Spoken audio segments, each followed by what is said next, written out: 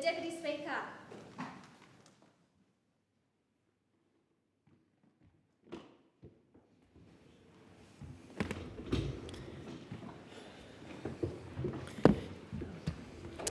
Are there any constituency statements by honourable members? The member for Ryan. Thanks, Deputy Speaker. People are really struggling to make ends meet, while big corporations make record profits, dodge taxes and drive the very inflation that's hurting so many.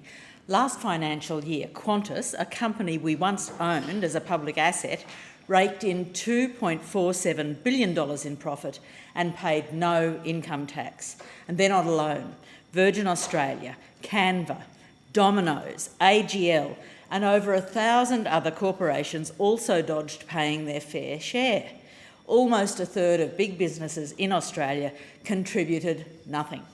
While corporate profits have surged, the share of national income going to wages and small businesses has declined. From December 2019 to June 2023, large corporations pocketed an extra $100 billion in profit above their pre-pandemic margins. It's not just the obscene size of these profits that's the problem, it's that they're driving inflation. Even former Liberal Finance Minister Matthias Cormann, now head of the OECD, has acknowledged the link between corporate profiteering and inflation. Those least responsible for inflation are being smashed by interest rate rises and corporate profiteering, while those most responsible get tax write-offs or handouts in the form of subsidies. It's a cruel joke.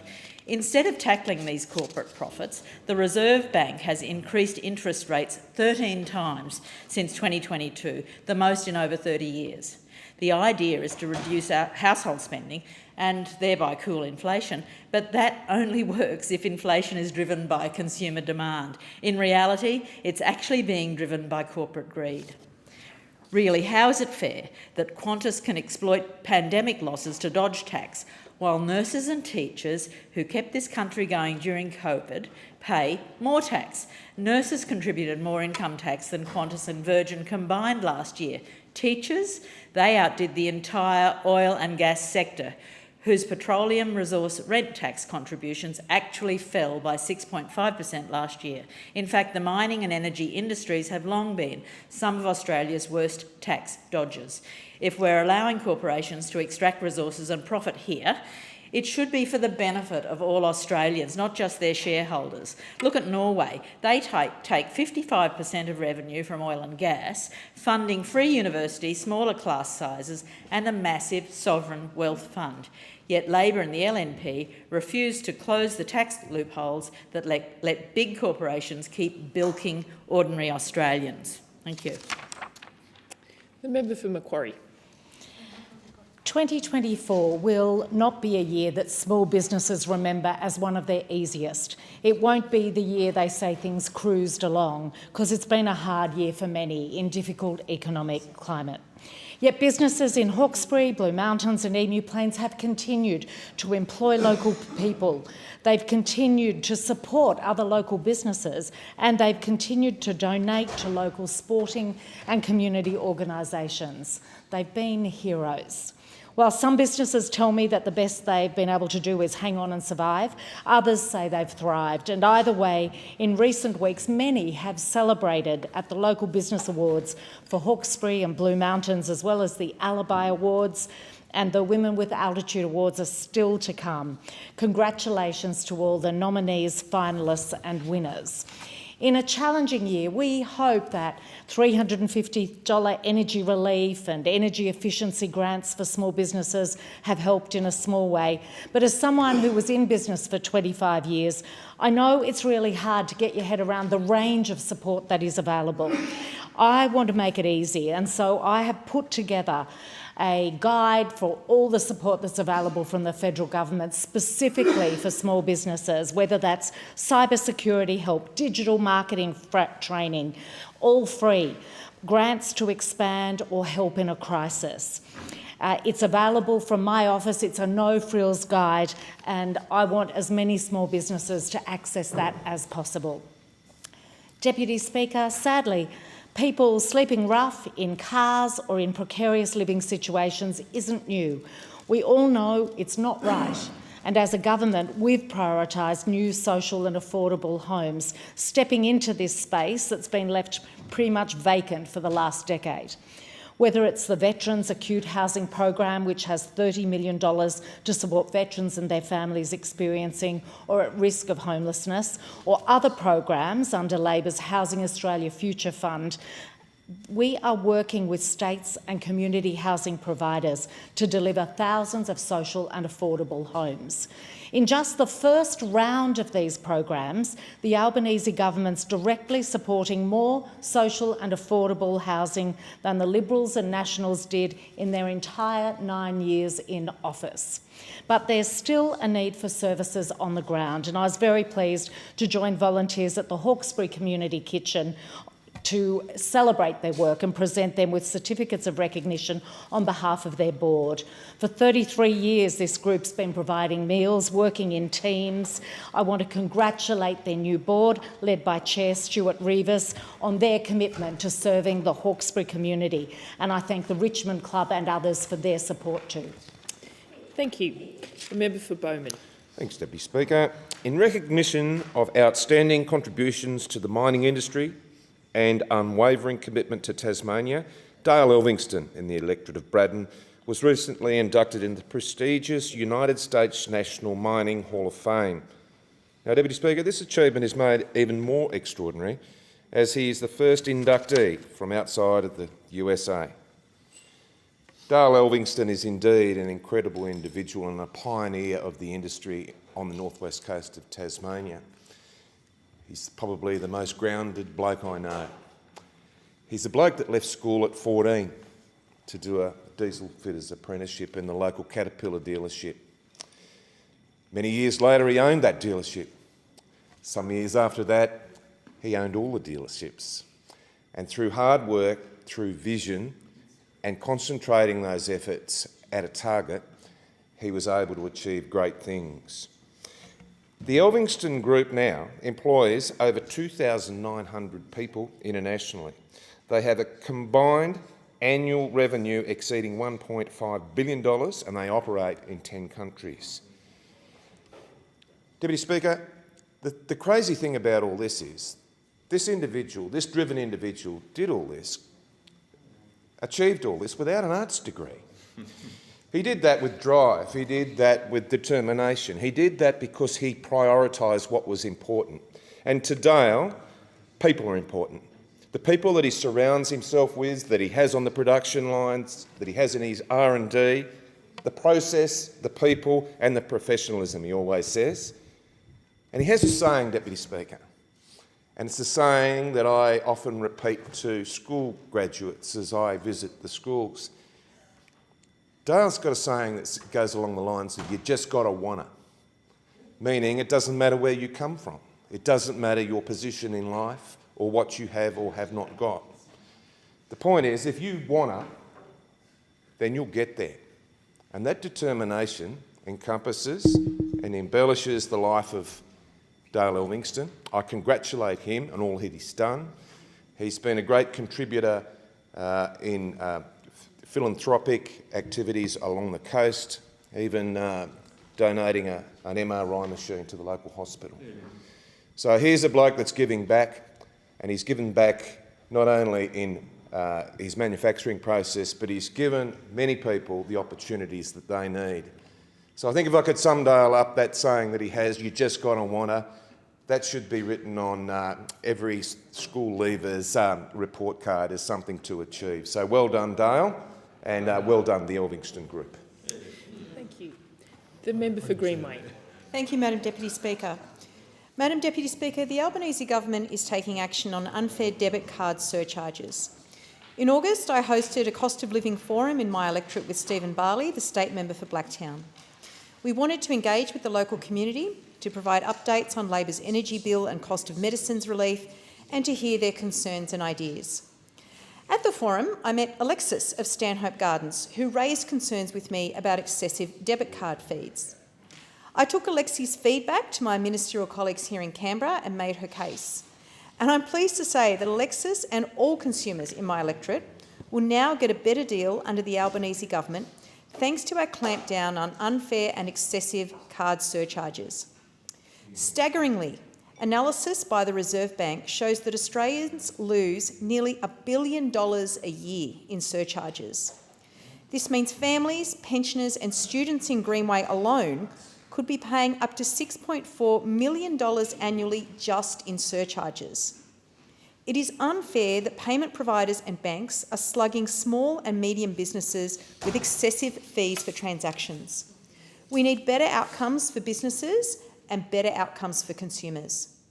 And that's why our government has tasked the Reserve Bank with finding solutions to ensure small businesses and consumers benefit from lower costs. And our government has made clear our preparedness to ban debit card surcharges. This is an important issue for households right across northwest Sydney.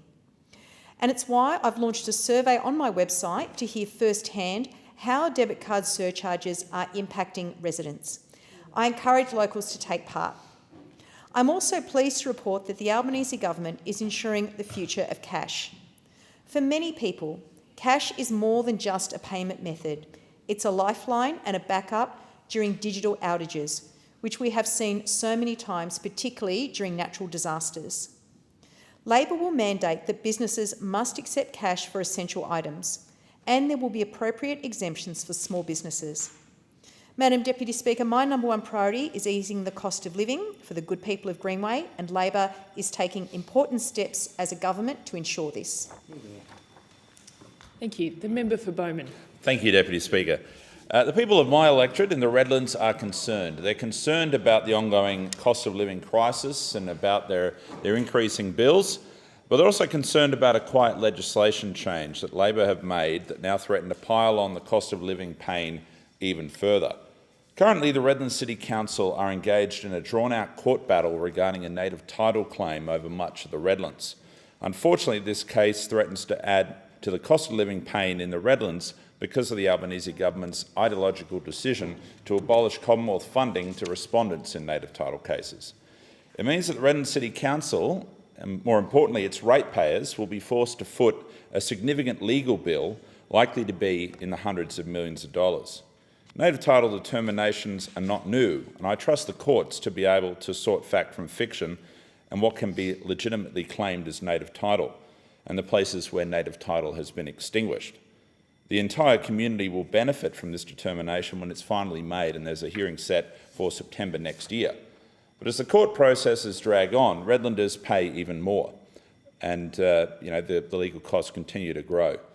Figures from the Parliamentary Budget Office revealed that in the last decade, there is a huge funding discrepancy between Commonwealth money given to support claimants against the money that's provided to assist the legal obligations of defendants.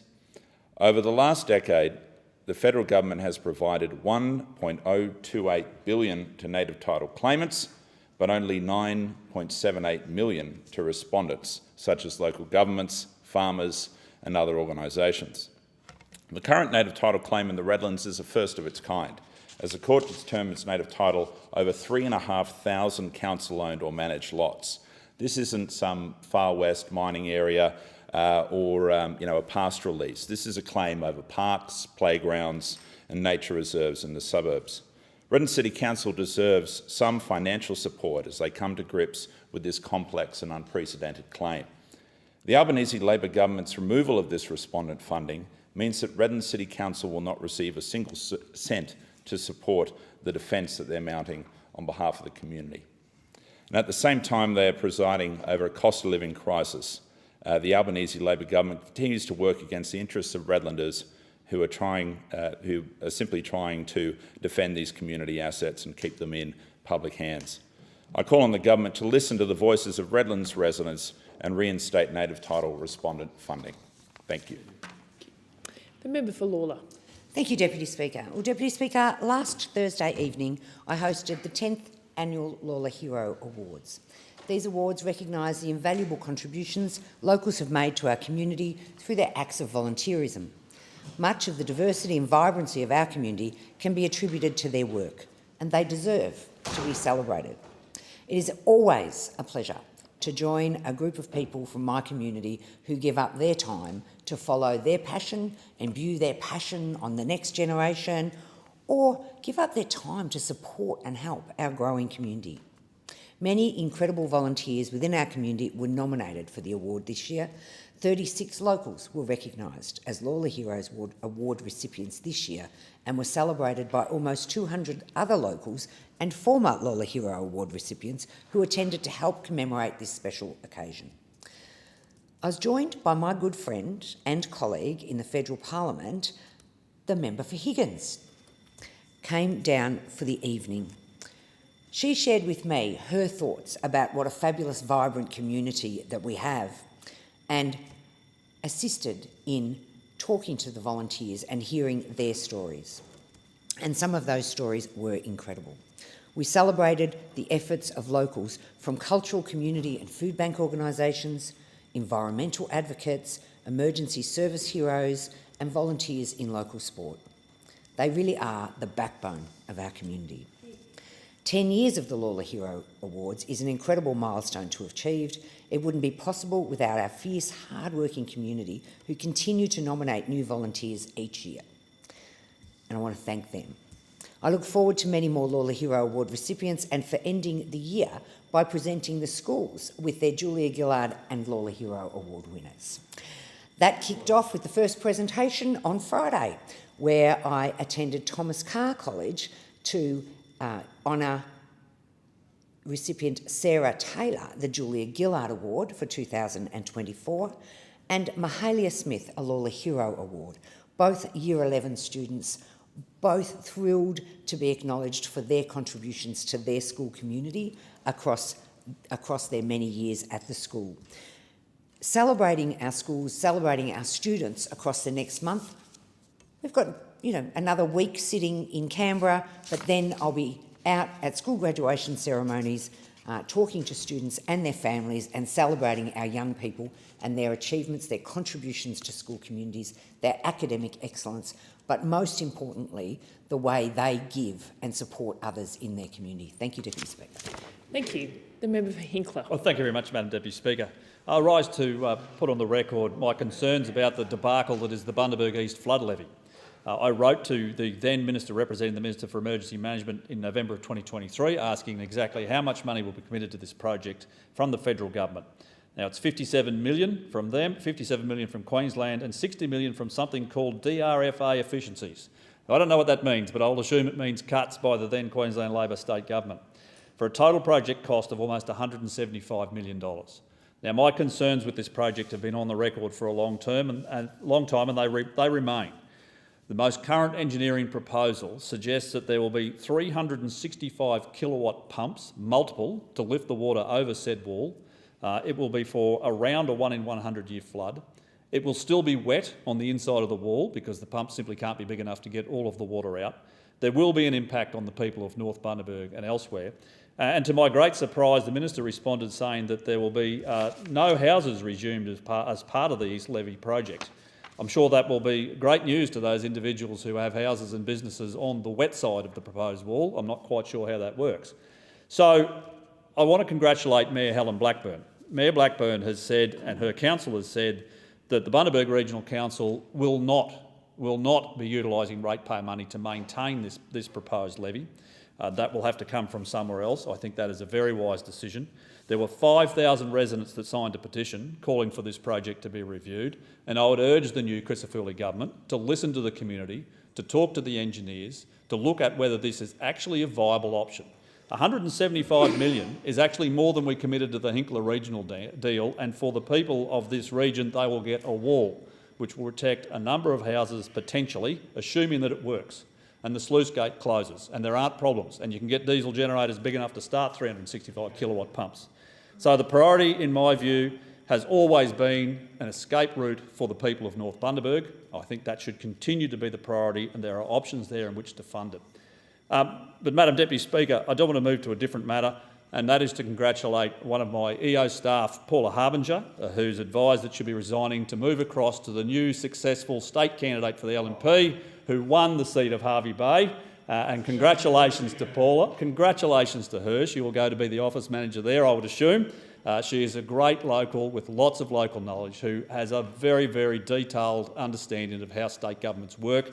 It's a great pickup for David Lee, the new member for Hervey Bay, and I congratulate them both. And I just want to place on the record my thanks and appreciation to Paula for all of the hard work that she did for the people of Hervey Bay whilst working in my office down at the Bay, which is on Torquay Road.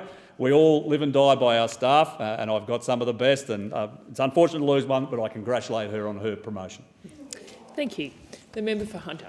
Thank you, Speaker. I rise today to recognise an extraordinary individual whose dedication, skill and passion have left an indelible mark on our community and the culinary industry at large. It is my great honour to celebrate Chef Jeff MacArthur, who has recently achieved the remarkable milestone of 50 years in the culinary profession, a feat that deserves the utmost recognition, respect and admiration. Jeff began his journey exactly 50 years ago, remarkably on his own birthday, thus making this achievement even more special. Over the course of his half-century career, Jeff has navigated the rigorous demands of professional kitchens with excellence, consistency and unwavering commitment to his craft. His journey started at the esteemed Summit Restaurant in Sydney, and he has since worked across South Australia, Victoria and New South Wales, contributing to a variety of restaurants, clubs, pubs and building a legacy that speaks to his immense talent and love for his work. For the past 7 years, we in the Hunter region have been privileged to have Jeff as an integral part of both Bellbird Hotel and the Huntley Tavern. What began as a simple holiday visit to Bellbird turned into a permanent stay, and I think it's safe to say that everyone in our community is grateful that he decided to make the Hunter his home. Jeff's contributions go beyond the flavours and dishes he brings to our tables. He embodies a spirit of dedication, resilience and community service. Known as the Master Yoda of the culinary industry, Jeff's wisdom, creativity and ability to inspire his colleagues is unmatched. His work ethic is nothing short of legendary. He's known for stepping in on days off to support the team, often without being asked, simply because he wants to see his colleagues succeed. His actions on Father's Day, when he stepped up to handle the dinner service after a full day of work, despite staff shortages, speaks volume of his character and dedication to the craft. Jeff's career has seen him cook for notable figures including Princess Anne, Tim Fisher, Mel Gibson and Nicole Kidman. But his true impact lies in the countless meals that he has prepared for families and individuals in our region and the joy he has brought to our community throughout his culinary art. As we celebrate Jeff's 50-year career, I want to acknowledge the impact he has had on the Hunter Valley. His presence at both the Bellbird Hotel and Huntley Tavern has elevated these establishments and made them the cornerstone of our community. On behalf of the people of the Hunter Valley, I extend my heartfelt congratulations to Jeff MacArthur. May he continue to inspire and enrich our community for many years to come. I look forward to getting down the Bellbird Hotel and having a beer with you and maybe even a palmy as well. Hopefully one that you cook, but I'll happy with any chef there. So thank you for all you've done, Jeff. Cheers. Have a good one. Thank you. The member for Durack. Thank you, Madam Deputy Speaker. It was my absolute pleasure to welcome the Leader of the Opposition, and I'm confident our next Prime Minister, the Honourable Peter Dutton, to the Pilbara recently. As we all know, everything is big in the Pilbara, and Mr Dutton's visit was certainly no exception. From the moment he arrived, Mr Dutton was thoroughly impressed by the vibrant Karratha community and the dynamic businesses and industries that make the region such a special place. Mr Dutton didn't just observe on his visit, he truly engaged. He connected with the locals and took the time to talk to a wide cross-section of the Karratha community, which just illustrated the rich diversity and unique spirit that defines the fabulous Pilbara. Yes, the Pilbara is well known as the beating heart of Australia's resource sector, but the Leader of the Opposition visits showed this region is much more than just mining. It's about the strength of our communities, the dedication of local businesses and the drive to make the Pilbara an even better place for our families to live. During our visit, Mr Dutton toured several local businesses, including the fabulous Pilbara Bakehouse, an industrial bakery renowned across the region. We had the opportunity to visit Cause Group, which is a family-owned earth-moving business that are covering a lot of ground across the Pilbara and elsewhere as well. These businesses, well, they just represent the resilience, innovation and dedication of Pilbara locals, and they deserve to be recognised. We also toured some of the impressive projects that form the fiscal background of this nation. A standout was our visit to Rio Tinto's impressive iron ore operations at the Dampier Port, where we saw firsthand the scale of WA export activities, thanks to Simon and his team for being such good hosts. We also visited the Woodside team as well, which is another pillar of Australia's economy. Peter Dutton's visit demonstrated genuine engagement, unlike our fly-in, fly-out Prime Minister, who recently visited my hometown of Geraldton for 1 hour. Just 1 hour, Madam Deputy Speaker, for a quick photo op. How disrespectful to the people in the Midwest community. Just further evidence that our Prime Minister has walked away from WA. He's failed to face our farmers and our pastoralists whose very lives and futures he is destroying. So, what a contrast. Thank you so much to the Leader of the Opposition for showing true commitment to my remarkable electorate of Durack and to the community, the Pilbara community, for their very, very warm welcome to Peter Dutton. When our leaders take the time to engage, really engage, they strengthen our communities and the future of our nation. The member for Swan. Thank you, Deputy Speaker. Today I want to talk about Swan and about its future and what it looks like under a Labor government. Thanks to Labor, Swan's future is looking bright, and not just for some, but for everyone. And let's start with the new bridge, and not just any bridge, Perth's newest pedestrian and cycling bridge, Borlu Bridges, which is opening on Sunday the 22nd of December, just in time for Christmas. And we're planning big community celebrations for this opening. In my mind, it's a party to christen this super exciting new landmark. The iconic bridges will carry the name Borlu Bridges, honouring the Whadjuk Noongar culture and Perth's rich history. People in Swan and surrounding Perth have been watching the bridges take shape every day, and in particular, Jerry Pruitt, who's an avid walker and has been taking photos regularly and sharing them with the community. Soon, people will be able to enjoy the great new places and the spaces the bridge will provide to pause, rest and enjoy. The bridges will also make for a quicker and safer exit for people to get in and out of the city. And honestly, it is stunning, it is really impressive, and I am sure that not just Perth locals will use it, but people from all across the world will come to Perth to walk across these new bridges. This is also possible to Labor's focus to improving active transport and making Perth a super exciting place to visit. And this project wasn't just about a bridge, it was also about jobs.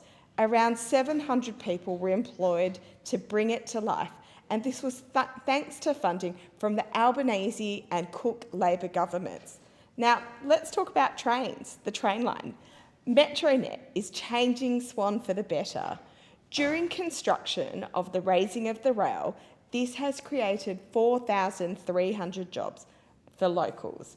And now we're seeing the next big step. The state and the federal government have unveiled a final master plan for the spaces elevated under the Metronet Armidale line. And it's a really long park, so it's called Long Park. It's 6 hectares of new public open spaces. And here's what's coming. 4 new playgrounds, one of them called Puggle Park, 2 nature trails and play spaces, 2 youth plazas, skate parks, fitness parks, dog parks, and also walking and cycling paths. And there will even be spaces for pop-up cafes and community events. This is going to be something that sees space that has been wasted in the past being activated and being opened up to the community. I can't wait to see it to come into fruition. Swan is better because of Labor. Thank you. In accordance with Standing Order 193, the time for members' constituency statements has concluded, and I call the clerk. Government business. Next order of the day, Electoral Legislation Amendment, Electoral Reform Bill 2024, resumption of debate on the second reading. The question is that this bill be now read a second time, and I call the member for Kooyong. Thank you, Deputy Speaker. I rise today to address the government's proposed changes to electoral funding, changes that will, if this legislation is enacted, profoundly alter the fairness and accessibility of our democracy. Since I was elected, my independent colleagues and I have been calling for meaningful electoral reform. We want more transparency. We want more fairness in government. For almost 3 years, we have called for legislation ensuring both real-time declaration of significant donations and truth in political advertising to be in place at the next federal election. But this bill will not provide that. 5 days ago, the government announced this electoral donation reform bill. It says that this is the biggest electoral reform in 40 years. It is a 200-page document that the Liberal National Coalition and the Labor government have been working on together for 6 months. My independent colleagues and I first saw it 5 days ago.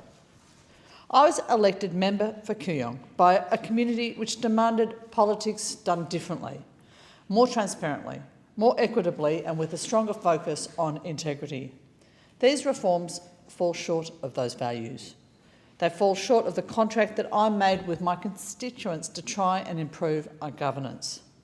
Instead of addressing systemic inequalities in our electoral system, this bill will consolidate the advantages of the major parties and the incumbents. It will silence independent emerging voices. The government's proposal to impose restrictive donation caps, while ostensibly aimed at reducing undue influence, will have significant consequences on the ability of challengers to fund competitive campaigns. The caps will disproportionately benefit incumbents and parties, established parties, who already have the advantage of name recognition, of entrenched donor networks, and of associated entities which are sometimes worth millions of dollars. There is an alternative approach. My colleague, the member for Curtin, has proposed a more fair donation cap of $1.5 million, which would secure sufficient resources for challengers, if they're able to fundraise to that extent, while still safeguarding against undue influence. This was a thoughtful proposal, which deserves due consideration. But in presenting this bill to the House yesterday, with the stated intention of ramming it through both houses in this fortnight, the government has ensured that due consideration has gone out the window, along with due process, evidence-based analysis and community consultation. It's worth remembering too that donation caps do not prevent cash for access payments to ministers and to shadow ministers. They don't prevent the $10,000 a head dinners held by coteries. They don't prevent the hidden in-kind donations. They're unlikely to limit the effect of those entities which account for a third of the cash which flows into the coffers of the Liberal and Labor parties. Now, the proposed spending caps pose a similar challenge. Caps on spending benefit MPs who are already in Parliament over candidates who choose to run against them at elections. Incumbents have access to a funded car, an office and a comms budget. New candidates have none of these things. These caps will allow parties to concentrate their spending on target seats, enabling them to outspend independent candidates in those seats. Similar legislation in New South Wales and Victoria has already been shown to decimate independent representation. It has been shown to shore up the significant advantages of the flagging, bloated and tired major parties. The most superficial reading of this legislation reveals loopholes which will no doubt be exploited by the parties. For example, the ability to have other entities advertise on one's behalf, or to fund unlimited, non-individually branded party advertising and marginal electorates, siphoning money away from safe seats. There is theoretically a limit on spending in each electorate, but ads that promote parties don't count. Taxpayer funding for political parties will increase significantly under this legislation, from $2.91 per election per vote to $5 per vote at the next federal election. You will pay more for less choice. Australia does love a duopoly. We see them in our supermarkets and we see them in our aviation industry. And these parties would like to see it in our politics as well. It feels like this legislation should be going to the ACCC, not to the Senate. The parties will be able to spend up to $91 million at every election. Just remember that, $91 million. This for a legislation that purports to put a cap on spending. The legislation gives incumbents funding to cover their paperwork and their reporting requirements, but it offers nothing to new candidates, although the requirements for donation reporting and compliance will be much more strict in future elections for new candidates, including independents. The bill includes 3 pages of exempted gifts. You don't have to declare bequests, loans, subscriptions, and you don't have to declare the party's levies on their members' wages. I'm sure this is all entirely legitimate. The problem is that these big, expensive changes, all of these big, expensive changes, will primarily benefit established parties, not people who operate outside the major political parties. They're not great for independents like me, but for people with incumbency, there are already entrenched advantages. The problem is that this legislation will make it much, much harder for new independents to be elected. This is not the democracy that Australians want or expect. As we consider these sorts of reforms to our own system, it's worth reflecting on international examples. In the United States, the influence of political action committees and super PACs offer a cautionary tale. These entities allow for virtually unlimited donations, often from anonymous sources, resulting in a system in which financial power too often equates to political influence. This approach has fostered an electoral environment in which a small number of wealthy donors and organisations wields disproportionate influence, can overshadow grassroots participation, and it distorts the democratic process. We have in Australia long prided ourselves on avoiding these pitfalls, but these reforms the reforms proposed in this legislation risk introducing their own version of imbalance. They will restrict challenges while entrenching the power of the major parties. In contrast, countries like Canada have succeeded in imposing donation caps and on requiring full transparency of contributions. And in doing so, they have helped preserve trust in the electoral process. Similarly, New Zealand's MMP system encourages diversity in representation. It ensures that smaller parties and independents do have a voice in shaping government policy. These examples remind us of the importance of designing electoral systems that balance fairness, transparency and inclusivity. Now, the government claims that increased public funding will compensate for its limits on private donations. But greater reliance on public funds risks a system in which parties can become overly dependent on government subsidies, potentially discouraging grassroots engagement and local fundraising efforts. In a cost of living crisis, many Australians are going to, very understandably, resolve from increasing the funding that they are providing to political parties.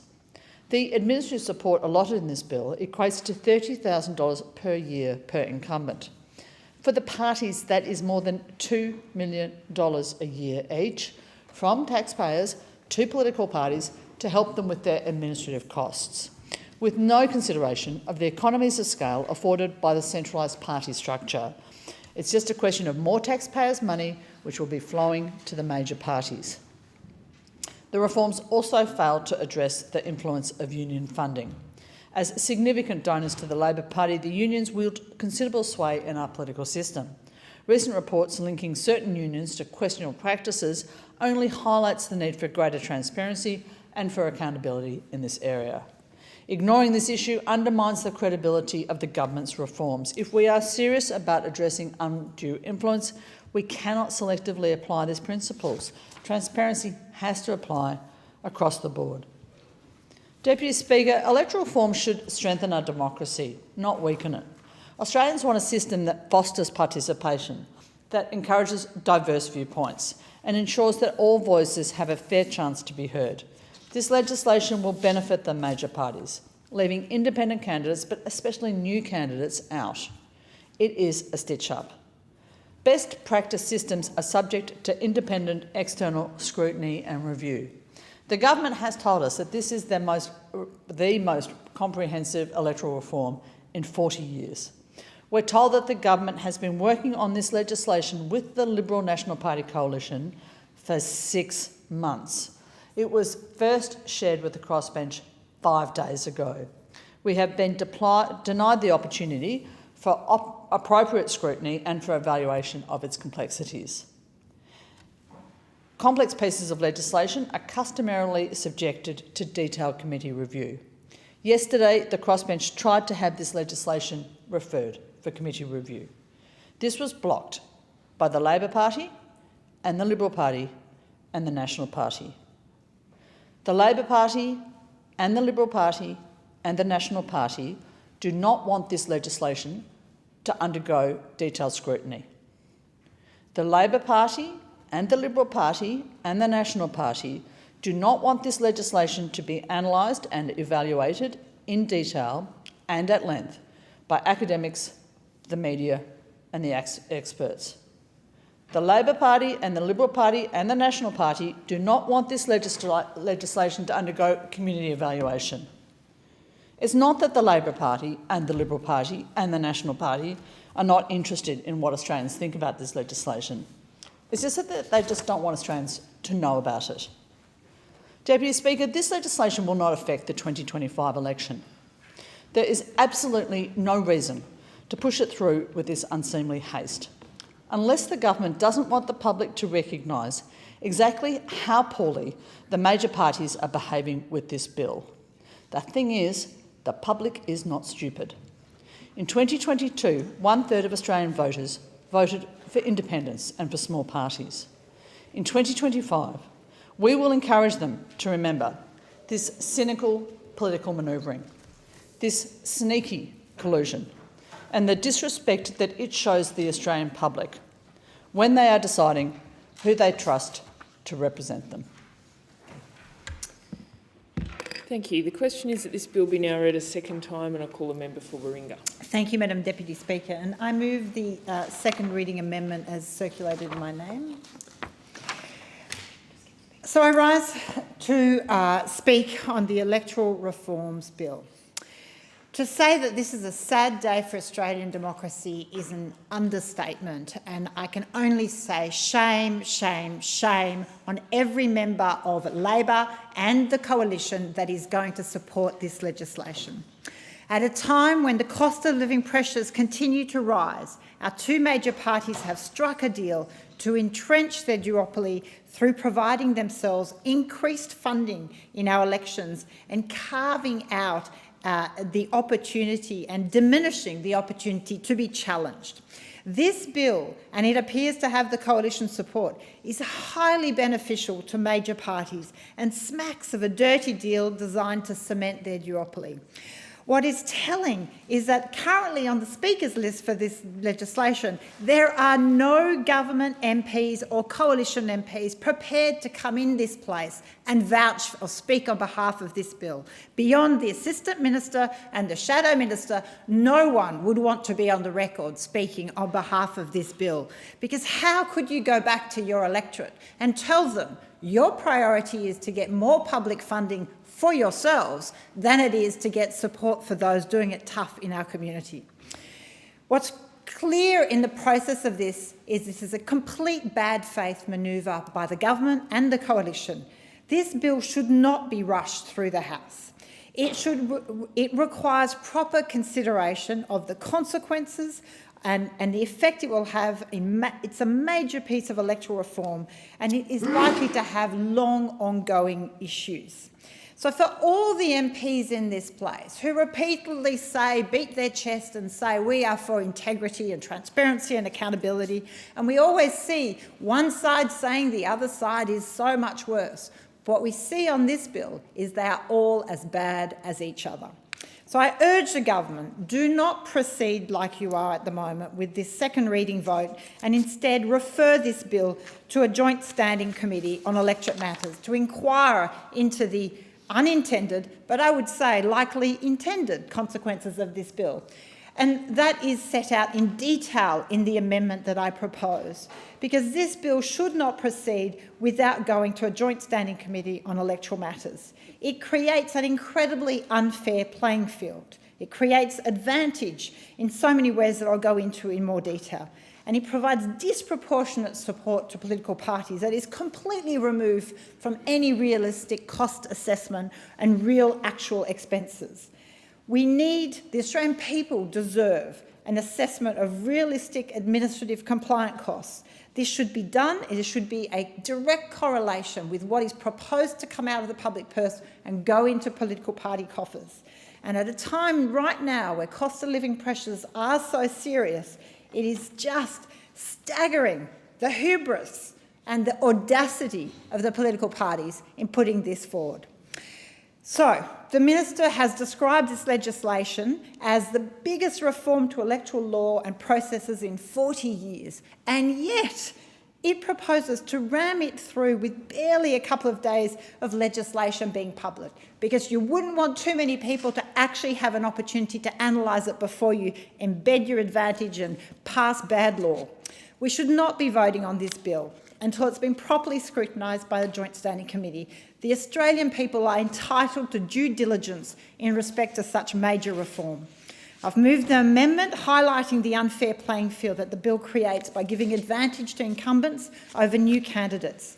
This bill fails to give all candidates the same public funding for administrative support and fails to account for incumbent resources such as an office, staff, vehicle, marketing budgets, whilst imposing a spending cap on candidates.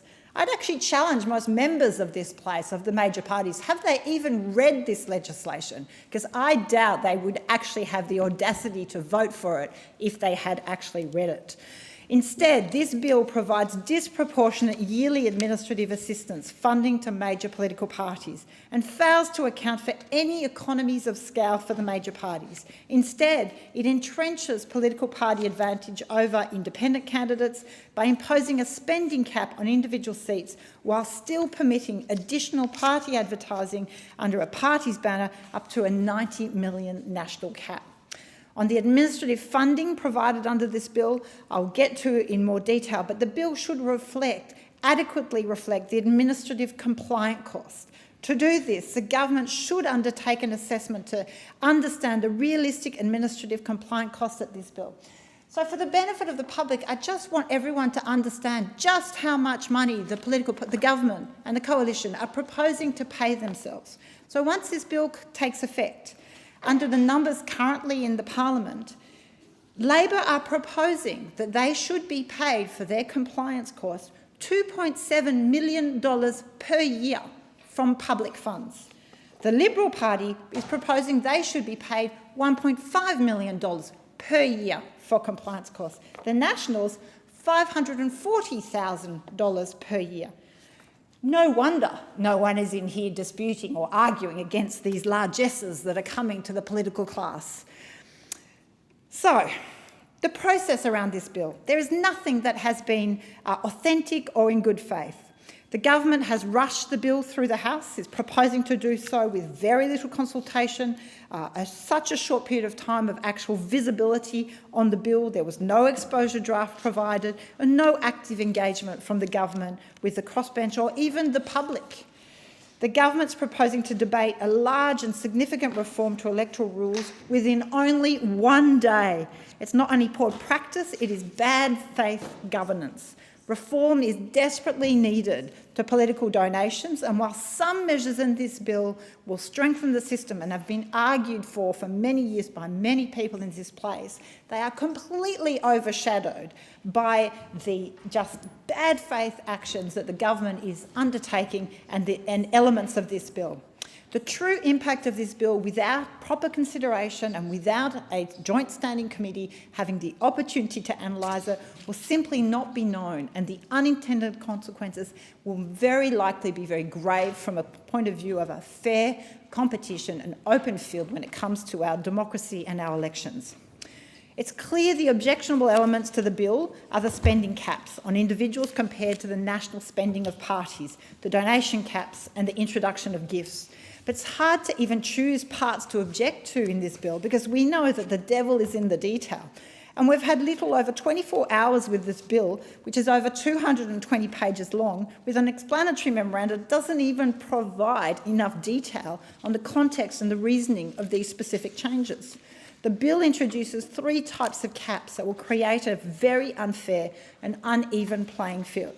First, the bill imposes a cap of $800,000 spending on individual candidates in the electorate. I agree, it sounds like a lot of money, but the spending cap only relates to the campaign spend and does not account for the incumbent access to government offices, staff, vehicle, marketing budgets that are already paid for. So whilst a new challenger, a new candidate will be expected to pay for all that, will need to do it, for them it has to come out of their $800,000 budget. For an incumbent, that's okay, you can get that extra. The proposed amendments favour an incumbent not just through those advantages, an advantage of votes and time spent and presence in the electorate, but through that expenditure and the expenditure budget as well. So under these rules, an independent candidate will be outspent before they even reach the starting line. Secondly, while the spending cap for individuals only apply to a specific seat, political parties get a national cap of $90 million to spend.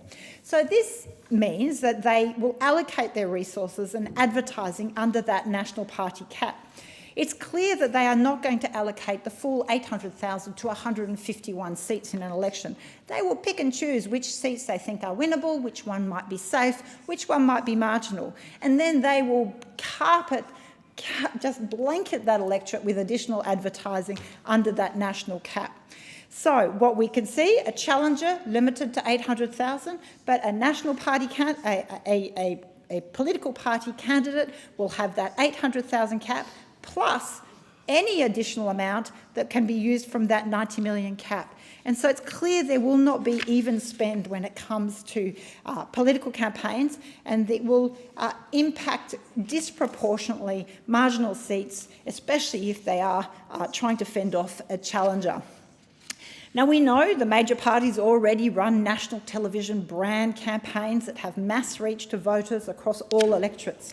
They run centralised campaign offices, databases, infrastructure that an independent taking on a major party candidate must set up from scratch. And so there is just no accounting for that. On top of that, a major party candidate will be able to channel up to 800,000 into seats which they want to win or which are under threat, bombarding them with social media, billboards, leaflets, and they've all been designed by head office to stamp out the voice of a challenger. And then when we look at the donation cap of 20,000, it's clearly unfair because it's likely to further limit democratic participation and unfairly impacts on an individual candidate compared to existing legacy parties who can transfer over their war chest accumulated through its nominated entity provisions. No one has disputed that there is something wrong when our elections have someone like Clive Palmer putting north of $100 million into an election. But there is something also very wrong when established political parties can just transfer over their war chest accumulated with dark money that hasn't been disclosed, and then they try and come into this place and say, oh, but everybody should be limited to a cap of $20,000 donations. Under the provisions in this bill, nominated entities give the political parties and bodies that they can use to make unlimited contributions to the parties, including for electoral expenditure. And while each registered party is limited to one nominated entity, many parties are actually composed of several registered parties, each of which can access funds from a different nominated entity. And the devil is in the detail because there are provisions in the exceptions to gifts that allow for transfer of assets between those various entities from federal to state and the different nominated entities. We know, for example, one example is the Cormac Foundation, which funds the Liberal Party, and it's estimated to be worth some $120 million. Now, I don't think that's going to fall under a cap of a donation of $20,000. So, is this going to be an even playing field? Not on your life. The other inequity in this bill is the provisions relating to administrative assisted funding, which will provide additional funding to existing MPs without making any equivalent allocation to new challenger candidates. New administrative costs may not even be able to be spent on campaigning, but can provide much needed funding for assistance with policy proposals, volunteer management, alongside compliant costs under the bill. And if anyone's wondering, well, what does that really mean? An existing incumbent MP, including myself, will be entitled to a $30,000 admin fee. But a challenger has to just bear the cost of compliance, the daily reporting, all those aspects, completely out of their campaign cap. There is no allocation for them to receive repayment for that administrative cost or that support. And that is an incredibly unfair playing field. And as I said, a challenger doesn't even get to the starting line. They're already being penalised and disadvantaged by the system. And on this, I should note that the government has resisted, again, that there be more scrutiny on this, and has resisted in all briefings any notion that there be an administrative assistance funding to new challengers, or that such administrative assistance funding should be capped in relation to what the major parties are going to receive. They are proposing just a linear extrapolation of the numbers of members of the corrective state. So for any number of MPs in a political party, that just keeps adding lots of $30,000 to that political party. So every year what you're going to see, even non-election years, you are proposing for the public purse to pay political parties at a time where their support is waning. The Australian people are saying, we don't trust you. We don't like you as our choice. We want more competition and diversity. But what the political parties are doing, rather than evolve to actually reflect and represent the issues and concerns of the community, they are turning to how can I rig the game to help myself from the public purse. It is outrageous. The very real economies of scale that exist when we know in relation to compliance are just ignored. And that is why my amendment seeks that that be specifically assessed. I mean, you know, you have to forgive the cynicism, but at a time where Australians are struggling under cost of living pressures, the hubris of the major parties to come in here asking for this gross imbalance of payment is just staggering. And so there simply is not enough time to say all the things that are wrong with this bill. Is there a seconder for the bill? I second the amendment. Give the call. Okay. This bill is a disgrace. The transparency is good, but too late for the next election. And there's an argument for some sort of donation cap so no individual has too much influence on an election. But those bits are being used as an excuse to push through a huge increase in taxpayer dollars to current politicians and complicated spending caps that will lock in the major parties and lock out future independents. This is the two parties colluding to stop future political competition. It's outrageous that the government and the opposition are rushing this through the parliament with no scrutiny, despite saying it's the biggest change to our electoral system in 40 years. The experts agree. This afternoon, the Centre for Public Integrity, the Australian Institute, Transparency International Australia and Australian Democracy Network have put out a joint statement saying that they're united in the view that the government's proposed bill should not proceed in its current form other than the donation transparency part. These are organisations that are interested in safeguarding our democracy, not furthering a particular political interest. They have no vested interest, and they are saying this should not go ahead. Now, I want to talk about how we got here and pick out a few of the high-level problems with it. If I had triple the time, I still could be listing problems, and that's after only a few days of seeing it. Firstly, on the history. We've seen a consistent decline in support for the major parties over the last 40 years. And at the last election, we saw the lowest primary vote for majors, with 1 in 3 voting for minor or independents. Minor parties or independents. The will of the people is changing. They want something different now. This is a threat to the major parties. Parties are machines designed to win, not to lead. And challenging the concept of a safe seat means that they would actually have to represent their communities. But like any institutions, the parties have a strong immune system and are fighting to retain power and fight change. This bill is a desperate attempt to arrest that trend. Now, I sat on the Joint Standing Committee on Electoral Matters Committee that conducted the inquiry into the 2022 election, and I was the first independent to sit on that committee. They took months to approve my appointment, and by the time I was allowed to join, they'd heard almost all the evidence about donation reform. So I didn't have the opportunity to ask many questions. But I went through the evidence and gathered all the evidence from the experts who didn't have a vested interest, the academics, the think tanks, the democracy organisations. And much of their evidence did not make it into either of the majority report or the opposition's dissenting report. So I put them together in my additional comments. I then put that together into a piece of legislation and provided a path that the government could have taken to show that it was respecting the will of the people and the integrity of our political system. I put together the Restoring Trust Bill last August that had the support of the crossbench in both houses, and the Fair and Transparent Elections Bill in February this year that was introduced by me in the lower house and David Pocock in the Senate, and would have had enough support to pass in both houses. The government has stated for a long time that its policy is real-time disclosures above $1,000. And that was in my bill. It was also in many other private members' bills from other crossbenchers who want to see greater transparency. The government had a path to address transparency throughout this parliament. On any sitting day of this parliament, we could have had greater transparency about political donations. But the government said it couldn't deal with this without also addressing other issues such as banning lies in political campaigns. I engaged in good faith with the minister, providing a pathway to good reform without it being a major party stitch-up.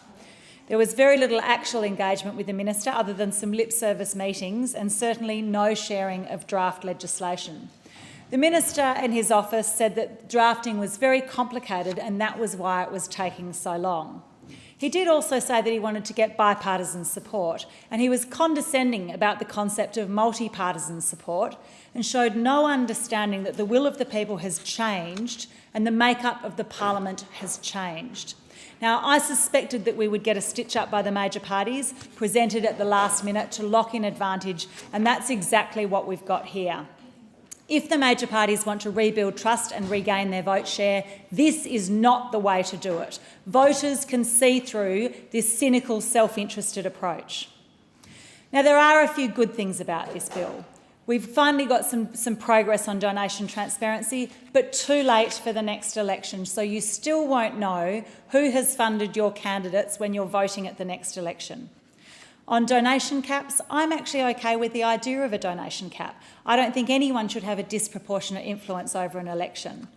I proposed a cap model linked to 1 or 2% of total public funding as a way of linking the cap to prevent outsized influence. Now, this legislation here includes a cap of $20,000 a year. Is that too low or too high? Well, I wish that was the sensible debate that we were having now, talking about what the donation cap level is.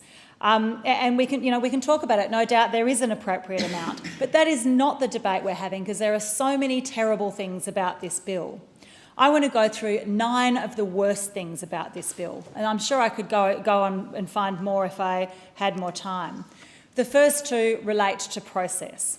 This is being rushed through Parliament. We are changing who can get into our Parliament without any public scrutiny. It's fundamental change. The government said the biggest change in 40 years, and it's really complicated. It's 224 pages of an interconnected web of donation caps, spending caps, increased public funding and transparency frameworks. It needs 2 types of scrutiny. What it's meant to do, so we can look at the intended consequences of the legislation, and also what it actually does, so we can look at unintended consequences. It's not getting either of those things.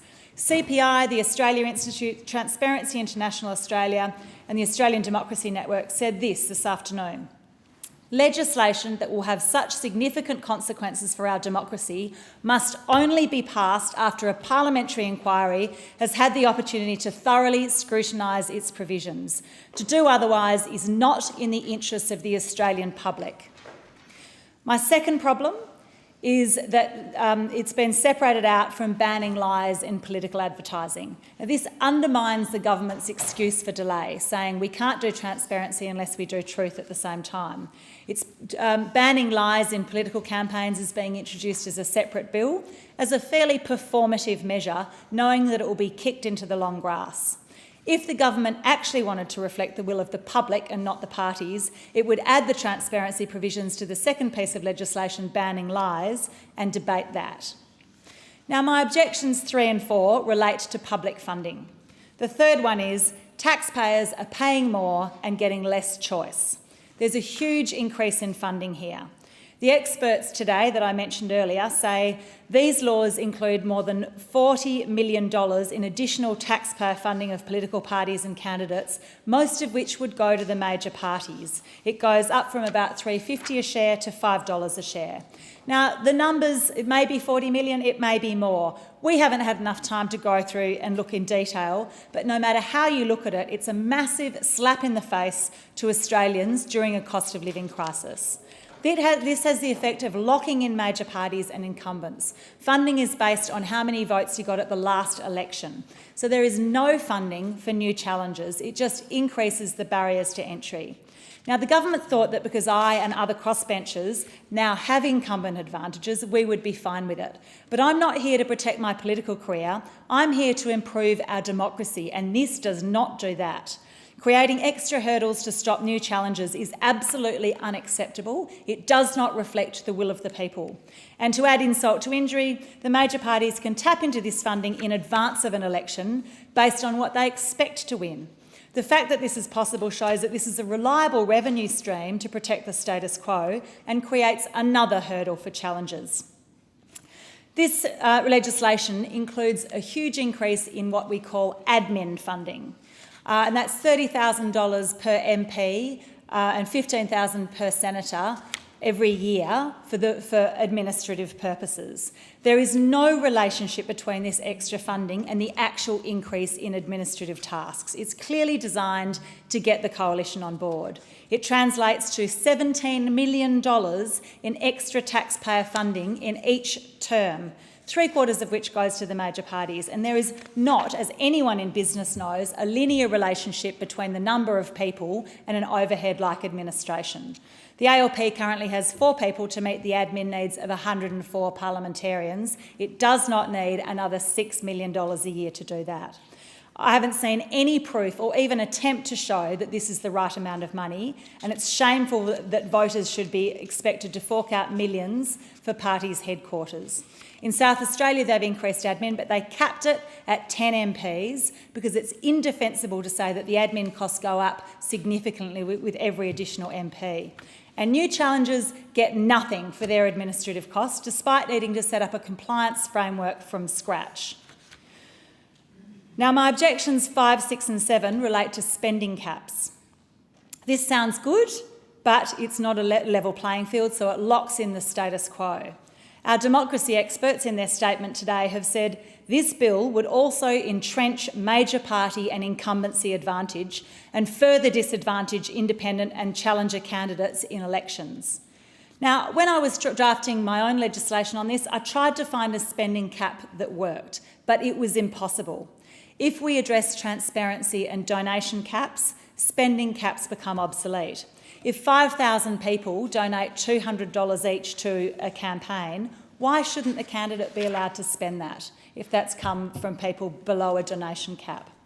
The 5th objection, as a sitting MP, I have incumbency advantages. And so I now benefit from part of this legislation. There's a spending cap of $800,000 for in a division, but that doesn't count incumbency advantages like an office, a car, a team, and a budget in the hundreds of thousands of dollars. None of these count towards the $800,000 cap, but a new challenger has to fund all of those things. My 6th objection, the spending caps also don't account for party advantage. There's an outrageous exemption to the divisional cap for party advertising. So ads that say vote Liberal or vote Labor don't count towards that cap. Now, governments will say that they're caught by a $90 million cap.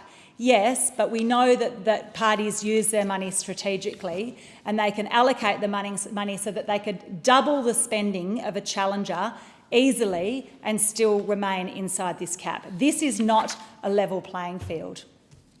The best way to deal with this issue is through transparency and donation caps. And if they're structured properly, spending caps are not necessary. Nominated entities is my issue number 7. There's a weird little exclusion for parties to have a nominated entity, and this is where you can keep your wealth if you've got some, without having to account for where it's come historically. But any new party that started wouldn't have access to this hidden wealth source. And so the ALP and Libs have huge assets, possibly $100 million for the Cormac Foundation, which would be the Liberal Party's nominated entity. We don't know because there's no transparency, but that's not available for new challenges. The last 2 problems relate to transparency. Now, on balance, more transparency is a great thing. Bring it on. I've been asking for it since the beginning of this parliament. But this doesn't start in time for the next election. So given that the government has claimed that it's had a policy of a $1,000 threshold for many years, it has left it till the very last minute, and now there's no time to implement it. It's hard not to be cynical about that. And now that none of this reform can actually be implemented before the next election, where is the urgency?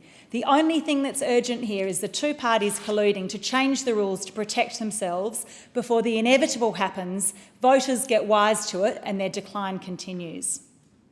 I will declare all donations on my website in real time like I did last time, and every politician should do this as a bare minimum to be taken seriously by their community. No voter should cast their precious vote without knowing who is funding their candidate, the candidate that they're voting for. And I challenge every MP to do the same thing, whether you're in a party or not. Tell your community where you're getting the money from. There are also so many exemptions to the definition of gift. I won't go into it now, but this clearly needs scrutiny because it is full of loopholes. In summary, this bill is a travesty. It dresses up a cynical, anti-competitive oligopoly play as reform, which is being fed to an unsuspecting public. There are huge problems with the process it's gone through. There are problems with the massive increase to public funding, which locks in the status quo. There are problems with limiting spending in a way that creates a very uneven playing field for new challenges. The transparency reform is too little too late, and it's a huge disappointment. Australian voters will not be taken for granted. They will not be taken for voters. And if the major parties ignore their desire for greater choice and push this through with no inquiry, Australians will remember and punish them with their most effective tool, their votes. I do not commend this bill to the House. The original question was that this bill be now read a second time. To this, the honourable member for Warringah has moved as an amendment that all words after that be omitted with a view to substituting other words. The question now is that the amendment be agreed to, and I call the member for Wentworth. Thank you, Speaker. Competition is good for democracy, just like it's good for supermarkets and airlines. It drives better performance, encourages accountability, and ensures that no one takes their position for granted. When politicians know that they can lose their seat, they work harder, they listen more carefully, and they prioritise their constituents. Support for the major parties is at an all-time low, and communities across Australia are embracing a new era of representation with MPs that finally represent the community values. There's no such thing as a safe seat yet. I've been told that by many people across this parliament from all sides. And I think this is a great thing, and that's what my community thinks. Since the 2022 election, I've spoken to these members and senators, and they admit that they are working harder than ever before because they know that regardless of how safe their seat has been for generations, that this time it could be contested and they have to truly represent their communities. It's a win for democracy and it's a win for the Australian people. It is against this backdrop that the government has introduced its so-called Electoral Reform Bill, described by the Minister as the largest reform to Australia's electoral laws in over 40 years. I agree that Australia's electoral reforms are in dire need of reform. Nobody wants to see Clive Palmer spend more than $100 million on one election, and nobody wants to see Australia head down the route to the US. Our current regime for disclosing donations lacks transparency and timeliness. The 16,900 disclosure threshold is too high. It doesn't capture the business forums and corporate memberships, and donations aren't required to be made public until more than a year after an election. There are also no requirements for political advertising to be truthful, even when they're paid for by public money. And there are structural inequities in the design of our electoral laws, which mean that not all candidates are treated equally. Whilst myself and other independents rightly have to declare the costs of our 2022 election campaigns, our major party opponents weren't required to do the same. We will never know how much they spent. So I agree with the government, there is real need for reform. It is something that I've been calling for since before I was elected. Such reform should be guided by 4 principles. Firstly, it should improve transparency so that voters know who is funding elections before they cast their ballots. Secondly, it should reduce financial influence so that you can't buy an election, regardless of whether you're using private or public money. Thirdly, it should level the playing field to promote competition, free speech, and rights to association. And finally, it should improve trust in our political system, or certainly not undermine it. Unfortunately, this bill completely fails on the first 3 principles, and the way that the government is trying to ram it through the parliament without consultation, without proper scrutiny, absolutely undermines trust in the fundamental system of our electoral reform. As the Centre for Public Integrity, Transparency International, the Australian Democracy Network and the Australia Institute said in a joint statement earlier today, this bill should not proceed in its current form because it would entrench major party and incumbency advantage and further disadvantage independent and challenger candidates. Legislation that will have such significant consequences for our democracy should only be passed after parliamentary inquiry has had an opportunity to thoroughly scrutinise its provisions. To do otherwise is not in the interests of the Australian public. I completely agree. Let's start with the process. This bill is more than 220 pages long. It has been described by the Minister multiple times as a hugely complex reform that has taken months and months to draft. It's the biggest change to our electoral laws in over 40 years, and it doesn't even take full effect until July 2026. Yet there has been pretty much no opportunity for proper scrutiny. The bill has been written behind closed doors by the major parties with no public consultation. My team and I first saw the draft on Friday, and we were briefed on the bill's content just 2 days ago. No version of the legislation was made available to the public until it was introduced to the Parliament yesterday lunchtime. Now, let me be honest, I know that this reform is complex. I know that it is very difficult to get electoral reform right and meet all those criteria I laid out. I recognise that complexity. I recognise that no form of a bill would probably make me completely happy, and there would always be compromises. But if nothing else, the way that the government has rammed this through and is trying to ram this through the Parliament really is the most egregious of its acts, because it is deeply undermining of any trust that we should have in the government when it says that it is trying to do this for the right reasons. It is absolutely unconscionable. The government has said it intends to pass the legislation within this sitting fortnight. It intends to take it, as I understand it, to the House tomorrow to be voted on, ramming it through the last 2 weeks of the year. For so-called generational reform, this is an absolutely staggering and an unconscionable lack of transparency and openness to scrutiny. When the crossbench yesterday called for a committee inquiry, as a standard practice for legislation of this length and complexity, Labor voted against it, and most of the coalition didn't even turn up to the vote. The government has said, oh, look, we're open to amendments, we're open to, to discussion on some of these items. I can't even get the drafters to do drafting amendments because they have to be passed and put into the House so quickly. It says, the government says, oh, we care about expert opinions, we care about, hearing from the experts. We have, some of those experts that I've mentioned earlier, we have been speaking to try and understand things like the nominated entities, how do they work? They can't give me a clear answer. The minister's own chief of staff can't give me a clear answer on some of these absolutely incredible, importantly, points of law. I'm speaking on the bill and we're expected to vote on it probably tomorrow. This is absolutely unconscionable. If the bill is so great, the government should be open to scrutiny. The fact that they're not tells you that they have something to hide.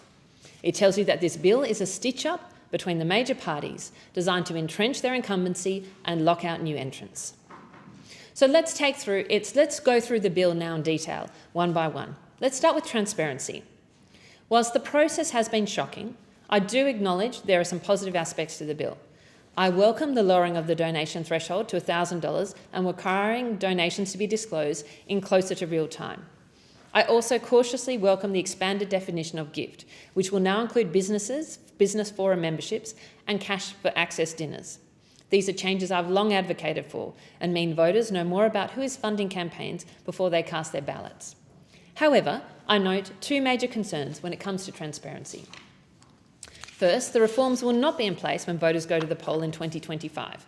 The public will still have no idea who is funding their elections. This is despite the crossbench offering on multiple occasions during this parliament to support the passage of transparency measures like this. We could have got this done a long time ago.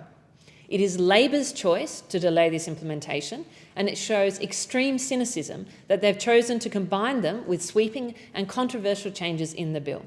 It is wedge politics at its worst. My second concern is that there are a huge number of exemptions to the definition of what constitutes a donation or a gift in this bill. Indeed, there are more than 3 pages of exemptions in this bill, including subscriptions, levies and loans, and much more. I asked the government to explain the rationale for each of these exemptions. I'm still waiting for an explanation, and again, I'm meant to vote on this bill tomorrow. Some may be perfectly legitimate, but it is impossible to be sure. It is impossible to consider the various implications with essentially 48 hours' notice, and it is another reason why we need a committee inquiry. Let me move to concerns about public funding. Deputy Speaker, beyond the poor process and lack of clarity over these carve-outs, I have 4 concerns over the substance of this bill. The first is the massive increase in public funding for politicians. Under this bill, public funding per vote will increase from $2.91 at the last election to $5. The Australia Institute estimates that at least 3/4 of this will go to the major parties. Incumbents will be able to claim their funding in advance, according to as yet unspecified set rules determined by the minister. On top of this, each sitting MP will receive an additional $30,000 per year for admin support, and senators $15,000. This is additional to their nearly existing $3 million in allowances for staff, travel, communications and administration that we all already receive. Unlike in South Australia, there is no cap in how many MPs or senators from each party can get this $30,000 rebate, meaning that 85% of this funding flows to the major parties. And at a time when many Australians can't pay their rent, this bill is a multi-million-dollar subsidy to the major parties. The increase in public funding is estimated to be at least $70 million compared to 2022, and to funnel the vast majority to Labor and the Coalition. Worse still, this increase in public funding creates a huge structural advantage for incumbents against new challengers, as if there weren't enough of those already.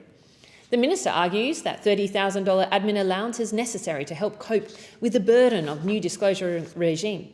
But what about the compliance costs for a new independent challenger? Don't they face exactly the same obligations? They do, but apparently they just have to get on with it. The minister also argues that each MP should get this allowance, that there are no such things as economies of scale, that every MP has to carry out the same tasks so they should get the same admin funding. Except, in fact, they don't.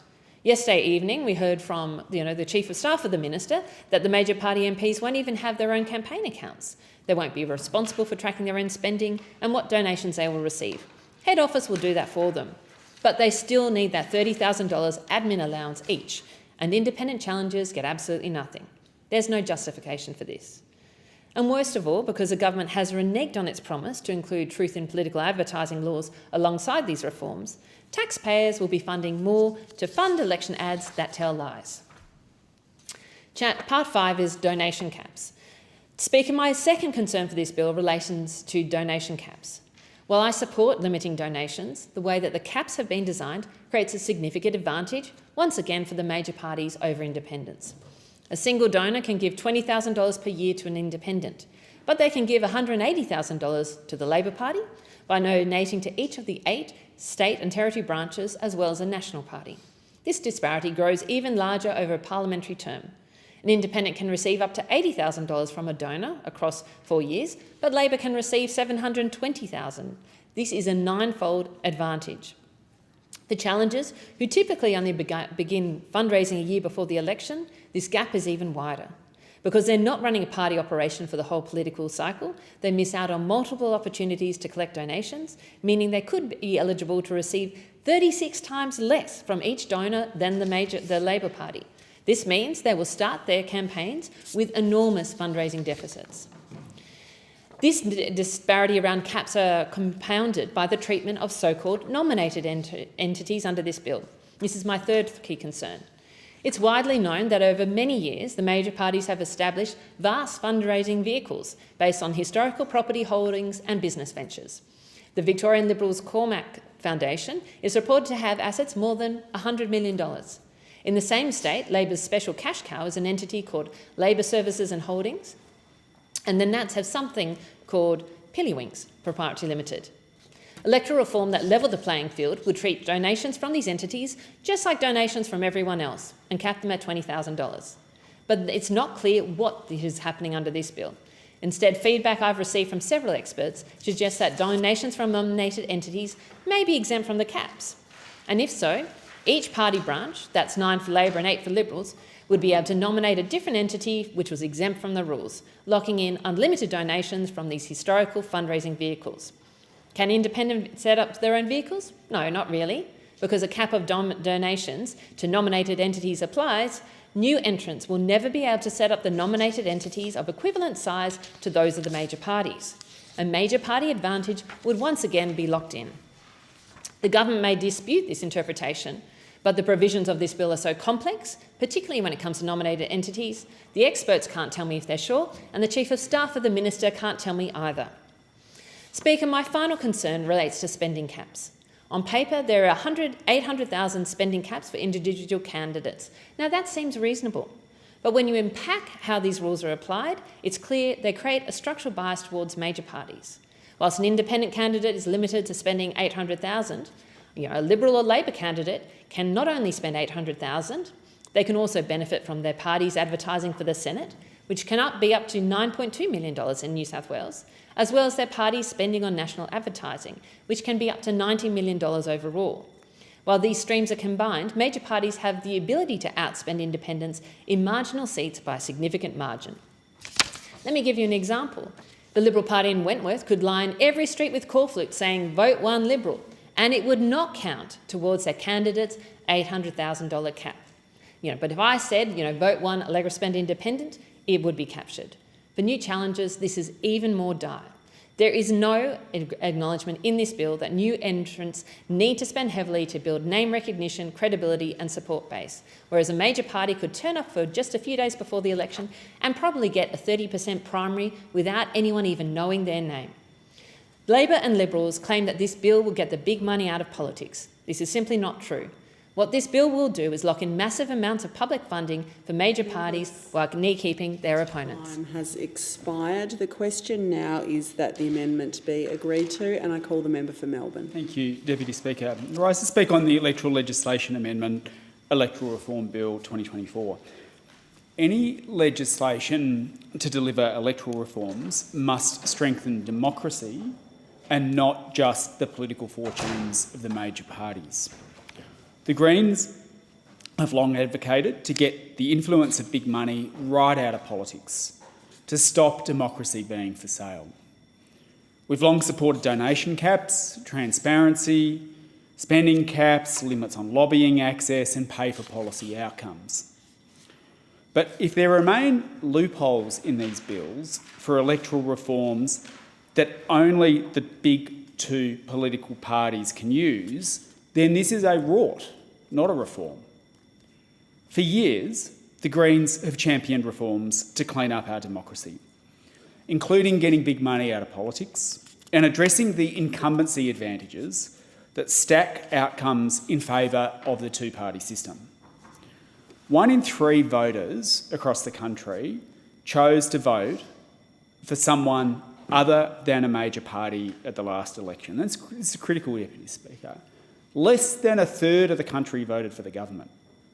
Less than a third of the country voted for the government. A bit more than a third voted for the opposition, and about a third voted for someone else, Greens, Independents and others. There is a really strong and growing desire amongst the Australian population for more voices to be represented in Parliament.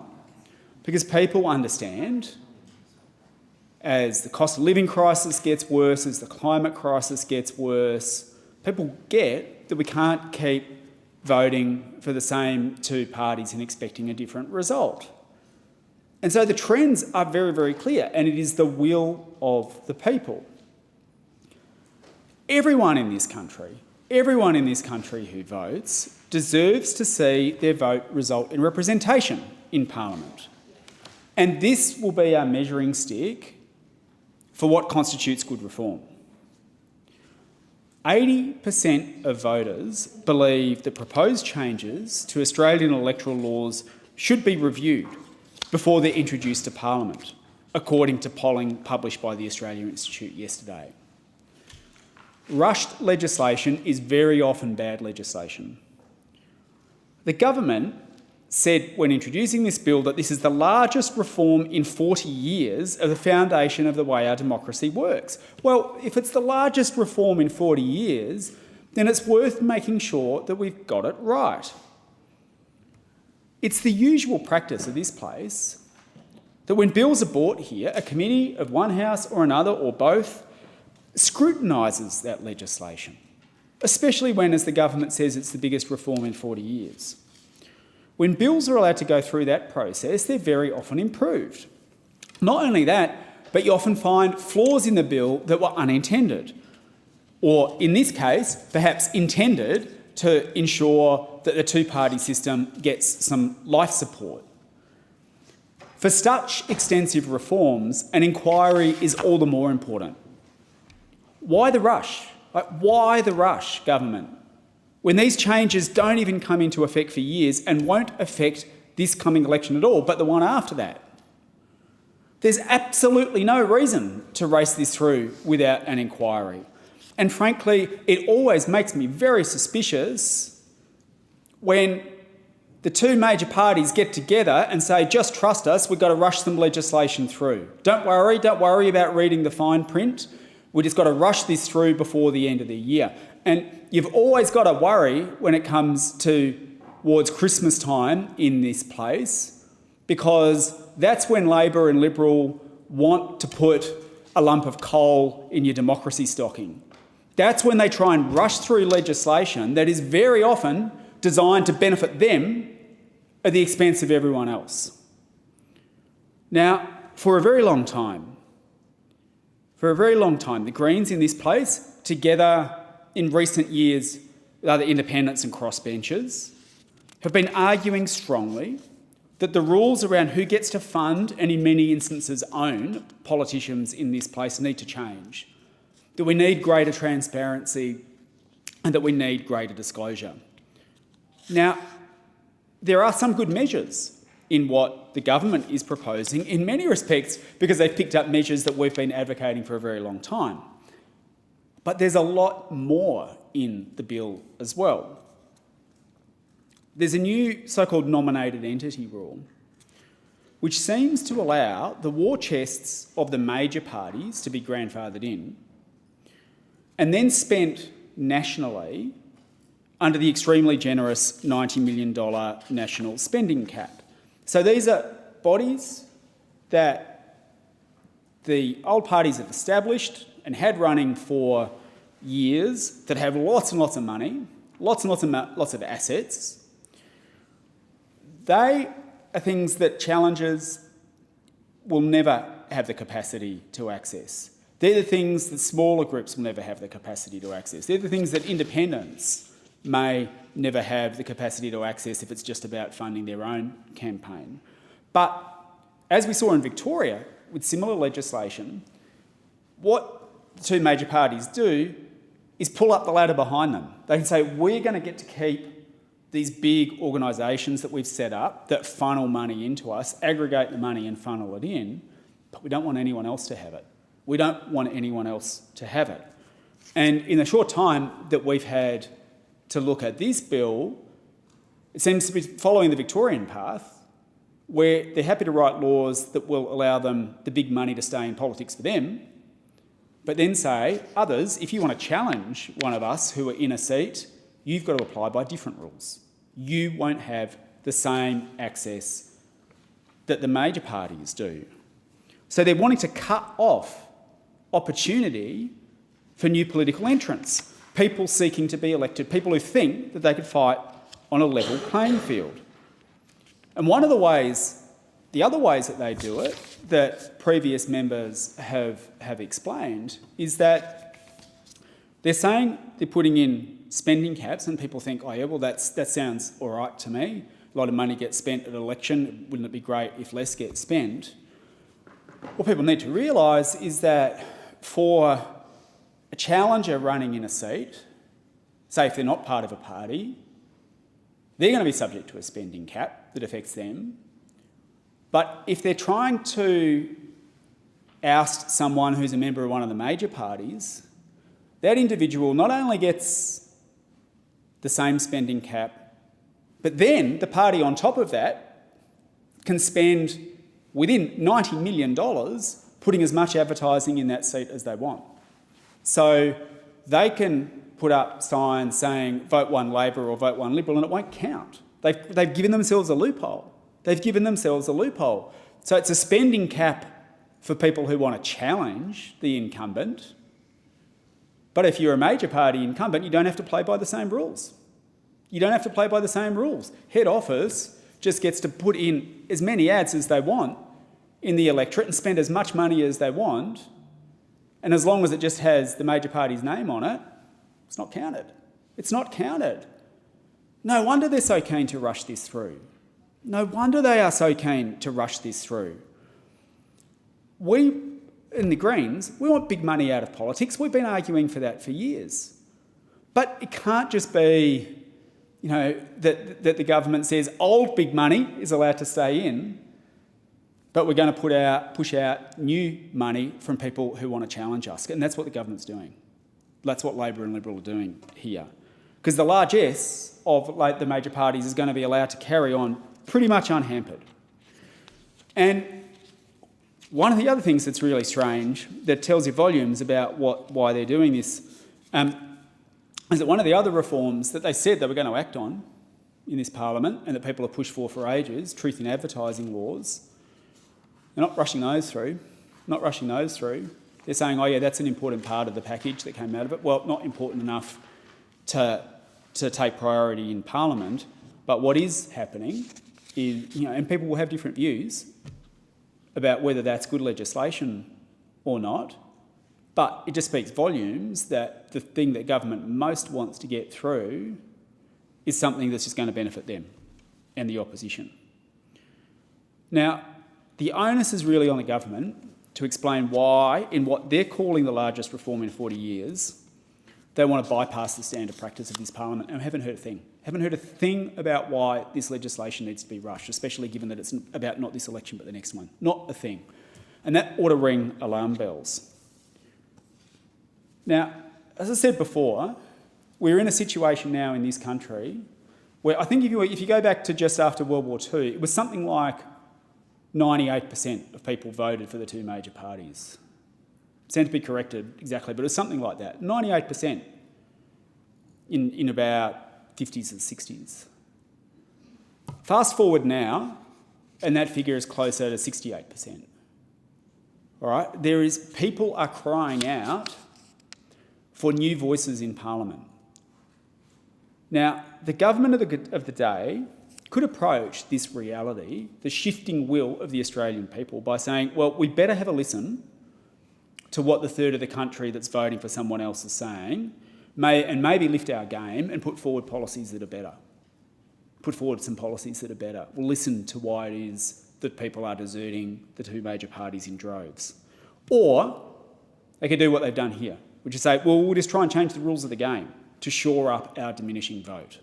That's basically what they've done. And by racing this bill through without an inquiry, it sends the message to the public that the two major parties just want to rig the rules because they don't have the courage to implement policies that are actually addressing the pressures that people and the planet are facing. Why are we seeing this big shift with people voting for more Greens and Independents and other parties and moving away from the two major parties, because people get that as the cost of living pressures get worse, as parents say, my kid might never be able to afford a home in the way that I did when I grew up, when people say, I'm putting off a family because I'm struggling to pay the rent and think I'll never get a mortgage and I've got a massive, massive student debt, when people say, well, I'm looking at the planet burning, cars piled up in Spain, heading towards another terrible summer here, seeing the climate crisis hit us right now, and Labor's just approved 28 new coal and gas projects and the Liberals want to do even more, it is no wonder that people are increasingly getting the fact that we can't keep voting for the same two parties and expecting a different result. And they're sending more and more and more of us, third voices, into Parliament. And in the face of that, people want change. Like, people are crying out for change. And yes, that change might not happen overnight. We might not be able to fix all these big structural problems that we've got overnight. But it will happen when we have more voices in Parliament pushing for the things that people want to address. Not the two major parties feathering their pockets and just listening to big corporations and their donors and only advancing their own interests, but listening to what the people actually want. And this is an attempt to try and ensure that the will of the Australian people is not represented. Instead of just doing better, Labor and Liberal are trying to change the rules to rig the system in their favour. Well, people understand that this Parliament should be about the public interest, not about vested interests. We should be making decisions about what is going to address the big problems that this country is facing, so that everyone in this wealthy country of ours has what they need to live a good life. In a wealthy country like ours, no one should be going without.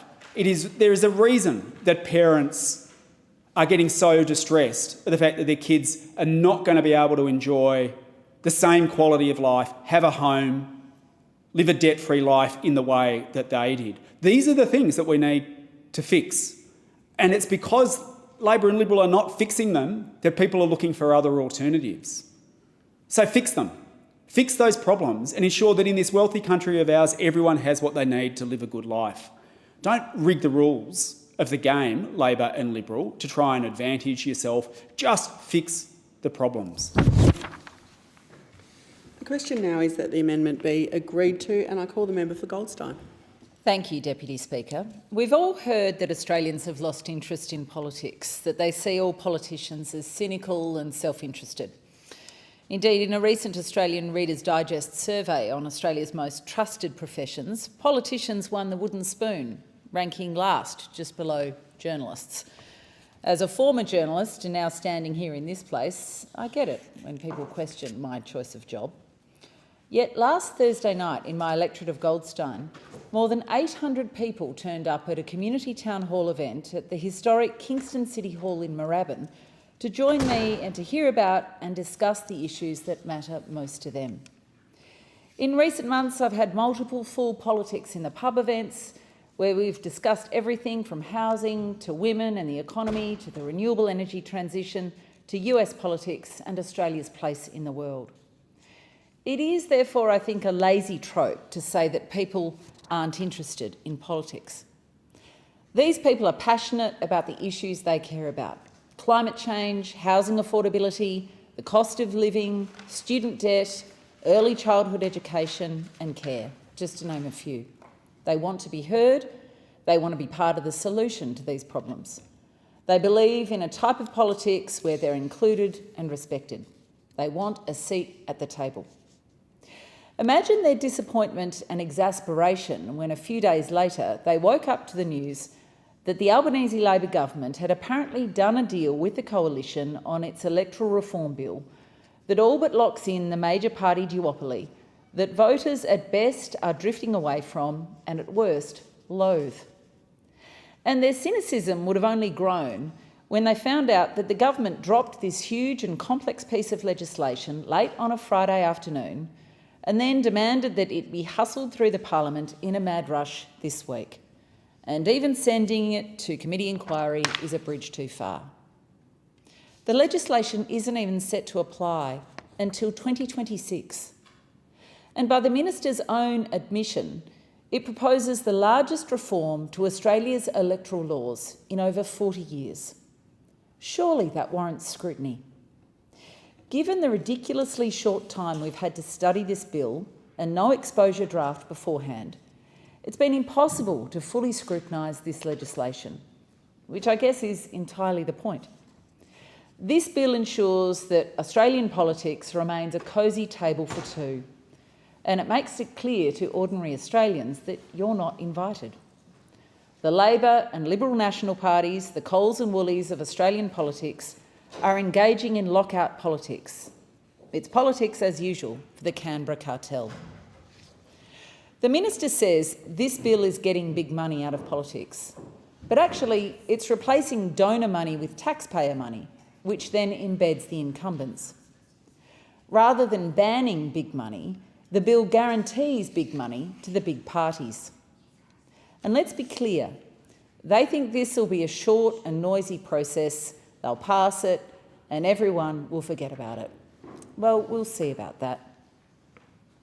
The expenditure caps in this bill are a clear attempt by the major parties to game the system. The expenditure on creating or communicating electoral matter targeting a division is capped at $800,000 per calendar year. Targeting means naming a candidate or including their likeness or expressly mentioning the division. So a poster or billboard with my photo or name on it mentioning the seat of Goldstein would sit well and truly under that expenditure cap. Yet political party material that doesn't mention the candidate doesn't count under the cap. The Liberal or Labor Party could line the Nepean Highway with their party-branded billboards all the way from Elstonwick to Cheltenham, and it wouldn't count under the cap. A party plus its branches' electoral expenditure cannot exceed the federal cap of $90 million. But that amount still allows the Canberra cartel to shift money around the country and pour it into marginal seat campaigns at their discretion. Call it the sandbagging slush fund. There are two sets of rules in play here, and Australian voters aren't fools. They can spot a stitch-up when they see one. And this legislation has so many loopholes you could sail a ship through it. These loopholes mean even advertising mentioning a party candidate doesn't fully count towards their divisional cap, provided it's spread around the state, or Senate candidates are promoted alongside the House candidate, or both. That means the parties could spend much more than $800,000 promoting a particular candidate if they do it in the right way. And then there's the gaping hole in this bill that it's best described as the third-party free-for-all. Any third party, like Advance Australia or the ACTU, can run their own campaign on electoral issues with a cap of $11 million per annum. Exactly how this works remains a bit opaque, but it appears that if Advance, for example, wanted to spend big on a climate change denial campaign, they can if they sit under that $11 million cap. Unions could run a pro-jobs campaign geared to Labor. This is in addition to party caps. Not to mention the fact that there are 3 pages of exemptions to the definition of a gift. So that's confusing and again needs scrutiny. Is this the sort of electoral reform Australia needs? Meanwhile, incumbents, including myself, would have the advantage of public funding and resources, while new entrants face the same caps as those of us who are already in office. How is putting the squeeze on new entrants and independents while giving the green light to partisan lobbyists and political action groups a way to reinstall confidence in the political system? It is true that there are several elements of this legislation that go some way to reforming our electoral system in a way that ordinary Australians will welcome, as do I. Lowering the disclosure threshold for political contributions to $1,000 from $17,000 and aggregating those donations to determine whether they exceed the threshold is long overdue. Having a more transparent process for the disclosure of gifts is vital. The legislation proposes that it occurs within 24 hours during the final week of an election campaign, weekly during the campaign proper, and monthly at other times. These transparency measures would ensure that we have line of sight on where the money is coming from and where it's going. Kicking the dark money out of Australian politics is something that I fully support. And indeed, I practiced as close as practical to real-time disclosure during my last campaign. Unfortunately, this legislation won't stop dark money from being poured in to influence the upcoming federal election, and we can expect plenty of it being spent to try and win seats. Because despite the rush to pass it, those measures won't be in place in time. Sadly, the value of these initiatives in restoring faith in the fairness of our electoral process has had the stool kicked out from under it by the other provisions in this legislation. The proposed gift or donation cap for any individual is to be set at $20,000 per annum, and it resets every calendar year or after a general election. That means there'll be 4 opportunities for an individual to give every election cycle. The devil is lurking in the detail here. Each party branch will have its own cap. For instance, that means the Labor Party has 8 individual state and territory branches, as well as a national branch. An individual could therefore donate as much as $180,000 per year to the party. Once again, independents and any aspiring new entrants are playing by a different set of rules to the major parties. Public and administrative funding of elections should be a way to build a firewall between the electoral process and those vested interests with big wallets looking to pay for access and influence. Public funding will increase from $2.91 per vote at the last federal election to $5 a vote, at a total cost of $40 million. About 76% of that money lands in the coffers of the major parties, once again reinforcing their hold over Australian democracy. It basically doubles the funding they receive now. Australian voters are crying out for political parties to cut the bull and stop telling lies in their election ads. If there was one initiative that Australian voters are crying out for, it's truth in political advertising. This government has other legislation in train that deals with mis- and disinformation, yet when it comes to just that in political ads, it's on a go-slow. The bill's been tabled, but apparently there's no rush to pass that one. The major parties are happy to take an extra bucket of public money, but they won't lift a finger to protect Australian voters from the lies and deceit in political advertising. Is it any wonder the professional reputation of Australian politicians has cratered like it has? Quite seriously, the more time I spend looking at this bill, the worse it gets. Ramming it through the Parliament without proper scrutiny before Christmas, when it won't even come into effect until after the next election, is a sign of desperation from the major parties. Quick, get it through, just in case any more independents get in and stop us. Yet this law could fundamentally change who can get into the Parliament for a generation. Australia needs a new approach to politics that encourages political engagement and participation in our democracy, not a lockout strategy that signals to ordinary Australians that they're not welcome to get involved. Lead better. Don't change the rules to help you win. Thank you, Deputy Speaker. The question now is that the amendment be agreed to, and I call the member for Mayo. Thank you, Deputy Speaker. Electoral reform is critical if we are to maintain confidence in the political system. Article 21.3 of the Universal Declaration of Human Rights describes free and fair elections as the will of the people shall be the basis of the authority of government. This will shall be expressed in periodic and genuine elections, which shall be by universal and equal suffrage and shall be held by secret vote or by equivalent free voting procedures. We should be rightfully proud that as a relatively young nation, we have a mature and robust electoral system, and it's served us well. We may not like the outcome of some elections, but we all respect the process, and ultimately we respect the decision of the people, and that is always accepted. Added to this are our Australian values, particularly the right to a fair go.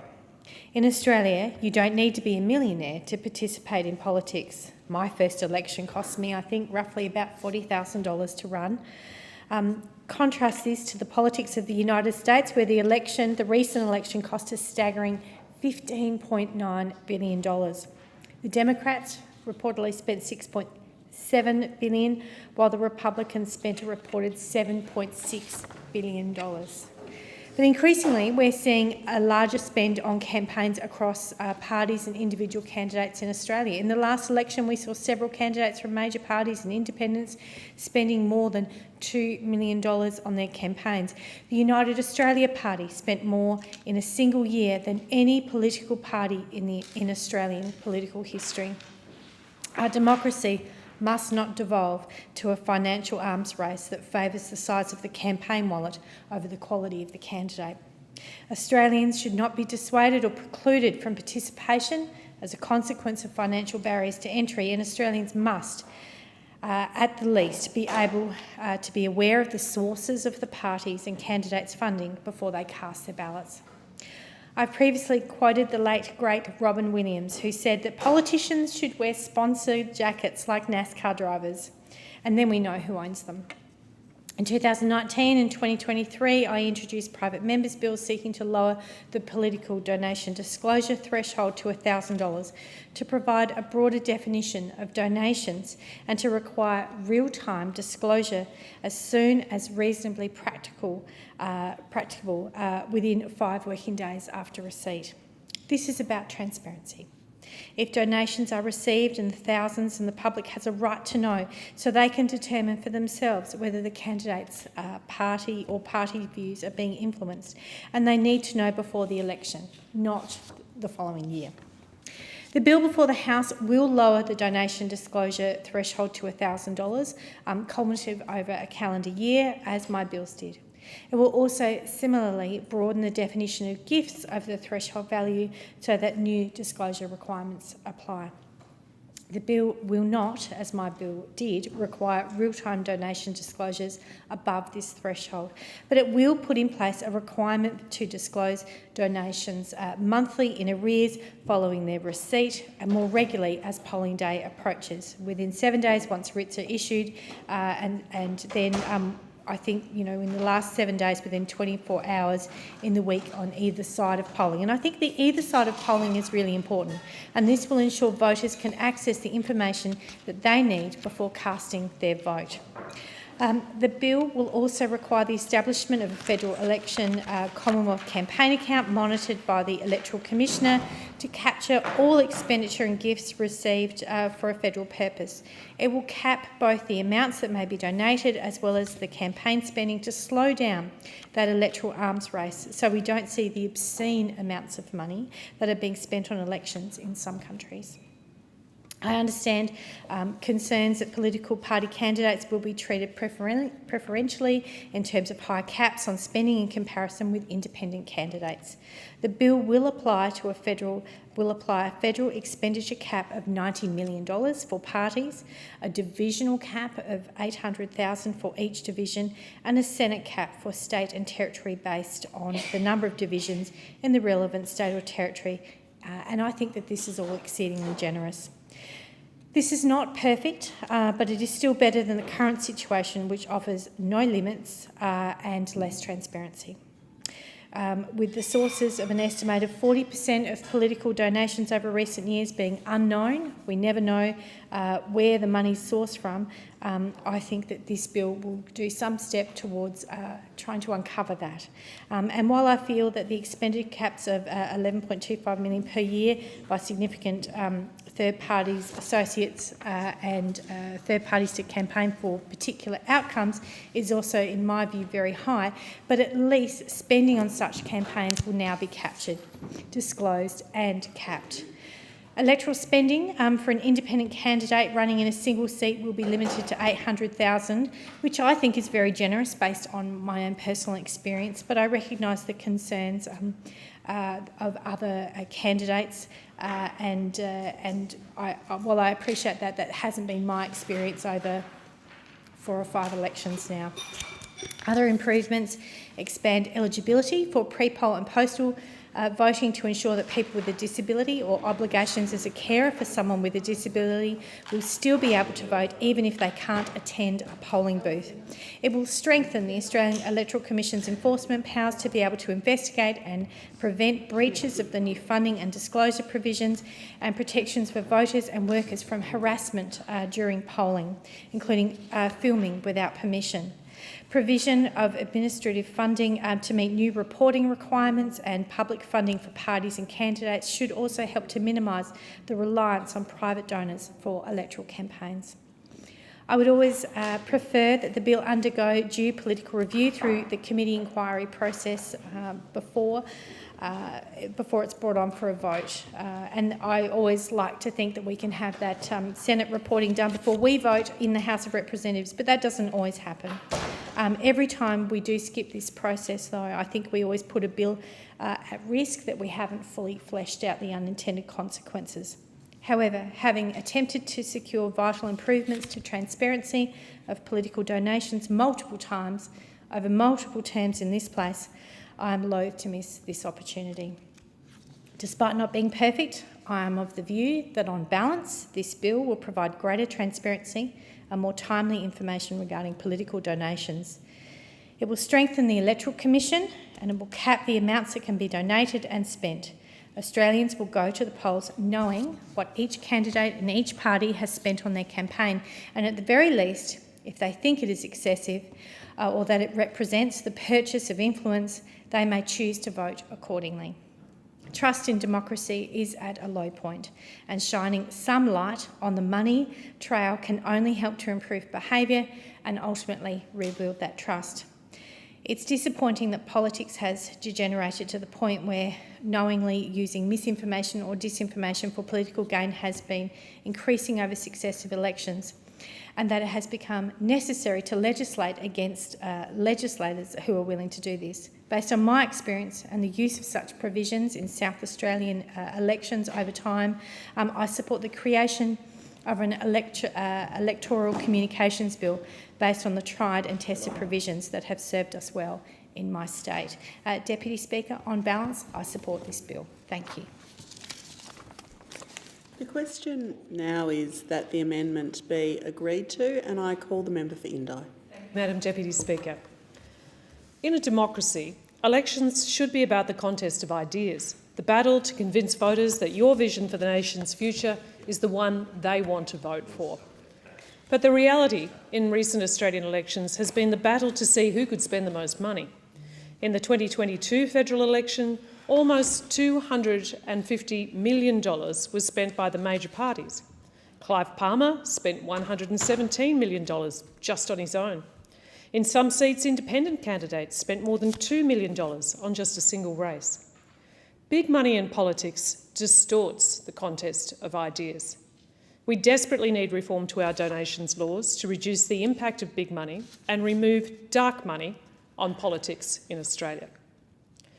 That is why I wish I could stand up today and fulsomely welcome this bill. We need it, and Australians want it too.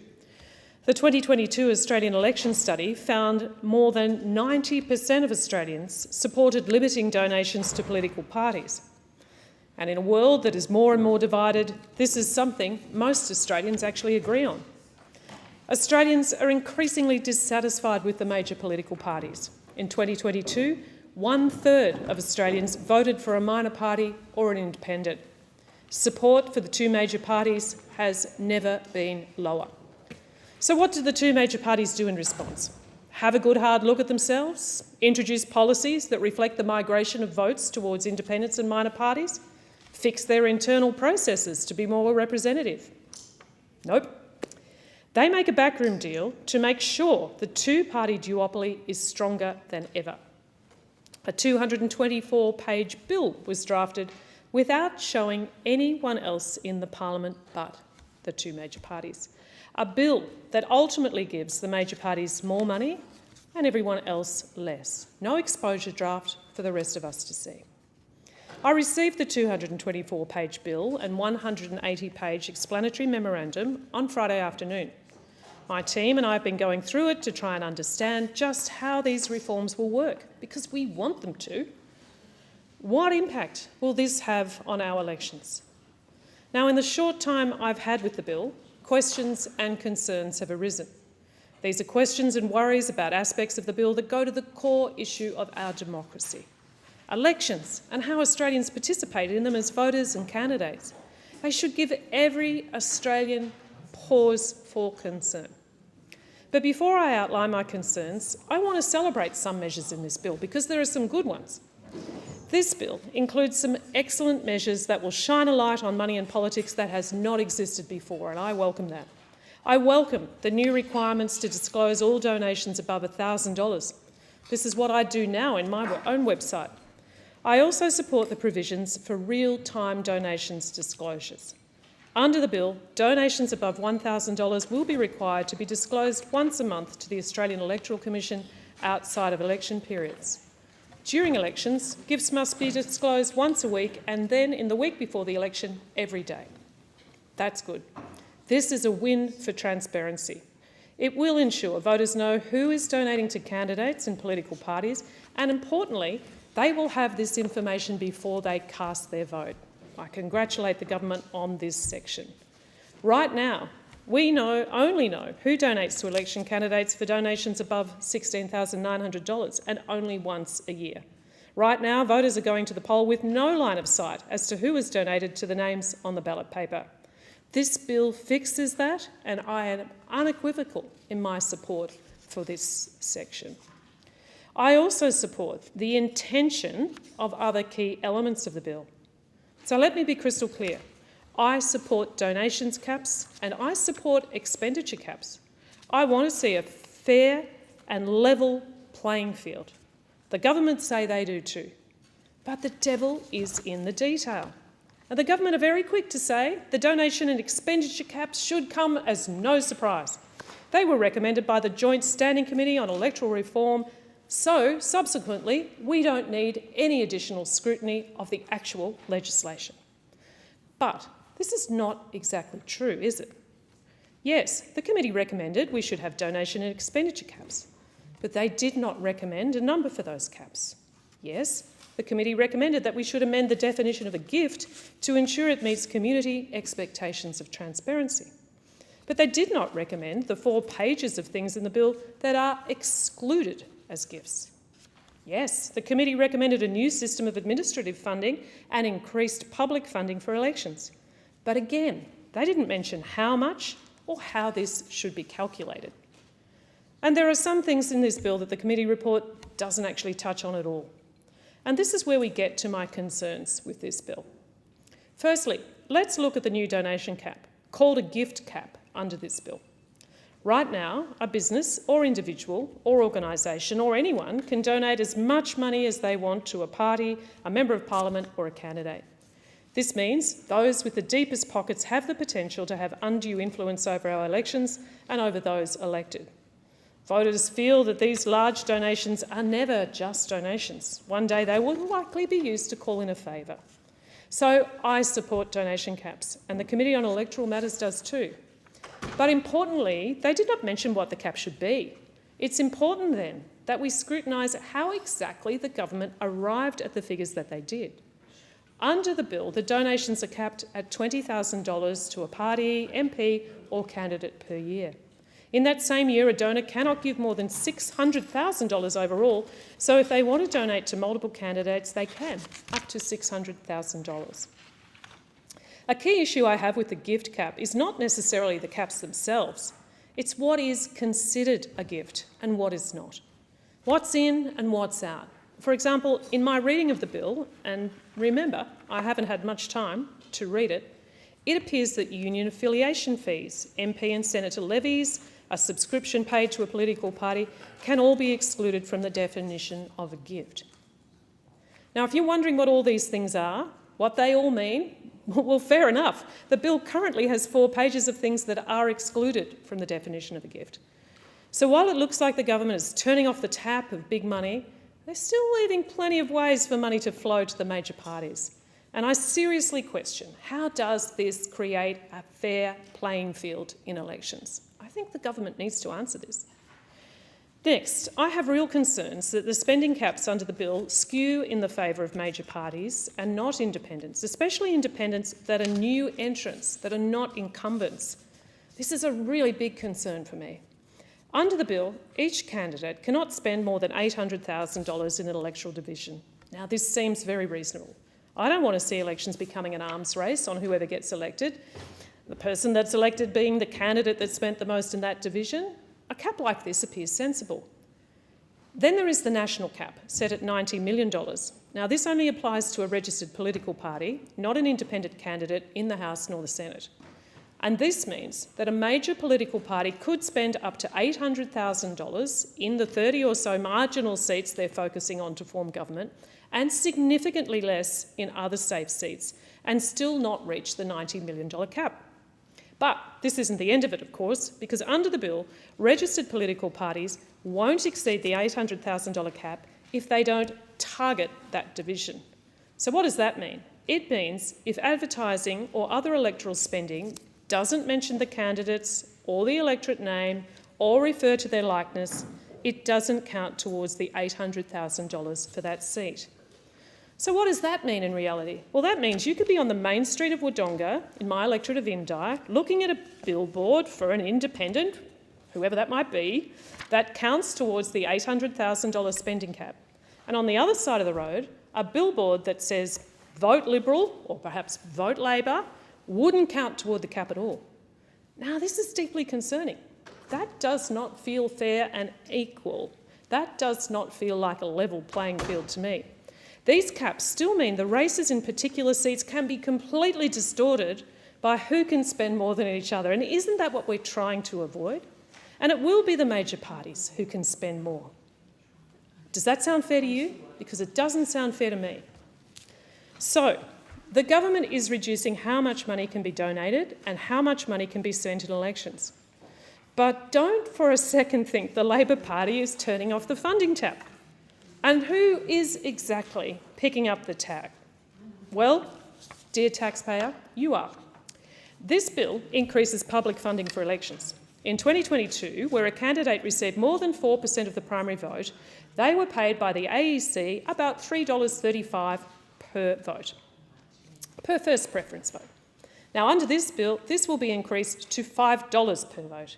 This change will cost taxpayers $41 million per election.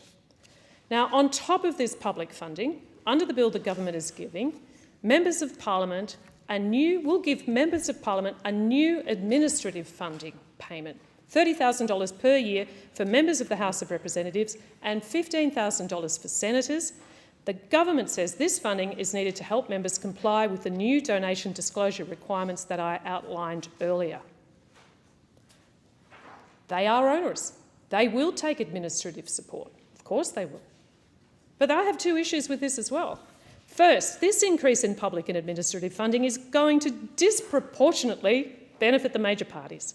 Plain and simple, analysis by the Australia Institute reveals that under the change to public funding, 75% of this $41 million going to politicians will go to the major parties. And then on top of this, 85% of the new administrative funding will go, guess where? To the major parties. If a challenger from outside the major party duopoly wants to run for election for the first time, they will not benefit from any of this money compared to a new entrant or incumbent from a major political party who likely will. Now, as an incumbent, I will benefit from this funding, make no mistake. But as an independent, I don't want to just pull up the ladder from behind me. I want to see new independents and challengers fairly enter the competition because, as we have seen, they only improve the competition. That's the heart of democracy. The second issue I have with an increase in funding is that the government have simply not justified it. They haven't justified their calculation about how they got to $5. Now, this is taxpayers' money. We need justification. Where's the detail? Why $5? Why tens of thousands of dollars of administrative fees? It's as if they've plucked these numbers right out of thin air. These amounts could be justified, but the government simply hasn't explained why. We're just asked to accept that. These are the problems I've identified in just a few days. Some elements of this bill are good, as I've said. Some are concerning, and some are simply just too hard to call. It's why it's vitally important that this bill is referred to a joint parliamentary committee for a full inquiry before there's any vote. What is wrong with that? To be frank, the concerns I have just outlined, public funding, administrative funding, donation and spending caps, I can't be certain my interpretation of the legislation is correct. There must be an opportunity to scrutinise this bill for voters, for the experts out there, and for politicians alike. To be a good legislator, you need to understand the detail. It's not just a vibe, it's not just something that appears on your desk a couple of days before you give a speech and then, dear Lord, actually have to vote on it. To look at the detail and ask, what is the impact of this? Are there any unintended consequences? And the big one, how will it impact our democracy? Australians agree there needs to be greater scrutiny on these laws before they're passed by the Parliament. Polling released on Tuesday by the Australia Institute reveals more than 4 out of 5 voters believe proposed changes to Australian electoral laws should be reviewed before they're introduced to Parliament. Not much to ask. My constituents, they sent me here to interrogate laws. They didn't want someone who just follows the directions of the major parties, not just a rubber stamp. If the government is serious about electoral reform, then they shouldn't be afraid of scrutiny. If your bill is as good as you say it is, put it under scrutiny. Scrutiny isn't a dirty word. When our parliamentary processes work, we make laws better. Why is this government so afraid of making this bill better? What is this government truly afraid that we might see if we give this bill the scrutiny it deserves? Are they afraid of making it better, or afraid of us looking at the detail and finding that it could have serious ramifications for our democracy? Madam Deputy Speaker, you think the Chairman's Lounge is an exclusive club? Then you should have a look at this so-called electoral reform bill. It's going to make the federal parliament an exclusive club for incumbents and the major parties. So, I have serious concerns about this bill, and I say to the government, do better. Give this the scrutiny the Australian public deserves. I thank the member for Indi. The original question was that the bill now be read a second time. To this, the honourable member for Warringah has moved as an amendment that all words after that be omitted with a view to substituting other words. The question now is that the amendment be agreed to, and I call the member for McKellar. Thank you, Madam Deputy Speaker. I rise today to speak on the Electoral Legislation Amendment, Electoral Reform Bill 2024. It won't be my best speech because it's so rushed. We received a copy of the bill just a few days ago, a very large bill which we're still trying to read, interpret and get a response to. So, incredibly rushed, so I do apologise for my speech, but we're trying to draw it together as quickly as possible.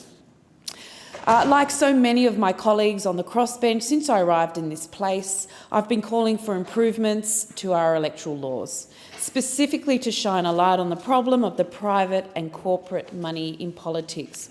The problem with private money in politics in this country is that so much of it is hidden, so-called dark money, obtained in ways that have skirted around the rules, avoiding any obligation to be disclosed to the Australian public.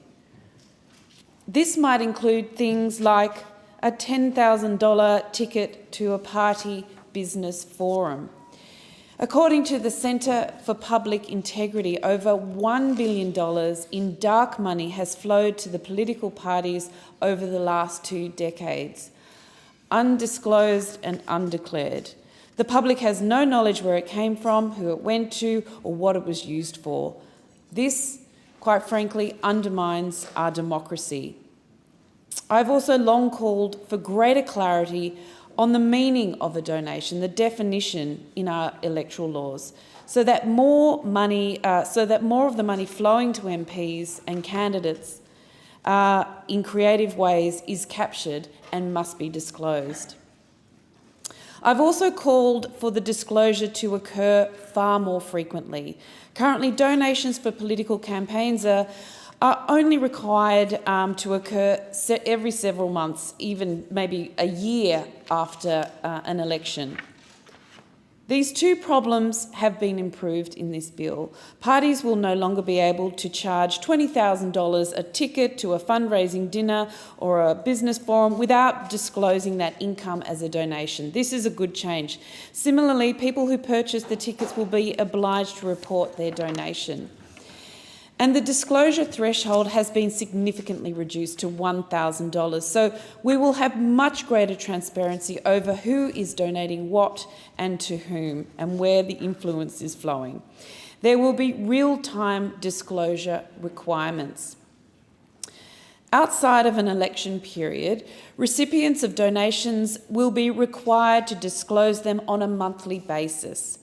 In the month after the donations are made, once writs for an election are issued, that steps up to weekly. And in the 7 days either side of an election, disclosures must be made within 24 hours. These changes are a broader definition of what constitutes a donation, a reduction in the disclosure threshold, and more frequent disclosures are welcome. But they could have been done much earlier. Many of these things are uncontroversial and they should have been done much earlier so that they could have been applied to the next election in 2025. The other problem with money in Australian politics, of course, is the outsized influence of big money. Let's just name the problem. At the 2022 election, Clive Palmer spent $123 million and obtained one seat in the entire parliament. He outspent Labor. Wealthy individuals should not be able to buy a seat in parliament. Donation caps should absolutely be implemented so that wealthy individuals and corporations are not able to sway or undermine our democracy. But it is imperative that the donation cap is not set so low that new entrants who are not part of a major party are not able to raise enough money to be competitive with a major party candidate. In particular, because major party candidates will be able to benefit from an additional nationwide expenditure cap of up to $90 million, which parties will be free to spend in marginal seats. This is the biggest problem with this bill by far. The fact that party candidates, in addition to the $800,000 spending cap per electorate, will have the additional benefit of nationwide spending caps. A new community independent challenger has no such nationwide allocation. So this $800,000 expenditure limit must be considered in the context of other changes which enable the parties, but not independent or minor party candidates perhaps, to move money around the country, to spend in electorates of their choosing, for example, marginal electorates. I'm going to go into a bit of detail now because it's quite complicated, these two different types of spending caps, but because the Australian public deserves to hear about it. Here's how it's unfair. The parties have a national spending cap of $90 million. That is the maximum amount they can spend on an election in 1 year. Remember that per electorate spending cap of $800,000. That $800,000 is for targeted electoral expenditure, where the name of the candidate is specifically used. In a nutshell, electoral expenditure is targeted if it goes out to voters in a particular electorate and expressly mentions a candidate or includes their likeness. Here you can think of posters, ads, billboards, T-shirts and the like that say, vote one, say Sophie Scomps, or have a picture of me on them. I can spend $800,000 on such material, and so can my party opponents. They too are limited to expenditure of $800,000 per electorate, per candidate on this type of thing. But here's the rub. They can spend much, much more than that in each electorate on material that promotes their own brand. They can have ad after ad after ad that says, vote Labor or vote Liberal, vote Labor to cap international student numbers, vote Liberal to cap all immigration. If it doesn't specifically name the candidate, they've got a cap, expenditure cap of up to $90 million. All those brands, Liberal and Labor, extremely well known and very powerful. They are incredibly powerful, and it's brand advertising, brand-based marketing, pure and simple. The brands of these two major parties, how can you compete with that? As I mentioned, the parties will be subject to national expenditure cap of $90 million. Unlike independents, they generally don't raise money for particular electorates. Rather, someone usually donates to the Liberal or Labor Party and it goes into a big pot. The parties are then allowed to move that money around the country at will, so it's available to be spent in any electorate. It's well known and makes sense that parties are strategic about where they spend their money at each election. They might, for the sake of the argument, be really worried about maybe 30 electorates that are marginal. 30 electorates where they will need to spend more than in other, say, safe seats. So let's assume they spend on average $100,000 in electorates that are either safe or which they know they have no chance of winning. That's $100,000 in the remaining 122 electorates. When you put that all together, that equates to $12.2 million. That $12.2 million comes off their national cap, leaving them with $77.8 million to spend on the 30 seats, the 30 marginal seats that they are targeting, that they are really worried about. That's around $6 million in each of those target seats. $6 million versus $800,000 that the independents will be limited to. Please explain to me how this is a level playing field. Yes, the parties will be limited to $800,000 on targeted electoral spending. But in the strategic spending scenario, they'll be free to spend an additional $5 million. We're just going through the motions here, but on vote one Liberal ads or vote one Labor ads. $5 million extra promoting an already very powerful brand. This is, of course, astoundingly unfair. It is an insurmountable hurdle in the way of new challenges. Spending caps are simplistically appealing. I understand that. But until we can design a system where spending caps interact with each other, with other rules in a way which maintains the ability of independent challengers to compete, we are only doing harm to our democracy.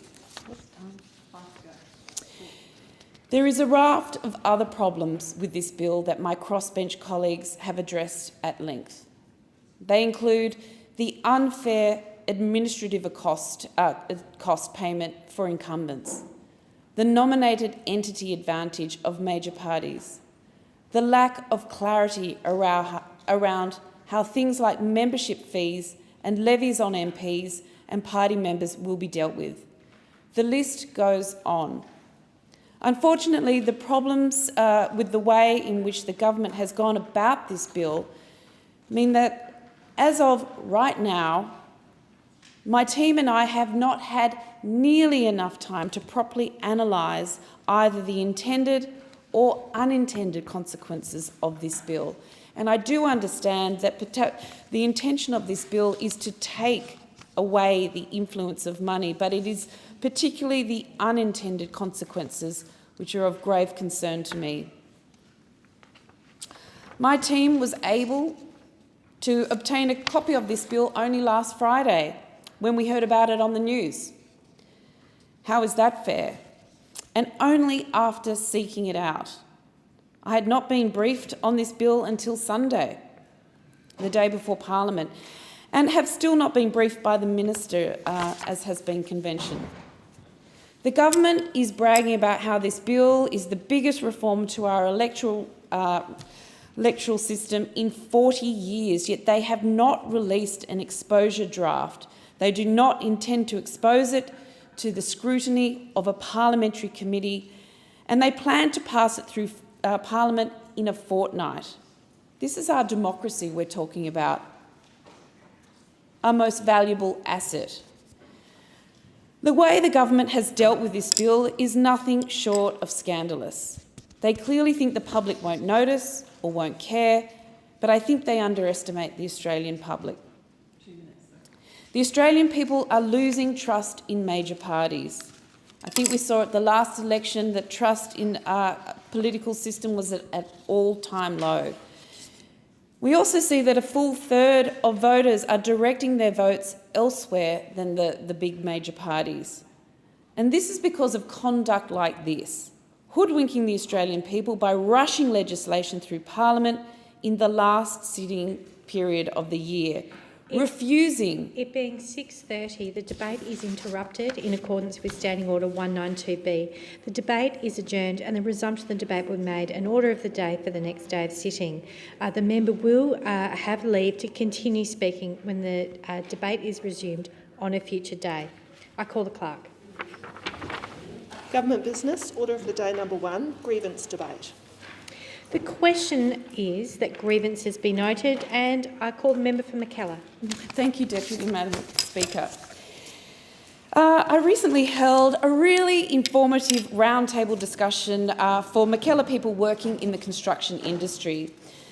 The construction industry makes up a large part of the Mackellar economy and is a major employer on the northern beaches of Sydney. We have a very proud history of people learning their skills and trade on the beaches and working locally. Representatives from the building companies, large and small, residential and commercial, participated in this roundtable, as did engineers and architects from all across the electorate of Mackellar. I held the roundtable because I felt it was important to hear from this industry group for a number of reasons. Firstly, with the cost of living crisis, recent building supply constraints and leaner margins for builders, many businesses are facing tough times. I wanted to hear directly from local businesses to find out how they were faring. Secondly, a lot of new industrial relations legislation has been introduced over the past couple of years, and I was keen for feedback on how businesses were experiencing these changes, including the abolition of the Australian Building and Construction Commission, something I argued in Parliament should not be abolished. Thirdly, the construction industry is of course critical to alleviating the housing crisis, and we will only achieve our housing goals if we support our construction industry at every level of government. So I wanted to hear directly from them about the barriers they are facing to getting on with the job of building more homes. The housing crisis is as urgent on the northern beaches of Sydney as it is anywhere across the country. In fact, Mackellar has some of the very most expensive houses and rental costs in the country. As a result, increasingly, Mackellar locals are having to move out of our region because they can no longer afford to live there.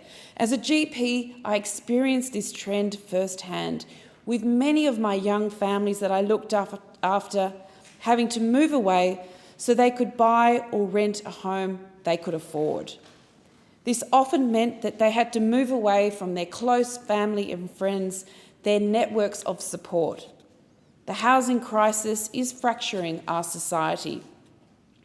Additionally, I've heard from schools, hospitals and aged care homes in my area how difficult it is for them to attract key workers to our region, because quite simply, these key workers are not able to afford to live on the beaches.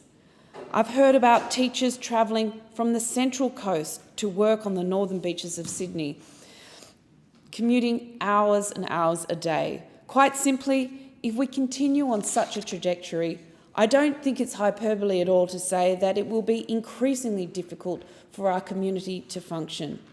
Who will care for our older residents? Who will teach our children? And who will care for us in hospital? Recently also, a Year 12 student who was participating in my school partnership program told me that the dire teacher shortage at her school meant that students were regularly missing lessons and had started to teach themselves. Under the government's National Housing Accord, it's planned that 1.2 million homes will be built by 2029. But we will not be able to achieve such an ambitious housing goal unless we start looking after our construction industry at every level of government. And to support the construction industry, we must start by listening. So what did I hear at the Mackellar Construction Industry Roundtable? Well, predominantly it was about workforce shortages. The clearest message I heard during the roundtable was from the owner of a building company who said, simply put, none of us have enough workers. And their experience is backed up by the numbers.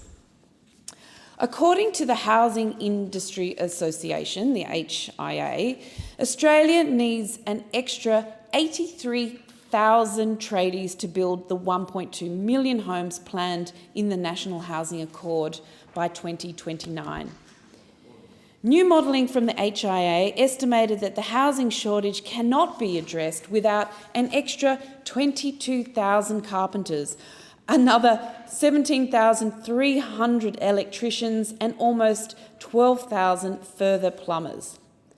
Thousands more will also need to be trained in other trades, with the nation's over 277,000 building industry workforce needing to surge to 361, almost another 100,000, to sustain this construction volumes that are necessary for this boom. Without the uptick, the HIA have warned that there will be a cost and timeline blowouts for Aussies building new homes, and that the federal government target will be unreachable. They have estimated Australia currently has 114 apprentices in training, slightly below record levels. But this figure would have to double to meet the additional tradies needed to address the housing shortage. So, what do we need to do about this? Well, firstly, we need to attract and accept more skilled workers from overseas. With just 3,644 internationals currently helping build Aussie homes, both the Master Builders Association and the HIA believe the government will have to roll out incentives to get more skilled workers to come here. Importantly, these workers will need to be prioritised over, not added to, other professions to avoid exacerbating the demand for new homes. The Master Builders Association Australia published a position paper in July this year calling for Australia's migration program to better target and prioritise skilled workers for the construction industry. Its recommendations included reforming the visa system to simplify processes, lower costs, speed up processing times and create better pathways to permanency. It included prioritising processing of visas for workers in construction occupations, removing or reducing the Skilling Australians Fund levy, particularly for small businesses, developing a construction skills pathway visa similar to programs in Canada, New Zealand and the UK, providing exemptions to skills assessment requirements for certain international qualifications, and providing coaching for migrants on finding employment in the construction industry. The second prong in addressing the construction workforce shortage is to urgently train more construction workers here in Australia. To this end, the government's fee-free TAFE skills agreement, which prioritises construction industry as a national priority, is very welcome. Under the fee-free TAFE skills agreement, the Commonwealth Government has partnered with states and territories to deliver over $1.5 billion in funding for 500,000 fee-free TAFE and vocational education training places across Australia up until 2026. Part of the 2024-25 budget has also seen an additional $86 million commitment for the states and territories to deliver a further 20,000 fee-free TAFE positions. 5,000 of these are pre-apprenticeship places to boost the supply of the construction industry workforce. As an example, some of these fee-free training positions available include qualifications in civil construction plant operations, electrical fitting, bricklaying and block laying, electrical engineering. These extra fee-free TAFE positions are very much needed and very welcome. However, there is an added complication. I also heard at the round table that not only is it difficult to find and attract new apprentices and workers in the construction industry, but it is also increasingly difficult to retain them because of the very problem we are trying to solve, the lack of affordable housing. All too often, young apprentices and employers are leaving the Mackellar electorate for more affordable housing options in other regions. As an apprentice, it's often just too expensive to live on the northern beaches of Sydney.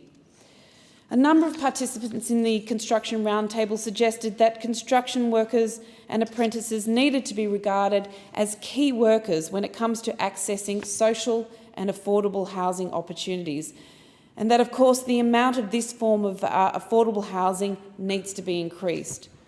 I would like to again thank all the participants in our construction industry roundtable. It was certainly a great opportunity for me to hear from you all and to better understand the obstacles you face. Thank you. I thank the member. The question is the grievance be noted, and I call the member for Caldwell. Thank you, Deputy Speaker. Deputy Speaker, I want to speak about the devastating damage that gambling addiction causes to individuals, families and children in my community. Recently, I attended and spoke at a Settlement Services International Gambling Prevention Forum in Craigieburn. The forum brought together stakeholders and community leaders in my local Caldwell community to discuss challenges and strategies in promoting responsible gambling practices within our diverse multicultural communities as an important way of fostering collaboration and understanding, and in doing so make vital and significant impact on reducing the harmful effects of gambling. During the forum, I reflected on the scourge that gambling is and the wreckage its addiction causes to the lives of my constituents, and to also pay tribute to the many wonderful people and service deliveries who fight daily battles to reach those in need and give them a helping hand in order to raise them out of their despair. Deputy Speaker, 23 years ago, during my first term as the member for Caldwell, the installation of pokies was a sort of a sought-after business plan for many of our struggling local sports clubs who did see it as a way of staying financially afloat, and a lucrative one, of course, for the pubs and other social venues. A proposal by the North Melbourne Football Club sought to install pokie machines in the Broadmeadows Town Hall. The idea being that it would be a win-win situation for both the North Melbourne Football Club and the Hume City Council, and by extension, the local community. This proposal, however, was successfully scuttled by residents outraged at the idea of the town hall being used for gambling purposes whilst being packaged as a social and cultural benefit to all.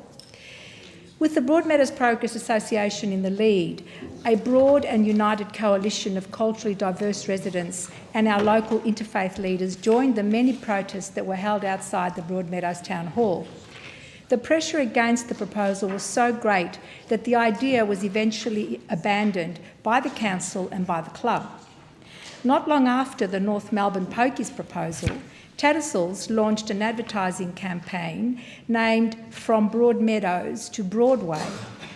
Billboards went up everywhere, including TV, buses and trams. Our community was outraged at the stereotyping of Broadmeadows and the many assumptions and presumptions held by the advertisements, and responded with their own local campaign called Broadmeadows and Proud. They pushed back against the stereotyping of Broadmeadows by displaying the pride our community felt about living in Broadmeadows.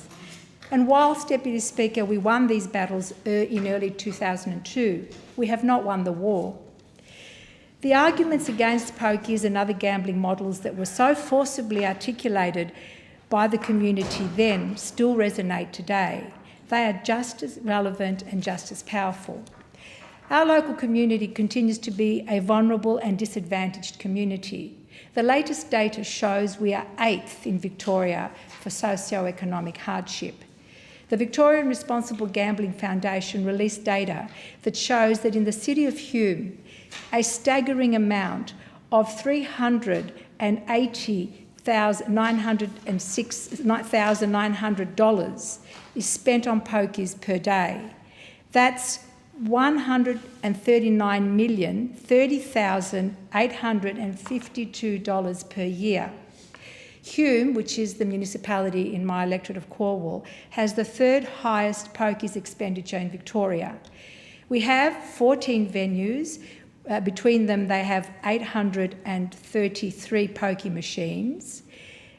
And with a regional cap in place of 851 pokey machines, that's 98% of allowable pokey machines, and at 4.3 pokey machines per 1,000 adults. Now, for vulnerable people, gambling is a habit-forming allure, a promise of an economic ease and benefit that will enable a happy life, a short fix for their hardships, and they're both economic and personal. But gambling, Deputy Speaker, is an addiction, and it rarely ever delivers its promises. Countless individuals and their families have suffered catastrophic financial losses of homes, breakup of families and relationships, and it contributes to ongoing mental health crises. Gambling preys on vulnerable people using sophisticated and subtle psychology and is behavioural in its approach. It relies on advertising to sell a dream, which more often becomes a nightmare. In my community, if my community fought against billboards and other means of more conventional advertising 20 years ago, today's digital and online platform and free-to-air TV provides the gambling industry with an unstoppable capacity to reach into every corner of our community and our lives. Alarmingly, there is a capacity for a more direct access to young people and to children. Today, we are witnessing alarming rates of addiction, whether it's gambling, alcohol or drugs, and these addictions also are associated with mental health or disorders. Regardless of what people think of gambling, it's never only just recreational and social in its focus and entertainment. Vulnerable people are easy prey and become victims. And as we advance further in our digital platforms, advertising casts a wider net for its allure. This is where governments have a responsibility to stay ahead of the game and legislate where and when necessary, especially when research into harm and data collection tells us just how dire the situation is. The online gambling inquiry, which was conducted by the Standing Committee of Social Policy and chaired by the late Peter Murphy, the member for Dunkley, and I acknowledge the present member for Dunkley in the chamber with us today, made 31 recommendations. Evidence that was taken during its public hearings and the hundreds of submissions it received laid bare the ugly truth. We know the government is closely considering all 31 recommendations of the final report, and we do expect the release of a comprehensive response. But on the very important issue of gambling advertising, the government is and has made it clear that the status quo is untenable. And in consulting on a model that prioritises reducing the exposure of children to gambling advertising, tackling the unacceptable level of gambling ads during live sport and restrict wagering providers from targeting and saturating Australians with advertisements. The pressing issue here, and the essence of my grievance, is that the most effective response is a model involving a total ban on advertising. Now, I've received many letters from my constituents in relation to this issue. My position is in step with theirs. At the gambling forum I attended, we heard from one of my constituents, Merapi, who spoke about her and her husband's 20-year battle with gambling. Merapi uses her lived experience to help others. Her story is typical. Her encounter with the allure of gambling began by accident. Merapi and her friend had some time to kill in between errands, so they walked into a nearby venue with pokies. She had never tried pokies before and decided, and I quote, "What the heck, let's have a go." By chance, Merapi won the jackpot of the day, and so overwhelmed was she by what seemed like an easy win that she began a 20-year struggle with pokies. She and her husband and children eventually moved from New Zealand to Australia to hopefully help break the habit, only to find that it was easier to gamble here. The result of her addiction and her husband's, who was also a gambler, saw them move 9 houses, the repossession of their car, and a life trapped in constant struggle for the next jackpot. Merapi reflected on the miracle of at least keeping her family together, and today she enjoys a better and healthier life with her family, her grandchildren, and dedicates her time to helping others. I urge the government to adopt all 31 recommendations, but in particular recommendation 26 of the report, which calls for the government in cooperation with the states and territories to implement a comprehensive ban on all forms of advertising for online gambling. The government in its consideration should not yield to the claims made by the gambling industry and the TV advertising market that to ban online ads will have a negative cost to the industry. Keith from my electorate wrote the following: "The total TV advertising market, which includes all metropolitan free-to-air, regional free-to-air and catch-up TV, recorded revenue of $3.3 billion for the 2020 to 24 financial year. The commercial TV lobby, Free TV, estimates gambling ads contributed around $200 million of that revenue. This is just 6%. Free-to-air television, for what it's worth," says Keith, "is not going to fold if they do not get the gambling revenue," quote unquote. And he finishes by saying to me, "Bite the bullet and ban it." Many other constituents have written to me requesting the same thing, and I urge the government to respond with a total ban on online advertising as the only way to address this scourge in our community.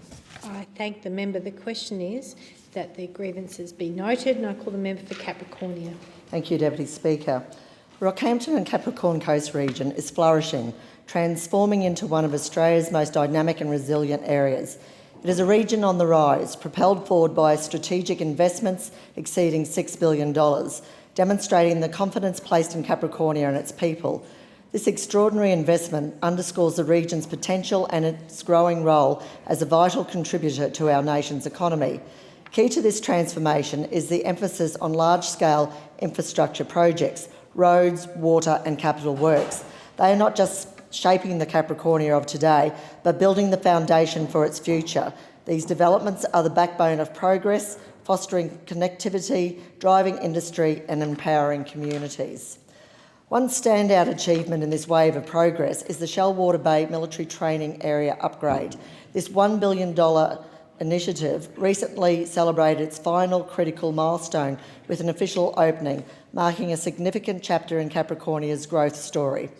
Upgrades to the training area included establishing Camp Tipple, which can accommodate up to 2,000 troops in addition to 1,000 at already established Camp Growl.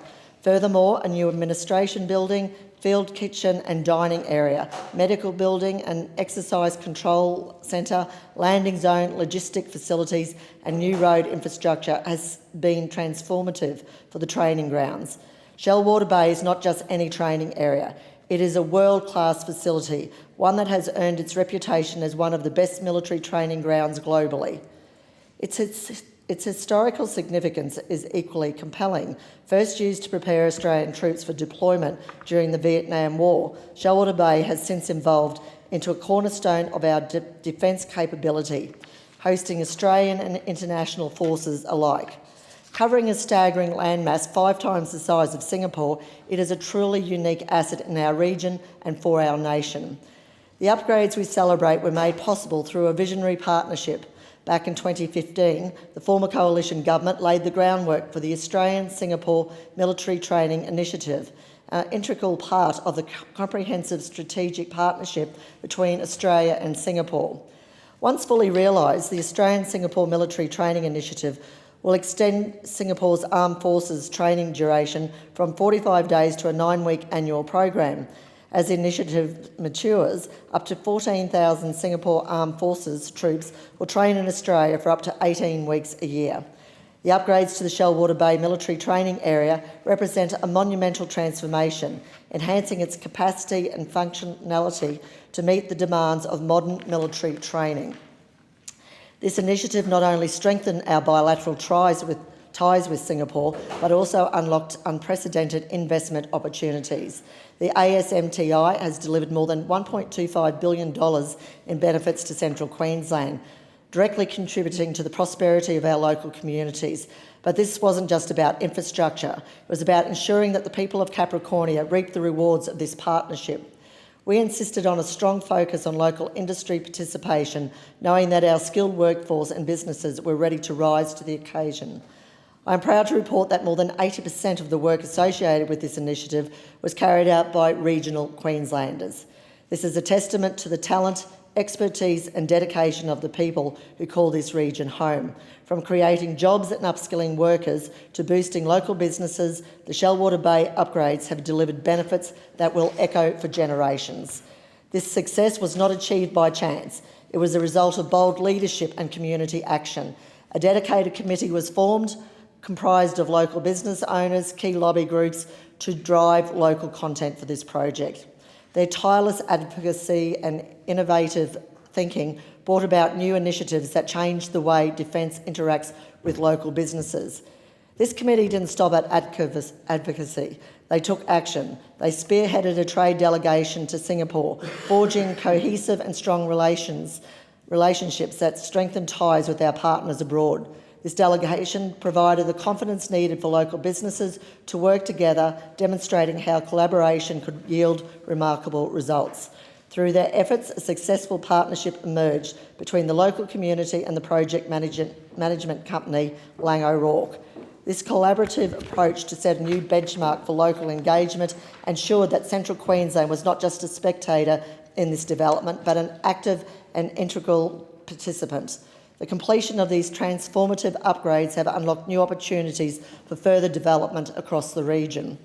One key asset poised to capitalise on this growth is the Rockhampton Airport, the primary gateway to Central Queensland and the critical arrival point for thousands of troops each year.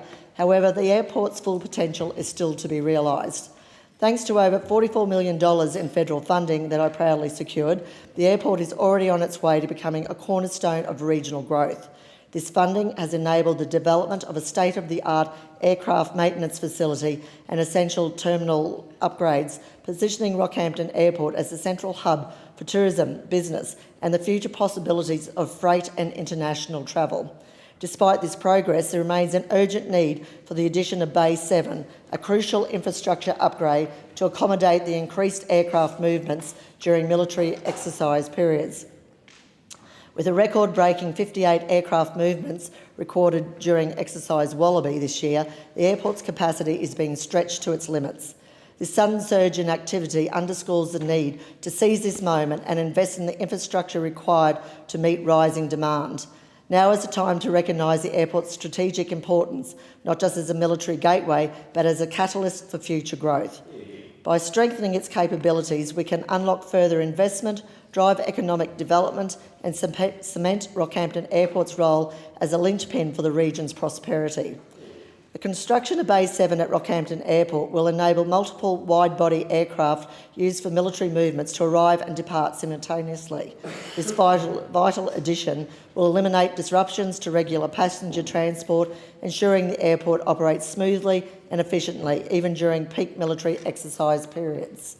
Furthermore, there is a pressing need for additional investment to extend the airport's facilities, providing critical infrastructure to support the arrival and departure of international troops. Currently, troops face the discomfort of waiting the elements for processing, a situation that is neither practical nor befitting of the airport's role as a central hub for military and civilian operations. The growth potential at Rockhampton Airport is not limited to increased military exercises. It also aligns with the agricultural expansion brought about by the development of Rookwood Weir, which will add an additional 76,000 megalitres of water to support agriculture productivity. This positions the region as a powerhouse for agricultural growth and export. A recent study conducted by CQ University highlights Rockhampton's airport capacity to address critical supply chain gaps and establish itself as a major air transport hub in the heart of central Queensland's intensive agriculture production zone. With the region already renowned as one of Australia's most productive agricultural areas, producing premium beef, grains, legumes and tropical fruits, there is a unique opportunity to export these high-value, perishable commodities to Asia's growing markets. The advantages are clear. Existing free trade agreements with multiple Asian nations provide the framework to increase trade, but the challenges lie in ensuring our produce reaches international markets swiftly and in prime condition. Currently, with the nearest major air transport hubs located more than 600 kilometres away, these commodities face critical delays that risk their quality and market competitiveness.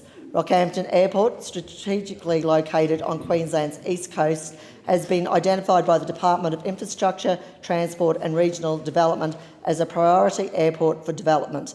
Its central location and proximity to intensive agriculture makes it the ideal hub to facilitate air freight for the region. My vision is clear: to see central Queensland grow and thrive by expanding Rockhampton's airport capacity, not just for increased aircraft movements, but also to tap into the region's agricultural potential. By developing a cold and dry storage facility, we can bring the airport in line with other major air freight hubs, ensuring our agricultural commodities reach overseas markets efficiently and competitively. This investment will position central Queensland as a leader in agriculture exports and unlock new economic opportunities for our region. Deputy Speaker, the opportunities before us are immense, from the strategic upgrades at Shellwater Bay to the transformative potential of Rockhampton Airport. Central Queensland stands at the threshold of unprecedented growth. These initiatives are not just investments in infrastructure, they are investments in our people, our businesses and our future. By seizing these opportunities, we can position Capricornia as a powerhouse of industry, agriculture and international collaboration. It is my unwavering commitment to ensure the people of Central Queensland benefit from these developments, that our communities thrive and that we lay the foundation for long-term prosperity. The time to act is now, and together we can secure a brighter, stronger future for our region. The question is that grievances be noted, and I call the member for Dunkley. Thank you, Deputy Speaker. I rise to speak about climate change and the transition to renewable energy. In my first speech, I spoke about my commitment to climate action and the transition to renewable energy. This is an important issue that this government is committed to acting on. We all know that there is so much work to do globally to combat climate change. The figures are increasingly worrying. The State of the Climate Report 2024 highlights that Australia's climate has warmed by an average of 1.51 degrees since national records began. The warmer weather has led to an increase in the frequency of extreme heat events over land and in the oceans. There has been a reduction in rainfall between 9 and 16 degrees across Australia. There has been an increase in extreme fire weather and longer fire seasons across large parts of the country since 1950. Sea levels are rising around Australia, including more frequent extreme high levels that increase risks to coastal infrastructure and communities. These are grim facts. There is no denying it, but we must accept the reality. More must be done now more than ever. What hasn't helped is the 9 years of utter chaos in climate policy under the Liberals. How many different policies did they have? The only one I remember is the National Energy Guarantee, which sunk Malcolm Turnbull's prime ministership. After a decade of delay from the Liberals, Australians voted for climate action, and with the Labor government in charge, this of this country's energy policy, the Albanese Labor government has taken steps to transition Australia to a renewable energy future. We have set in law a net zero emissions target by 2050, working towards reducing Australia's emissions by 43% by 2030. This target was included in Australia's nationally determined contribution communication 2022 under the Paris Agreement. The Australian government launched the net zero target in government operations strategy in November 2023 to describe how it will achieve this target. These targets are supported by renewable energy legislation introduced earlier this year by the Minister for Climate Change. A key initiative working towards our net zero target is the installation of solar panels. Australia is leading the world in rooftop solar. Recently, Minister Bowen attended the 4 millionth solar panel installation in Australia, which is a milestone for Australia's solar industry and a milestone for Australia's energy consumers. Just today, the Minister for Climate and EPA announced a new solar farm near Bendigo in Victoria to power 118,000 homes. This is another important milestone in the government's plan to make Australia a renewable energy superpower. Solar energy on our rooftops is in many ways our most important form of energy in our national energy market. What we know is that if you put rooftop solar on your roof today, you will save money on your energy bills tomorrow. But we've got a lot more to do. We've got to help families further by reducing their cost of living with solar panels and batteries. Speaking of batteries, a couple of weeks ago I had the pleasure of hosting Assistant Minister for Climate Change and Energy in Dunkley to visit the site of the soon-to-be-built Carrum Downs Community Battery. Funded by the federal government to the tune of $500,000, this battery will be built by United Energy with support from Frankston City Council. The battery will store excess rooftop solar when supply exceeds demand, storing it for when there is strain on the energy grid, ensuring that locals in the Carrum Downs area can access electricity. This will save many residents across the area significant amounts of money when there is a spike in the wholesale price. In addition to this, we have delivered energy efficiency grants to support small business. The Assistant Minister for Climate Change and Energy and I were pleased to visit Deng, the owner of Fat Chef Cafe in Carrum Downs, who recently received a $21,000 grant to install an electronic oven to reduce emissions and reduce his gas bill. Another issue is the chronic amount of pollution and plastics in our natural environments. In my electorate of Dunkley, we see with our own eyes the significant impacts of plastic litter and plastic being washed up on our beaches each day, impacting our environment, our local wellbeing and the visitor economy, particularly after the recent storms. 1.84 billion single-use cups are wasted by Australians every year, contributing to health, litter, landfill and climate change. And according to the Department of Climate Change, Energy, Environment and Water, 130,000 tonnes of plastics leak into the marine environment in Australia every year. Globally, it is estimated that over 12 million tonnes of plastic leaks into the ocean every year.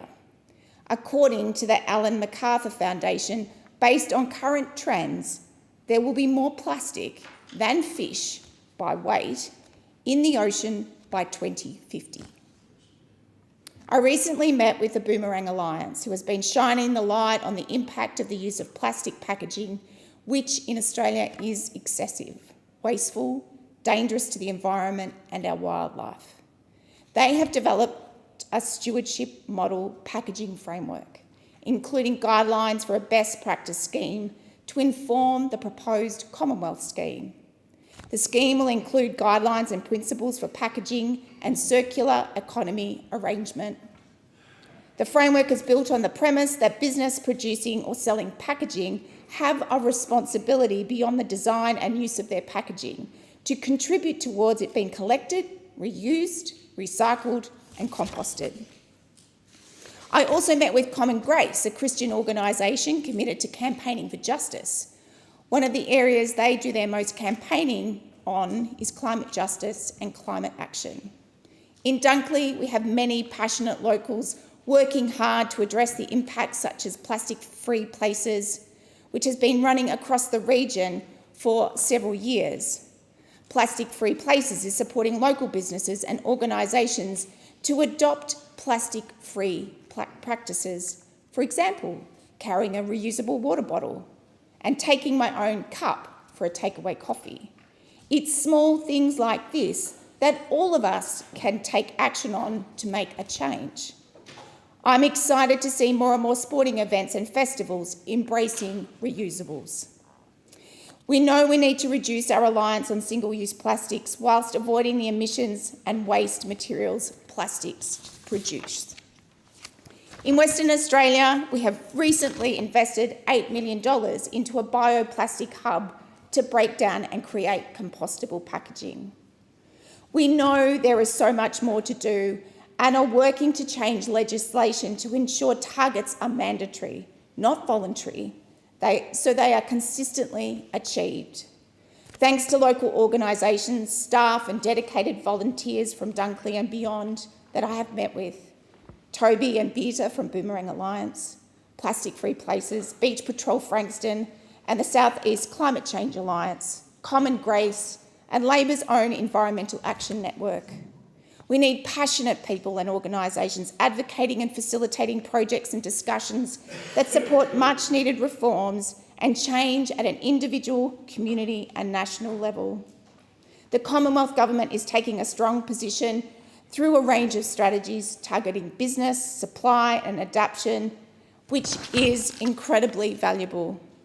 As I said in my first speech, I'm committed to taking action on climate change and to being a voice. And will do what I can as the MP for Dunkley to promote initiatives, share ideas and provide feedback and advocate for climate adaptation for the sake of our children, our communities, our planet. There is more we can do and we need to do it now. Who is going to join me? The question is that grievances be noted, and I call the member for Riverina. Well, I'd certainly like to join the member for Dunkley on her campaign to reduce plastic waste in our environment, because I think what she spoke about has a lot of support in the community, in the wider community across Australia.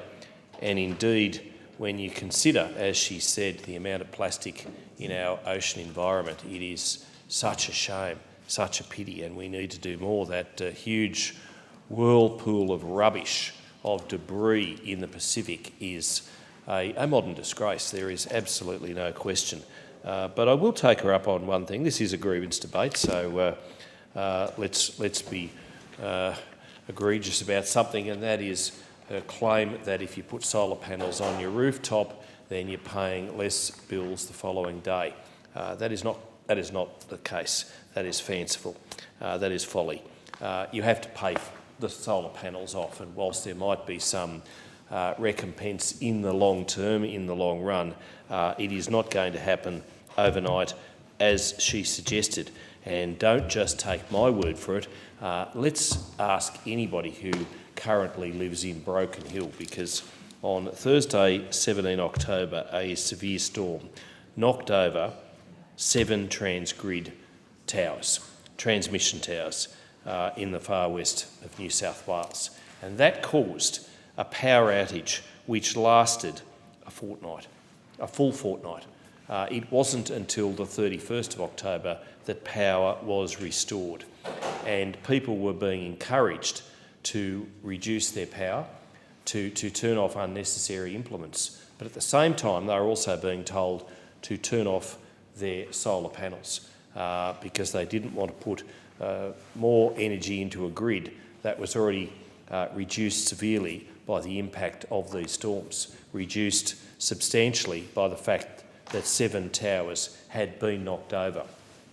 And it brings home very much the folly of being reliant too much on renewable energy, on just solar and wind. And I appreciate that Broken Hill is connected via that big interconnector, that big transmission line, and I appreciate that's how they get their power.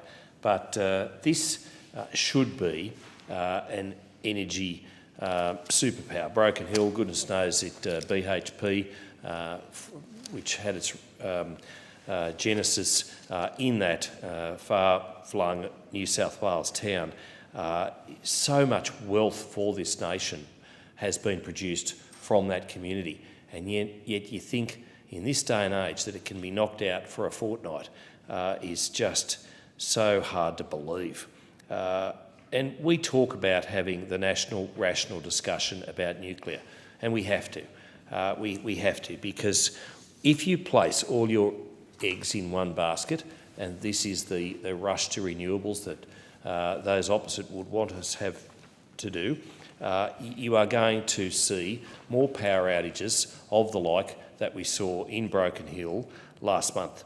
Labor's approach requires imposing 58 million solar panels, 3,500 new industrial wind turbines and up to 28,000 kilometres of new transmission lines across the country. So that might all be well and good for those city electorate types, because they're not going to have their vista disturbed by these massive transmission lines. Energy experts have warned the cost of Labor's rollout will be between, wait for this, $1.2 trillion and $1.5 trillion. Now that is a lot of money, and of course Labor comes to this argument and says, well, what's nuclear going to cost? How long is it going to take? Well, yes, it will take some time, some considerable time, but the Snowy Hydro scheme wasn't built in a day, nor was Rome. It took a good quarter of a century to get that magnificent hydroelectricity project completed. But Snowy Hydro also, let's consider that it wasn't necessarily a power project, it was first and foremost an irrigation project, and a lot of people forget that. But the word of warning from what happened at Broken Hill last month should be very much on the towers. And if we are going to build, as the energy experts suggest, 28,000 kilometres of transmission lines, why shouldn't we pay the extra, make the extra investment and underground those lines to prevent such calamities as having the towers knocked over, as having communities the size of Broken Hill completely out of power, or all but, for up to 2 weeks. This created such an impost on community members, and indeed you consider the likes of people who one of whom was administering his own at-home 6-hour-long dialysis treatment 3 times a week. Try doing that when there's no power. But this was the case for kidney patient Leroy Johnson. He's trying to manage his medical condition amid rolling blackouts. Now, you have to feel sorry for this fellow, but he wasn't alone. You had businesses just completely knocked out of operation because of the situation, and it just went on and on and on. And there is great folly in that. And what we're also seeing across rural and regional Australia are situations where prime agricultural land is being taken up with these massive solar farms. And again, city types won't understand, they won't get it, they won't care, because it's not their vista that is being destroyed by these massive solar farms. And you take the case of Maxwell residents. Maxwell is on the Holbrook Road, on the way to Mangapla, south of Wagga Wagga, where the Kirkpatrick family, Don and Leslie and their daughter Emily, are quite concerned about the solar farm that is going to be plonked, and yes, I mean plonked, right in front of their farm. But another one now being slated for approval at The Rock. Now, a development application was submitted to Wagga Wagga City Council by Green Gold Energy Proprietary Limited. Don't you just love the names? Green Gold. Let's be a bit patriotic. Now, they might be a very good company, and I'm sure they are, but all too often, these are foreign companies that have no substantial link or understanding of a local area, and they come in with these wonderful names. They come in with these very articulate government relations people and community liaison people.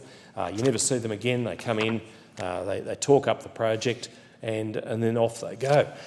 But the fact is, they're putting forward plans for a $5.9 million solar farm to be constructed at 1000 Burks Creek Road. And again, it's prime agricultural land, and the Kirkpatricks are quite concerned. But one thing I'm really desperately worried, as the Kirkpatricks and so many others are too, about is the fact that they are considered state priority projects. And so what happens is that the state government just rides roughshod over the local council. It doesn't matter whether the development application even has to be put in or whatever. The state government just takes control of the project, says, well, it's state significant, and then the project just gets the tick of approval by the New South Wales government. And local councils don't get a say. They don't get any input into what is a major eyesore, as many would have it, on the local environment. And that is the case on Holbrook Road, and the Kirkpatricks are rightly upset. You've then got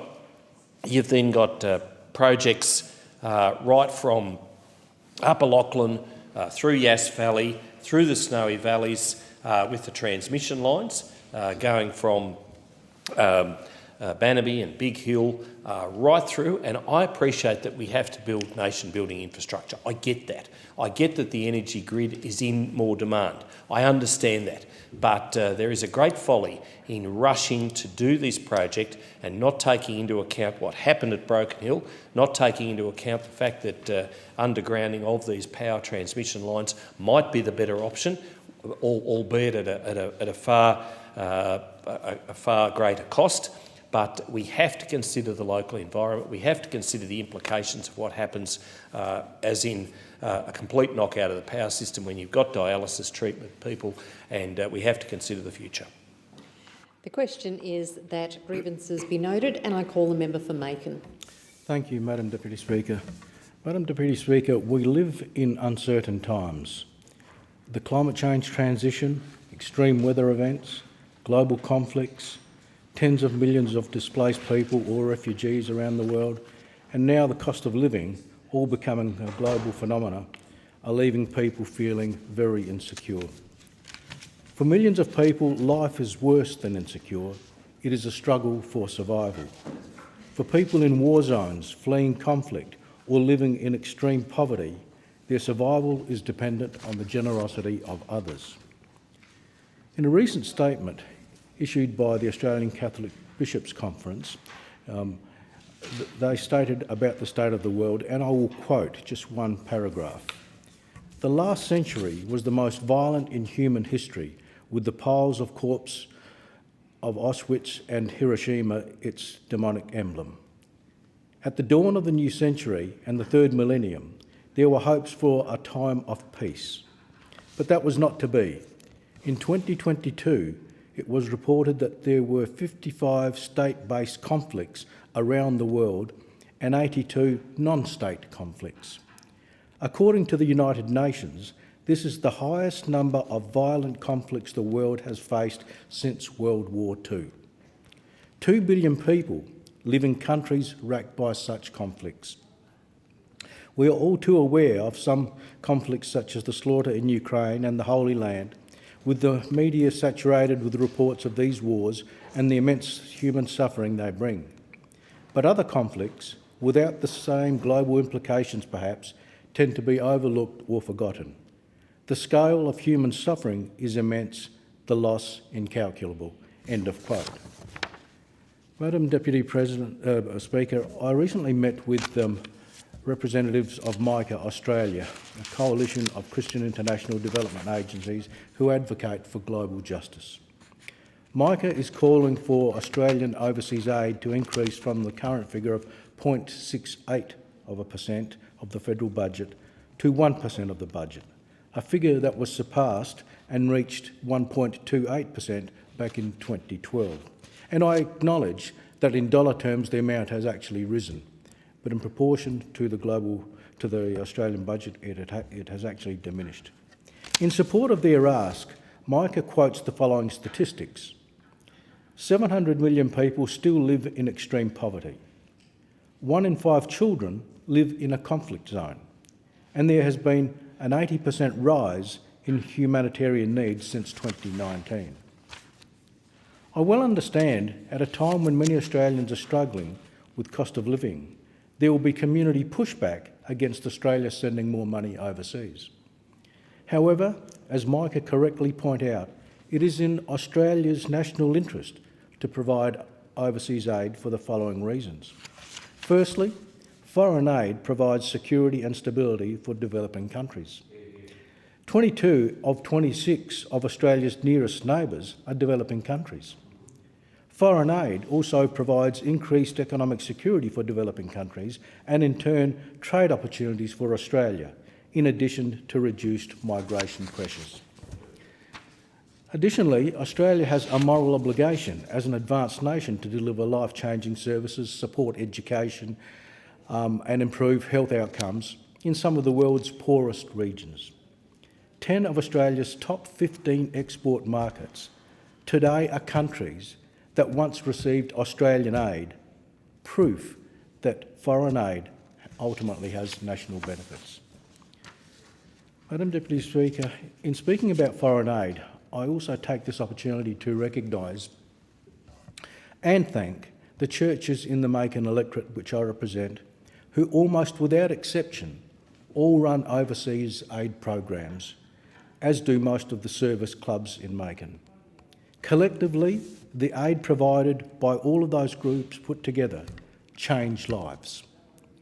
They don't have the resources and influence of governments, but they do have the compassion and the moral conviction to make a difference to the extent that they can, and they do this with individual programs. And I personally know of some of the programs and the lives that have been changed by some people that are behind those programs. And you know, it's often said that problems sometimes are too big for small entities to be able to do much about it.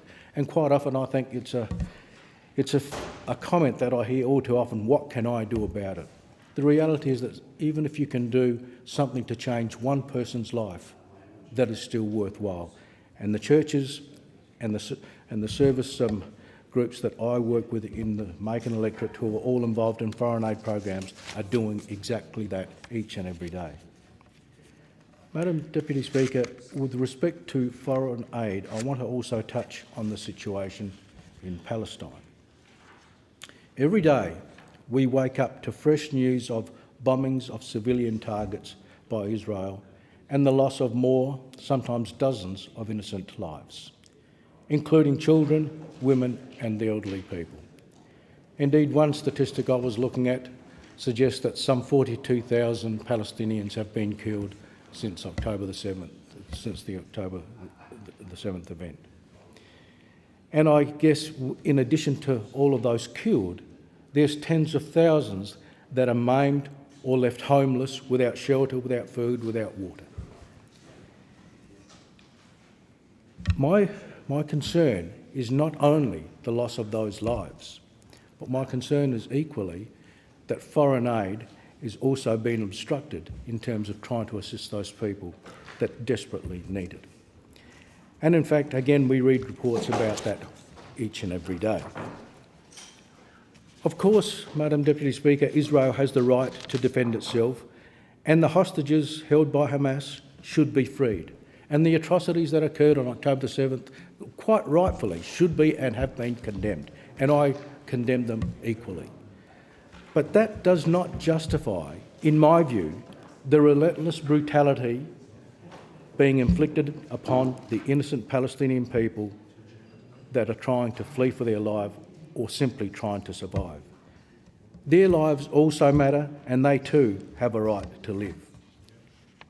The carnage is taking place whilst the world effectively looks on. And I want to quote from Judge Nawaf Salam, President of the International Court of Justice, in a comment that he made, and I quote as follows: Israel's commission of inhuman acts against the Palestinians as part of an institutionalised regime of systematic oppression and domination, and its intention to maintain that regime, are undeniably the expression of a policy that is tantamount to apartheid. This is also the conclusion reached by the United Nations Special Rapporteurs on the occupied Palestinian territory since 2007, mainstream organisations such as Amnesty International and Human Rights Watch, and renowned Israeli human rights organisations. End of quote. Madam Deputy Speaker, recently Australia voted with 158 other countries in recognising permanent sovereignty of the Palestinian people in the occupied Palestinian lands. World opinion is turning against Israel, and the calls for Israel to stop the carnage and allow the unrestricted aid to the Palestinian people are growing louder. Madam Deputy Speaker, I know that this matter has now been going on for over a year, and I do understand the complexities of it. But I also do understand that whilst people argue about terminology, whether it's apartheid, whether it's genocide, to me that's a side issue. What matters to me is the lives each and every day of innocent people being killed. And I understand amongst those that some 13,000 are children. Now, I don't know if the statistics are absolutely accurate, but I suspect they are somewhere near the mark, even if they're not. And yet that is happening whilst the world effectively looks the other way. It is time that the war, call it what you like, stopped. It is time that the killing stopped. It is time that we provide the aid that those people desperately need. The time for the grievance debate has expired. The debate is interrupted in accordance with Standing Order 192B. The debate is adjourned and the resumption of the debate will be made an order of the day for the next sitting, and I call the clerk. Government business, next order of the day, Electoral Legislation Amendment, Electoral Reform Bill 2024, resumption of debate on the second reading and the amendment moved by the member for... McKellar. McKellar. The original question was that this bill be now read a second time. To this, the honourable member for Warringah has moved as an amendment that all words after that be omitted with a view to substituting other words. The immediate question is that the amendment be agreed to, and I call the member for McKellar in continuation. Thank you, Deputy Madam Speaker. The Australian people are losing trust in the major parties, with a full third of them directing their votes outside of a major party at the last election. And it is because of conduct like this, the hoodwinking of the Australian people by rushing legislation through Parliament in the last sitting week of the year. Critical legislation, that is, that goes to the heart of our democracy, and refusing to expose it to the sunlight, to the scrutiny of an inquiry, doing a backroom deal with the other major party to entrench their own positions. It is reasons like this that the Australian people will continue to abandon them, and they are being abandoned because of conduct like this.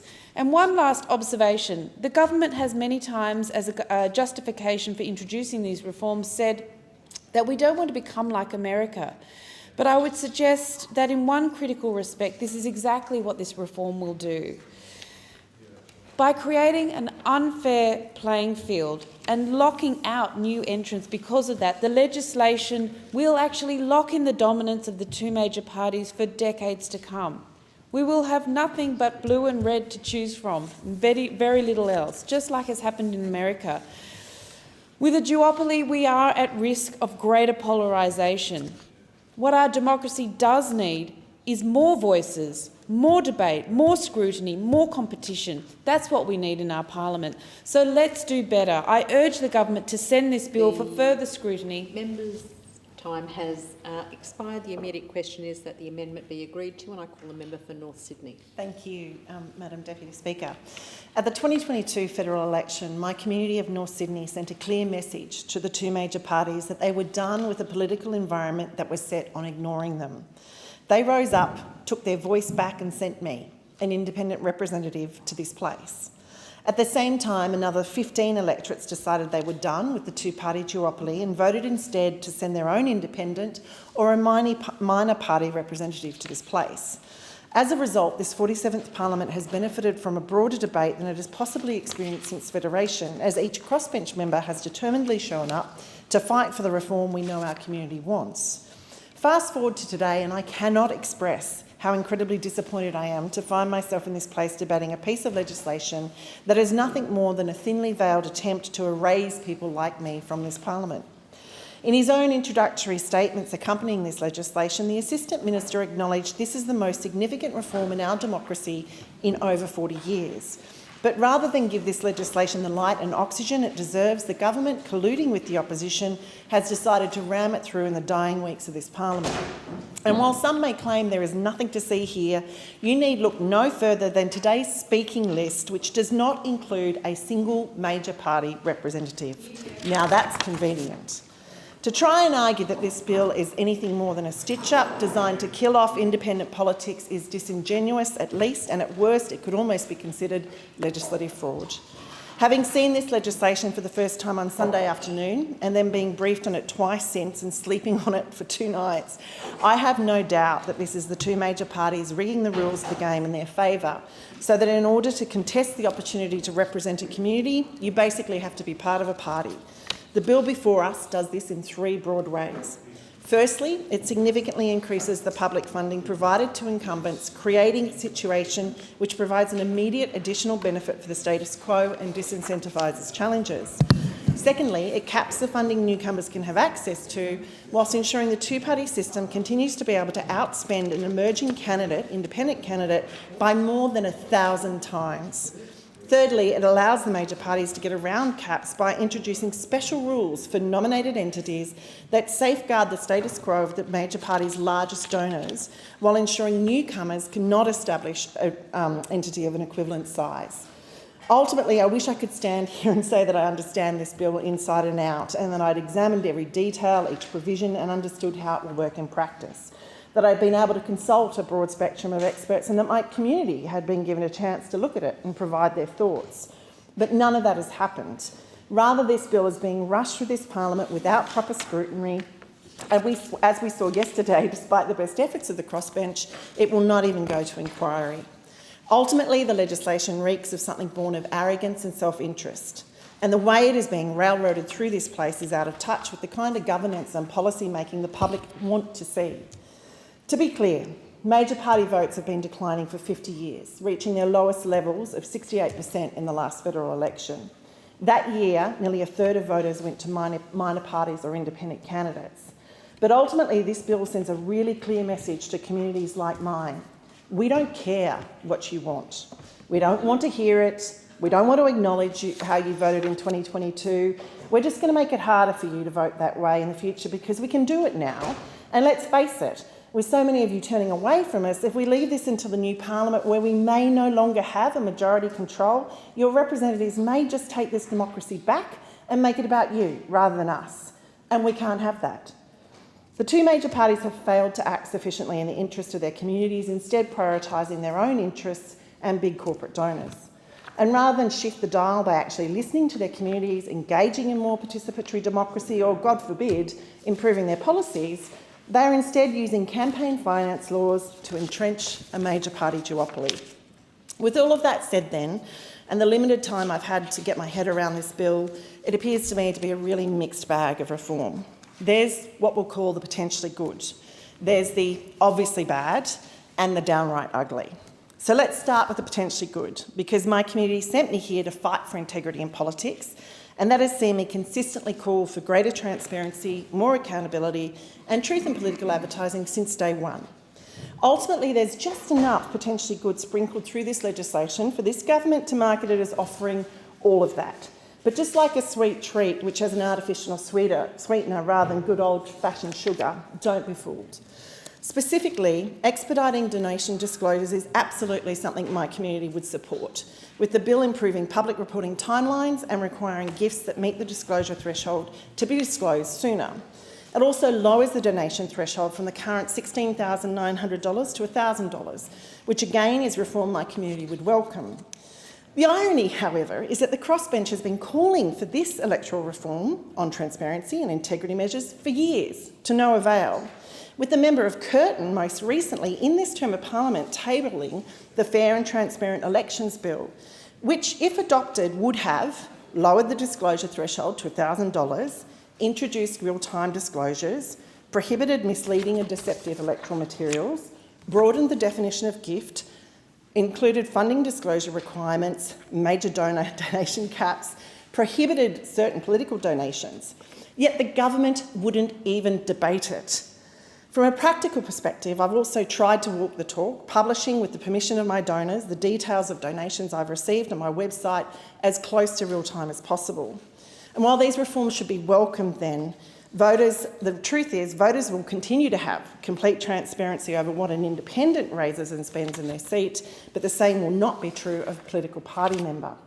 For while they will be bound to report on the spending associated with the $800,000 for their division, the additional marketing that their party can run, say a national television advertising campaign or billboards in specific locations that doesn't include their name, will not count against the individual and will instead disappear into the great unwashed budget of a $90 million spend. Ultimately, lower donation thresholds and real-time reporting could have been implemented at any point during this Parliament with the support of the crossbench. Yet the government has chosen to do a deal with the opposition rather than work with us. That just about says everything you need to know. Now let's get to the obviously bad, and that starts with spending caps. Because while this bill imposes spending caps at the divisional level, state level and federal level, as well as for Senate campaigns, these caps are riddled with loopholes that will ultimately benefit the legacy parties. The divisional cap is set at $800,000 per seat, meaning an independent candidate will only be allowed to spend up to that amount, be they an incumbent or a challenger. A party candidate, however, while in theory being subject to the same divisional spending cap, is free to have their campaign topped up with executions that are funded under a federal cap of $90 million. Now, I acknowledge a political party contesting every lower house seat and every Senate seat and committed to spending the same amount in every seat would not be able to top up every seat without breaching their $90 million federal cap. But let's be clear, that's not how political parties work. They target specific seats, concentrating their funds on a handful of seats. Under this legislation then, political parties will be able to outspend independent candidates in targeted seats many times over. Next, the bill introduces a new funding stream, innocuously called administrative funding assistance. Now, administrative funding would see every MP in the House of Reps receive $30,000 per year, whilst every senator receives $15,000 a year. In the case of an independent, that money would come directly to me. But for a party, those funds will be consolidated and the party machine would receive this funding as quarterly payments. This means the vast majority of this funding will go to the major parties based on the false premise that administrative costs increase proportionately with the number of members. They do not. Most of the costs of running a political party are fixed, and it makes no sense to presume they would increase in direct line to relation to the number of members. Insultingly, the government has intimated these provisions have been included predominantly at the behest of independents like me to cover what are some real compliance costs that come with contesting a seat. Things like a lawyer and accounting fees. When it's just you as one person, you bear wholly and solely. But looking at the detail, it seems not only will the major parties receive disproportionately larger administrative funding, but they're also able to use it on a range of expenditures, including things like conferences, seminars, meetings, or, in inverted commas, similar functions at which policies of a registered political party are discussed. So that means expenditure and equipment, including vehicles used by staff. Or fascinatingly, expenditure on interest payments on loans. Come on, give me a break. There's no way my community would support the implementation of an administrative assistance fund, no matter how it's dressed up. Moving on to nominated entities, and this is the bodies that political parties can use to make unlimited contributions to their party coffers. And this is where it gets really confusing. For while this legislation purports to be all about equalling the playing field and taking the big money out of the game, the truth is these legacy entities attached to major parties have over many years accumulated massive assets without limitations on their donation caps. As such, they are yet another coup for the major parties, as extraordinarily, and wait for it, this legislation prohibits independents from establishing a nominated entity, and due to the new donation caps, will make it almost impossible for a new party to build an entity of a similar size. And it gets even better, because while each existing registered party can have only one nominated entity, given that the major parties have multiple registered branches and each branch can have a nominated entity, you end up in a really surreal situation, which is the Australian Labor Party gets a nominated entity. But wait, the Labor Party of New South Wales branch gets a nominated entity, but there's more. The Labor Party of ACT branch gets a nominated entity. And don't forget the Liberal Party of Australia gets a nominated entity, Liberal National Party of Queensland gets a nominated entity, the National Party of Australia gets a nominated entity, the National Party of Australia, New South Wales gets a nominated entity, and it goes on and on and on.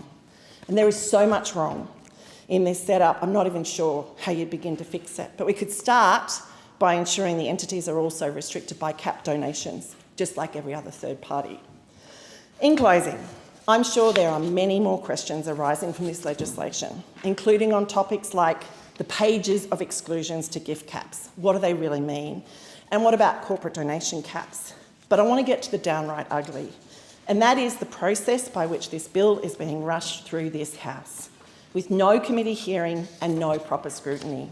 Frankly, it's disgraceful the government is using the excuse that the bill is based on high-level recommendations from the Joint Standing Committee of Electoral Matters, otherwise known as JSCAM.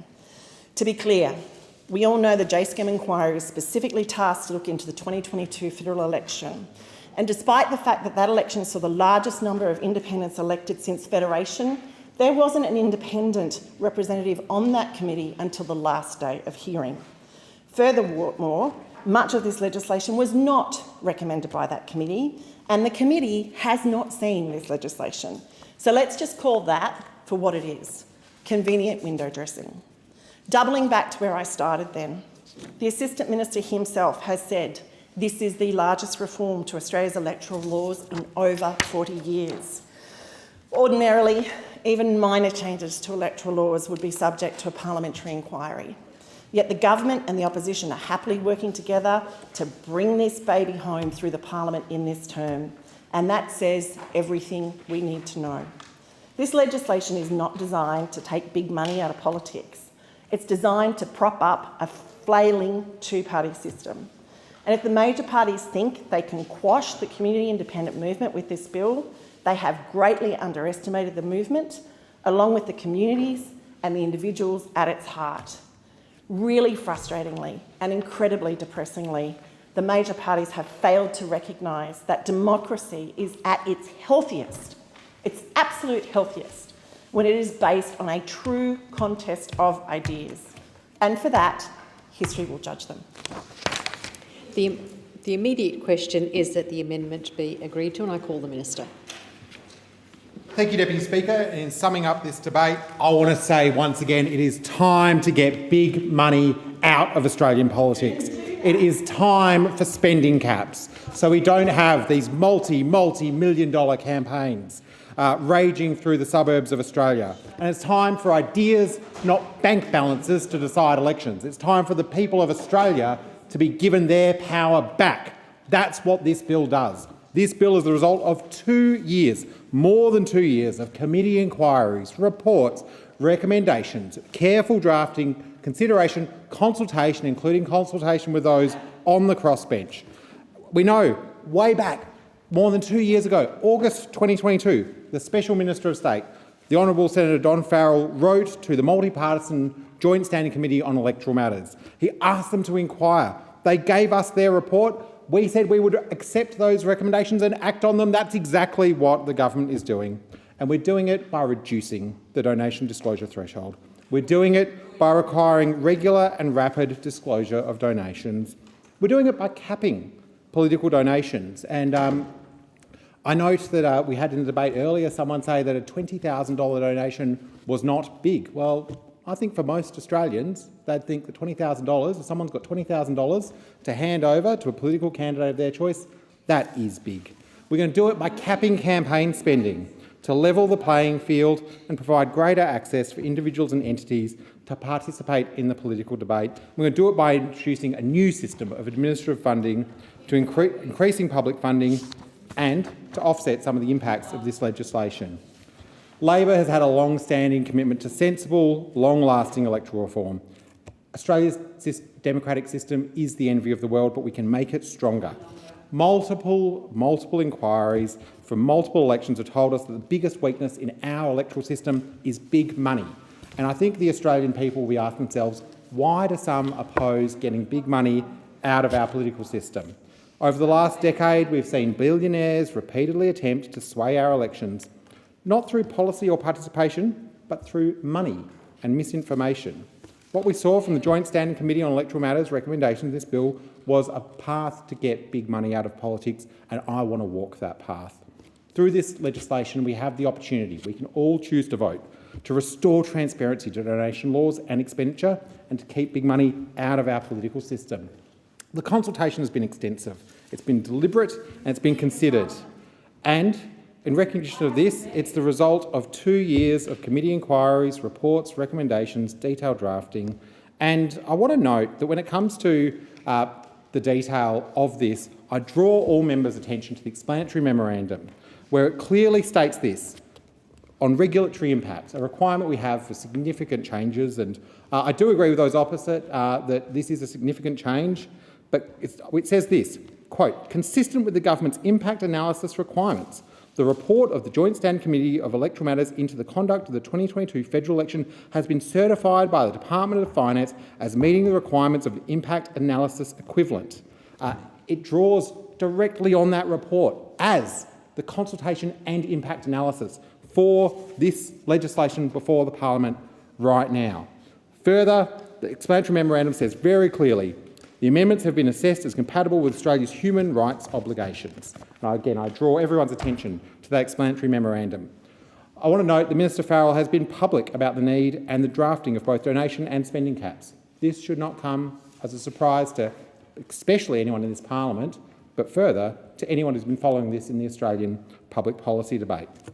If the position that we have from those on the crossbench is to not have a spending cap, that there should not be a spending cap, that is unsustainable. That is unsustainable. This bill simply implements important recommendations to establish those caps. We saw in 2022 some candidates spend over $2 million on their campaigns. I remember driving through the electorate of Curtin on a regular basis during that campaign, and you couldn't see a fence anywhere in the electorate of Curtin. They were all plastered with signs from all various parties and candidates. This bill provides greater access for individuals and entities to participate in political debate. We know that expenditure caps are already in place in several Australian state and territory jurisdictions, as well as international jurisdictions with similar democracies to Australia. I do thank members who've engaged on this bill and their contributions during the debate. I think it's important to note a few things as we go through some of what we've seen. We saw the member for Kooyong said the government's proposal to impose restrictive donation caps, while sensibly at reducing undue influence, will have significant consequences and the ability of challengers to fund competitive campaigns. That is simply opposing donation caps, and that's a legitimate policy position for people to have, but I think we should just call it for what it is. The member for Warringah said that we should require proper consideration of the consequences and the effect it will have on a major piece of electoral form. I agree with that. That's why we've had, for more than 2 years, we've had inquiries into this. We've had the Joint Standing Committee on Electoral Matters do it. We then saw, I thought, probably the best acrobatics in this debate was from the member for Melbourne, the leader of the Australian Greens Party, who said there are some good measures of what the government is proposing in many respects because they picked up measures we've been advocating for a long time. We in the Greens want big money out of politics. We've been arguing for that for years. So we saw sort of the step one model of the Australian Greens, take credit for the work of others, and then step 2, obstruct. And I think, again, the Australian people would just like to see everyone in this parliament say it is time to get big money out of Australian politics. The member for Mayo said electoral reform is critical if we are to maintain confidence in the political system. On that, while I don't agree with all of her contribution, on that I agree. And again, this gives an opportunity to do that. The member for McKellar described a $20,000 donation cap as low. That's not the view of the government. We think a $20,000 donation cap is significantly higher than what most people in the Australian public could afford to donate to a single candidate of their choice. It's a very high donation cap. We saw the member for Curtin say more transparency is a good thing, bring it on, but then say that she thinks that this bill should not proceed. We saw the member for Curtin say the transparency reform is too little too late, but apparently it's also too much. And I think what that all leads us to is that we do need to acknowledge that there are, in this bill, a number of things that do level the playing field. That was a very clear question put to the government by the member for Indi, and I want to talk about how this does, Deputy Speaker, level the playing field. It provides greater access for individuals and other entities to participate in political debate. This levels the playing field by stopping the arms race, so candidates are not outspending each other. Think about how much Josh Frydenberg spent in his contest with the now member for Kooyong, millions and millions of dollars. It will bring things down. It will lower the temperature, allow the Australian public to spend more time considering. We'll also have the restrictions on registered political parties, where they'll be bound with one set of expenditure caps for national divisions and states or territories. We'll have capped entity electoral expenditure for third parties and associated entities. Again, something that we haven't seen before in Australian politics, that will reduce the influence of third parties who are seeking to engage in Australia's democratic processes while still entitling them to the ability to do so. We had costs associated with managing affairs was raised through consultation by independent members of the parliament. That was raised during the process, was the needs to have funding for the costs associated with managing the affairs of members in complying with this. And that's why the funding applies to all elected members equally, to ensure they have financial support to comply with the regime. It also provides for a regulation-making power to provide for amounts to be paid in advance of election funding for a future election. And I want to note that when it comes to gifts and donations, every single member of the crossbench who sits as an independent can receive $20,000 from an individual donor. That donor could donate to member after member after member of the crossbench, but when it comes to candidates of registered political parties, they're bound by their party donation cap. And that, again, shows there has been significant consideration to the needs raised by those on the crossbench. We'll do things that many have agreed to throughout this debate, which is to start capturing more things, such as fundraising events, business forum events, to ensure they are counted as donations and count towards the cap. Some of the contributions didn't accurately acknowledge that, but I want to say very clearly that is what this bill does. And it also ensures that we have strong, clear measures and penalties that are targeted schemes and mechanisms that are designed to avoid those caps. Now, if I go to the amendment that's in front of us, the second reading amendment, Deputy Speaker, the government will not be supporting this amendment. Despite the repeated attempts to delay reform by members, the government is of the view that it is time for action. This legislation and the provisions held within it have been subject to multiple inquiries over multiple terms of the parliament. As the minister in the other place has made clear, no coherent argument has been made by opponents of this legislation. Way back to the initial recommendations of the Joint Standing Committee on Electoral Matters in November 2023, the minister has welcomed the views, suggestions and proposals from all members in this parliament. It is very misleading. It is incorrect, it is disappointing for anyone to indicate that these reforms are a surprise. The amendment itself contains a number of inaccuracies with no evidence or basis. I also note that my calculations of the impacts of the request in Part B is that they want the member wants every candidate when they nominate to receive administrative funding. At the last election for the House of Representatives, there were 1,203 people who nominated. Now, if under this proposal we were to give $30,000 on nomination to each of those candidates, my calculations are that's $36 million before a single vote has been cast. Now, if members have suggestions for improvements or amendments to the legislation, then put those forward. But let's debate the legislation. Let's not kick this off. It is time to get big money out of Australian politics. What I want is what I think most Australians want. What the government wants is what most Australians want too. That is what this bill delivers, to get the influence of big money out of politics, to make sure that our electoral system remains a system we can all trust. Trust that election results are not unfairly skewed by big money. Trust that elections are a contest of ideas, not a contest of bank balances. Trust that we know who is funding election campaigns with more information about who is providing that money on and before election day. Australia has an electoral system that is the envy of the world. This bill will enhance and strengthen our elections and Australia's representative democracy. I really do close by thanking again the members of the Joint Standing Committee on Electoral Matters for their recommendations. We've adopted it as the impact analysis compliance for this explanatory memorandum. I thank the committee chair, the member for Jagga Jagga, Kate Thwaites, for her dedicated work. And I thank the Special Minister of State, Senator the Honourable Don Farrell, and his team for delivering this bill. And I also thank all of those who've worked on it from the Department of Finance and those who've given advice through the Electoral Commission and elsewhere. I commend this bill. The original question was that this bill be now read a second time. To this, the honourable member for Warringah has moved as an amendment that all words after that be omitted with a view to substituting other words. The immediate question is that the amendment be agreed to. All those of that opinion say aye. To the contrary, no. No. I think the noes have it. As it is necessary to resolve this question to enable further questions to be considered in relation to this bill, in accordance with Standing Order 195, the bill will be returned to the House for further consideration.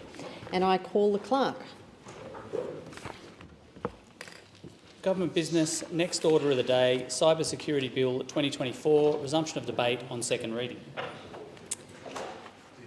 Before the debate is resumed on this bill, I advise the Federation Chamber that in the House it has been agreed that a general debate be allowed covering this bill, the Intelligence Services and Other Legislation Amendment Cyber Security Bill 2024 and the Security of Critical Infrastructure and Other Legislation Amendment Enhanced Response and Prevention Bill 2024. The question is that this bill be now read a second time, and I call the Minister. Thank you, Deputy Speaker. Well, I'm very pleased to have the opportunity to speak on this bill here today.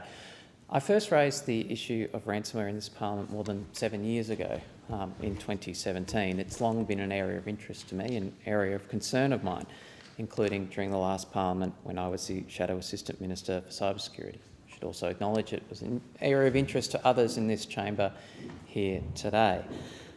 In that term, I introduced a private members bill dealing with these issues, the Ransomware Payments Bill 2021, which would have formed a policy foundation for a coordinated government response to the threat of ransomware. And as Assistant Minister for Foreign Affairs, I've been pleased to work with the then Cybersecurity Minister, the member for Hotham, on the international chapter of the 2023 to 2030 cybersecurity strategy that was launched in November of last year. This recognised that the evolving challenges of cyberspace required us to work with our international partners to uphold international law and norms of responsible state behaviour in cyberspace and to impose costs on bad actors that make cyberspace less safe and less secure. The strategy sets out how we will improve cybersecurity, manage cyber risks and better support Australians and Australian businesses in cyberspace. This includes reinforcing our cyber defences, strengthening our resilience or our ability to bounce back from cyber incidents, as well as deterring and responding to malicious actors and working closely with international partners, reducing the returns to bad actors from targeting Australia with cybercrime, increasing the costs to them of targeting our businesses. And this bill delivers on measures promised by our government in that strategy. It takes necessary steps to ensure that Australians and Australian businesses can enjoy the full benefit of the internet while keeping us safe. There's an urgent need for this bill. The previous government did little to address these threats, and when I introduced the private members bill on ransomware from opposition, the Australian Cyber Security Centre had identified ransomware as the highest cyber threat facing Australian business, but the current leader of the opposition, the previous Home Affairs Minister and Defence Minister, had never even used the word ransomware in Parliament. Last year, ransomware was still the most destructive cybercrime threat to Australians, causing up to $3 billion in damages to the Australian economy.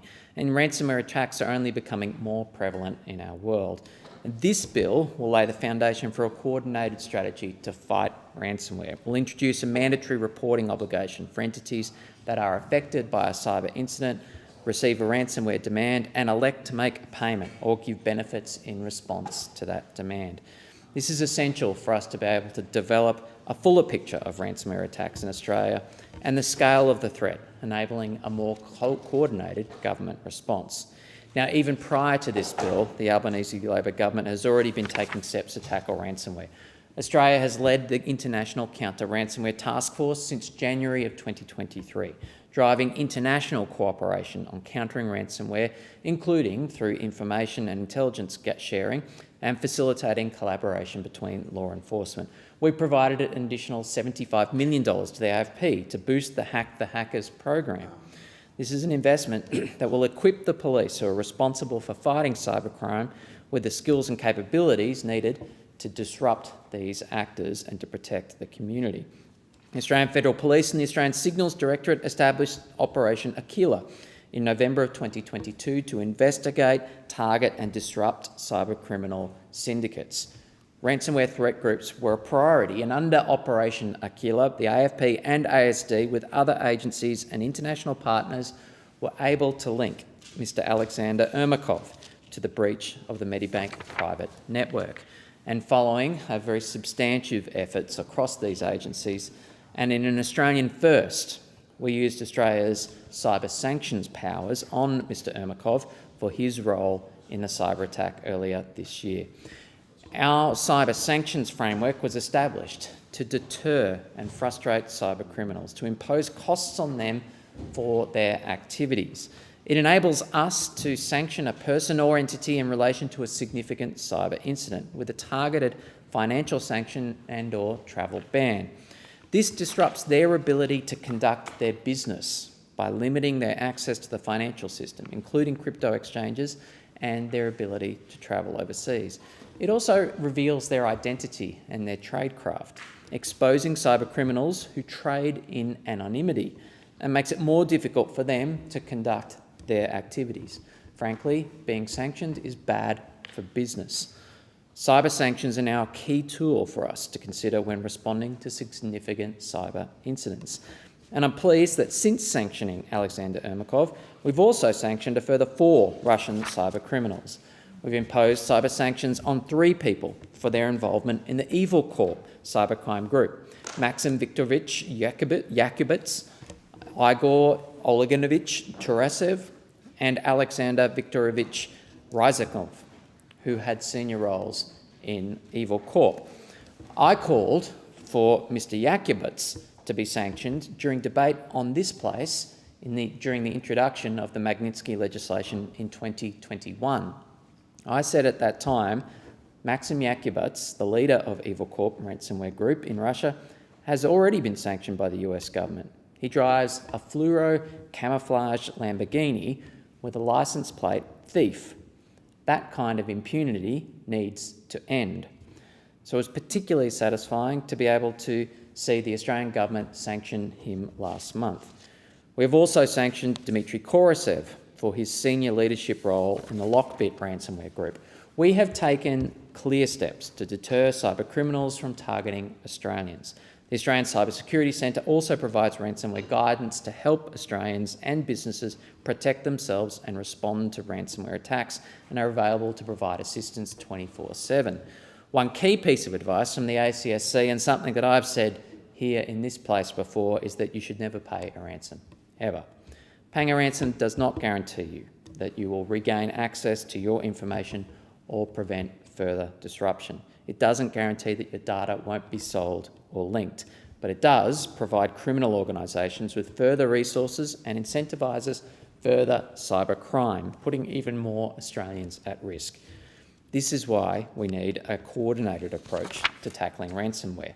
We need a whole-of-nation effort to improve the government's threat picture, to inform additional protections, current incident response procedures and future policy. That is what this bill does. It will not completely solve the ransomware issue. There are no silver bullets here, but it is a critical step. We understand that cybersecurity incidents can be sensitive issues.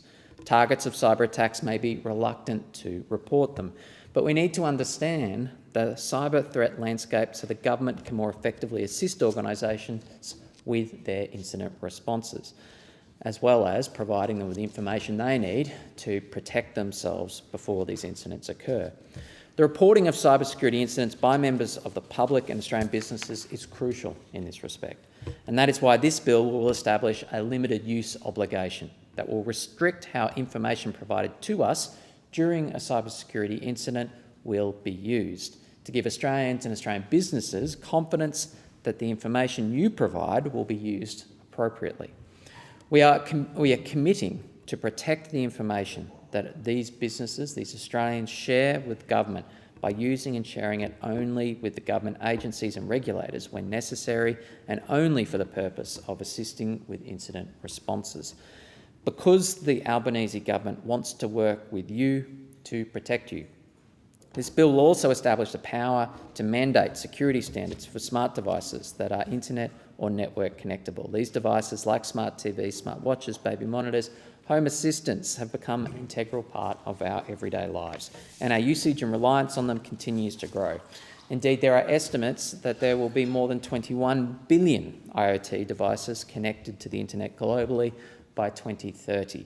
We want Australians to be confident in the safety of the digital products that they buy, but at the moment there aren't any mandated cyber safety standards applied to IoT products.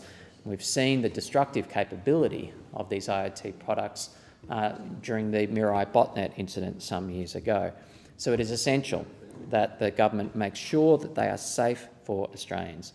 Australian households and businesses are bearing the financial costs and negative societal effects of persistent and preventable cyber security incidents. We want to build trust in digital products so that we can live in a country where safe digital products are the norm, and that's what this bill will help to build. The establishment of a cyber incident review board to conduct post-incident reviews of significant cybersecurity incidents will help ensure Australia is well placed to better prevent, detect and respond to incidents in the future. And that mechanism will assess what happened in cybersecurity incidents of national importance. It will improve public understanding about what occurred. And by doing so, it should encourage the rest of the community to learn from the incident and uplift all of our cyber capabilities together, improving our national cyber resilience. Now, building cyber resilience is a shared global challenge. Australia's security and prosperity are linked to our region, so our efforts do not end at our national borders.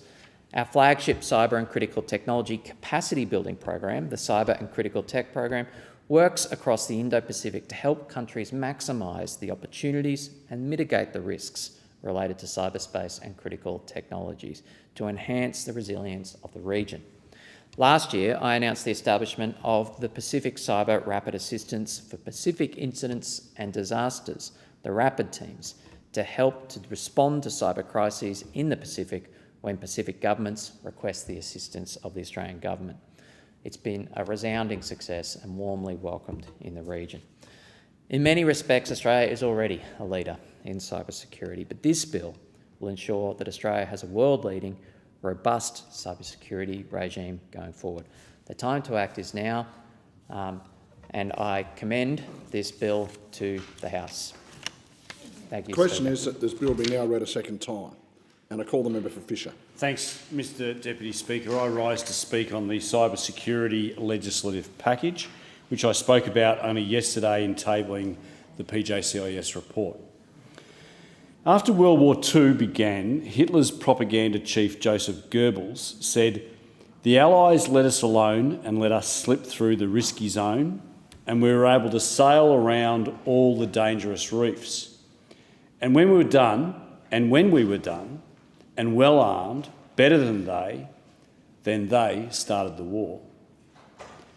Today, stretching from the Baltic Sea to the Korean Peninsula, once again a dark alliance of great powers has festered, working for many years to dismantle the global rules-based order and with it, Australia's democracy. Foreign interference corrodes our democracy, sovereignty, economy and community, as Mike Burgess, the Director-General of Security, put it so well in his annual threat assessment in February. As Deputy Chair of the Parliamentary Joint Committee on Intelligence and Security, I know how deeply our competitors seek to embed themselves in our democracy. And one of their greatest tools is the mobilisation of cyber capabilities. Australian families and businesses know how dangerous a cyber incident can be. We all remember the Cambridge Analytica incident. From January to June 2024 alone, the Office of the Australian Information Commissioner saw 527 more notifications of cyber breaches impacting thousands of Australians. A third of these were what we call phishing attempts. A quarter were ransomware attacks, and a fifth of these were brute force hacking or malware attacks. While most incidents don't make the front page news, Australians will recall a number of recent incidents. We saw the Medibank and AHM cyber incidents, which resulted in Australians' sensitive health and identifying information being leaked.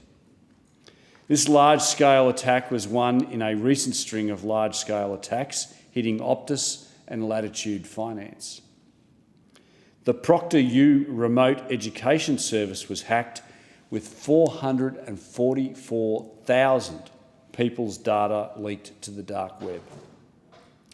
The Australian National University in 2018 fell victim to a sophisticated attack which impacted thousands of students, accessing data that was nearly 20 years old. In 2019, our very own Parliament was hacked. Then Head of the Australian Signals Directorate, or ASD, Mike Burgess, confirmed that cybercriminals using phishing methods sought to gain entry into the government's network, admitting that a small amount of data was taken. Thank God for Parliament's cybersecurity unit, no sensitive data was accessed. Australians from all walks of life know that cyber insecurity puts lives and livelihoods at risk.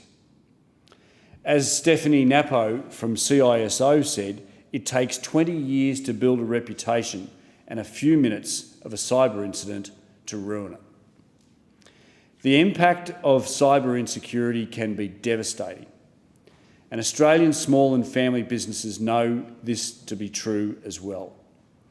As former US Homeland Security Counsellor Ted Schlein said, there are only two different types of companies in the world: those that have been breached and know it, and those that have been breached and don't know it. Sole proprietors and subcontractors, family restaurants and vendors, digital agencies and doctors' clinics all have access to sensitive financial, personal and legal data. And data is the treasure which digital pirates seek to loot. Mr Deputy Speaker, at this point I want to acknowledge the great work of an organisation called ID Care, which is based in my electorate.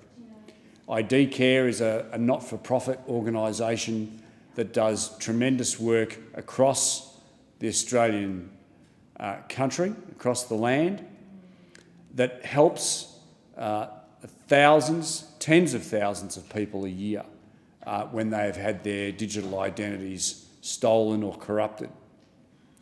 And I want to send a shout out to Dave Lacey and his team at ID Care and encourage people that if they have been hacked, if their data has been stolen, if their identity has been stolen, don't waste any time. Get on the phone to ID Care and get some help as soon as you possibly can. Now, Mr Deputy Speaker, this legislation is so very important.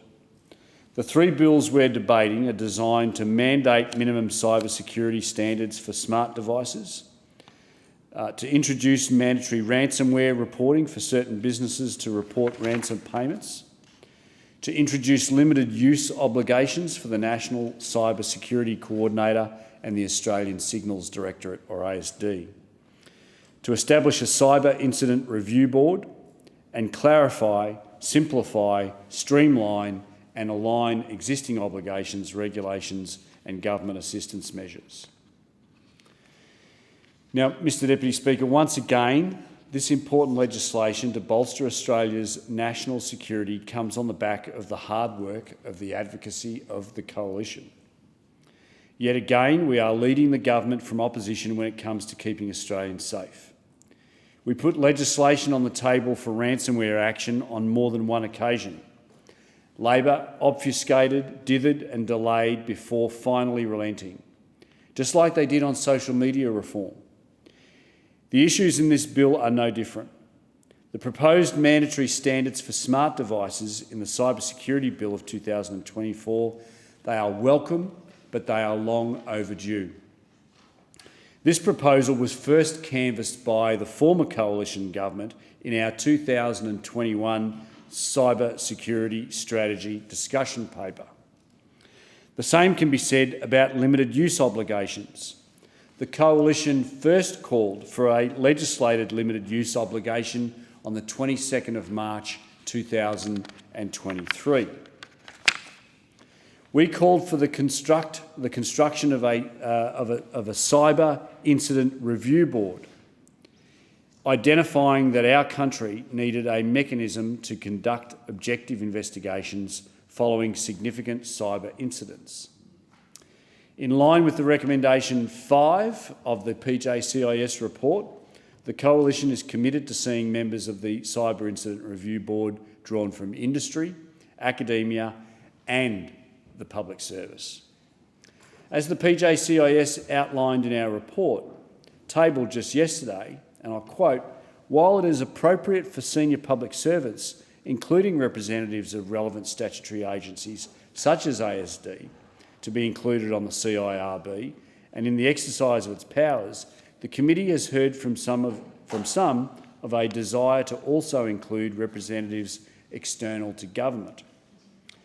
Alongside the remainder of the 13 recommendations of the PJCIS, Coalition members expect that the government will take action accordingly to address our concerns and the concerns raised by small businesses and Australia's higher education sector. It is action that Australians and their businesses expect on matters so important as these.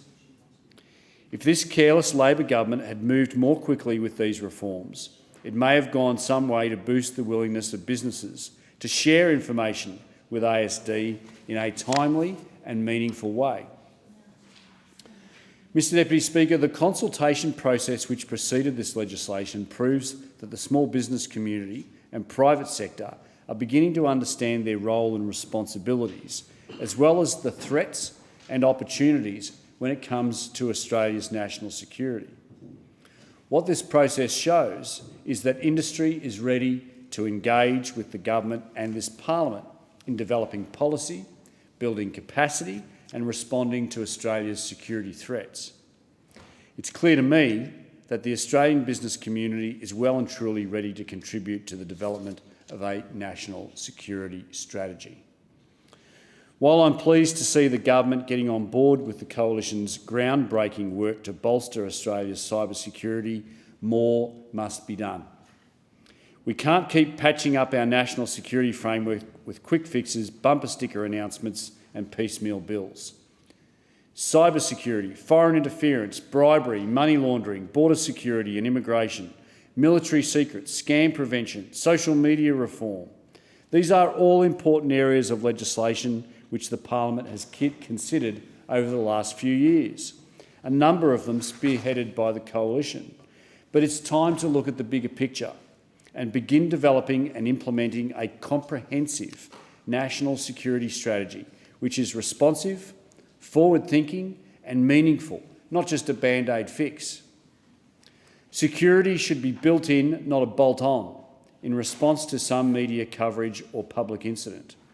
It's time for an integrated strategy that would engage Australian industry, academia, the community and all governments in developing a comprehensive plan to bolster Australia's self-reliance, its sovereignty and its security. Our AUKUS partners have implemented their own national security strategies, while our government has cut back on border security, crippled the space and defence industry and dithered and delayed on cyber security. Once again, I want to pay tribute to the late, great Jim Molan, AO, DSC, former Senator and former Major General, whose fierce advocacy for a grand national security strategy continues to inspire so many, including myself. We can talk all we want about a defence strategy, a defence industry plan, a cyber security strategy or a ransomware action plan, but to what end?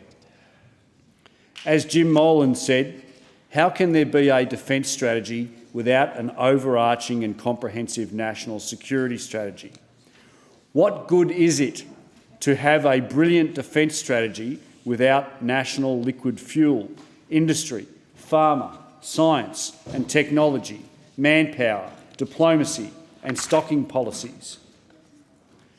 We learned during COVID that Australia is behind the 8 ball when it comes to global supply of essential goods and services.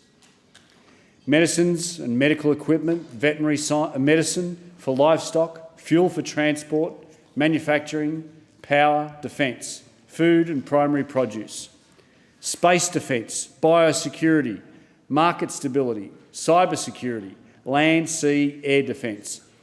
All of these are important components to Australia's integrated national security.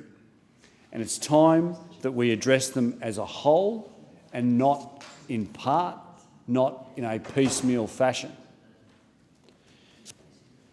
Mr Deputy Speaker, I would like to take this opportunity to commend the PJCIS, my colleagues. I have served on many committees in this place. I've chaired many of them, I've deputy chaired many of them, and I can honestly say that the PJCIS has the highest workload of any committee that I have ever served on. It is not unusual for the PJCIS to be working on 14 inquiries at any one point in time.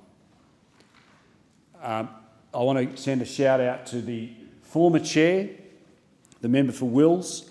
I said this yesterday, I'll say it again. The member for Wills is a good man who believes in the importance of the security of this nation. I think the member for Wills has been through a rough trot in recent times, and I wish him the best in his new role. And I want to also give a shout out to the new chair, Senator Raf Ciccone, who has also already demonstrated a terrific grasp on the issues that we deal with in this committee. And I look forward to working with him, as I do with all members on the committee. The PJCIS is too important a committee to get bogged down in petty politics. There is no greater obligation on any member who serves in this place than to keep Australians safe. And the PJCIS is really at the tip of that spear in keeping and ensuring that our security and intelligence agencies do what they say they're going to do and they act in accordance with the law. And I'm very proud to be a part of it. I thank Australian industry for their ongoing vigilance when it comes to cyber security, although there's much more work to be done. And I call on this government to take seriously its responsibility to protect Australians and secure our future. It's well over time to introduce a comprehensive, integrated national security strategy. Now, let's just get it done. The question is that this bill be now read a second time. I call the member for Parramatta. Thank you, Deputy Speaker. In July this year, I was given the honour of being appointed as the Special Envoy for Cyber Security and Digital Resilience by the Prime Minister. And in this role, I've had the opportunity to speak with dozens of stakeholders, from micro-tech startups to multinational corporations, from sole operators to ASX 200 companies, from individual victims of cybercrime to international government counterparts. And what I've learnt in these discussions is that cybersecurity is a critical issue that needs to be addressed at different scales, with different groups and at different levels of technicality. Unlike other national security issues, the uplift of Australia's cybersecurity is a team sport. It cannot be done by government alone. It requires an interconnected and engaged group of stakeholders from across public and private sectors working together towards the common goal of ensuring that Australian citizens and businesses can live, work and learn safely and securely online. The legislative reforms that we're debating today take some key steps towards a digitally secure and safe future. It's another significant reform that this government is bringing forward to unlock the gains that the digital economy can provide for all Australians.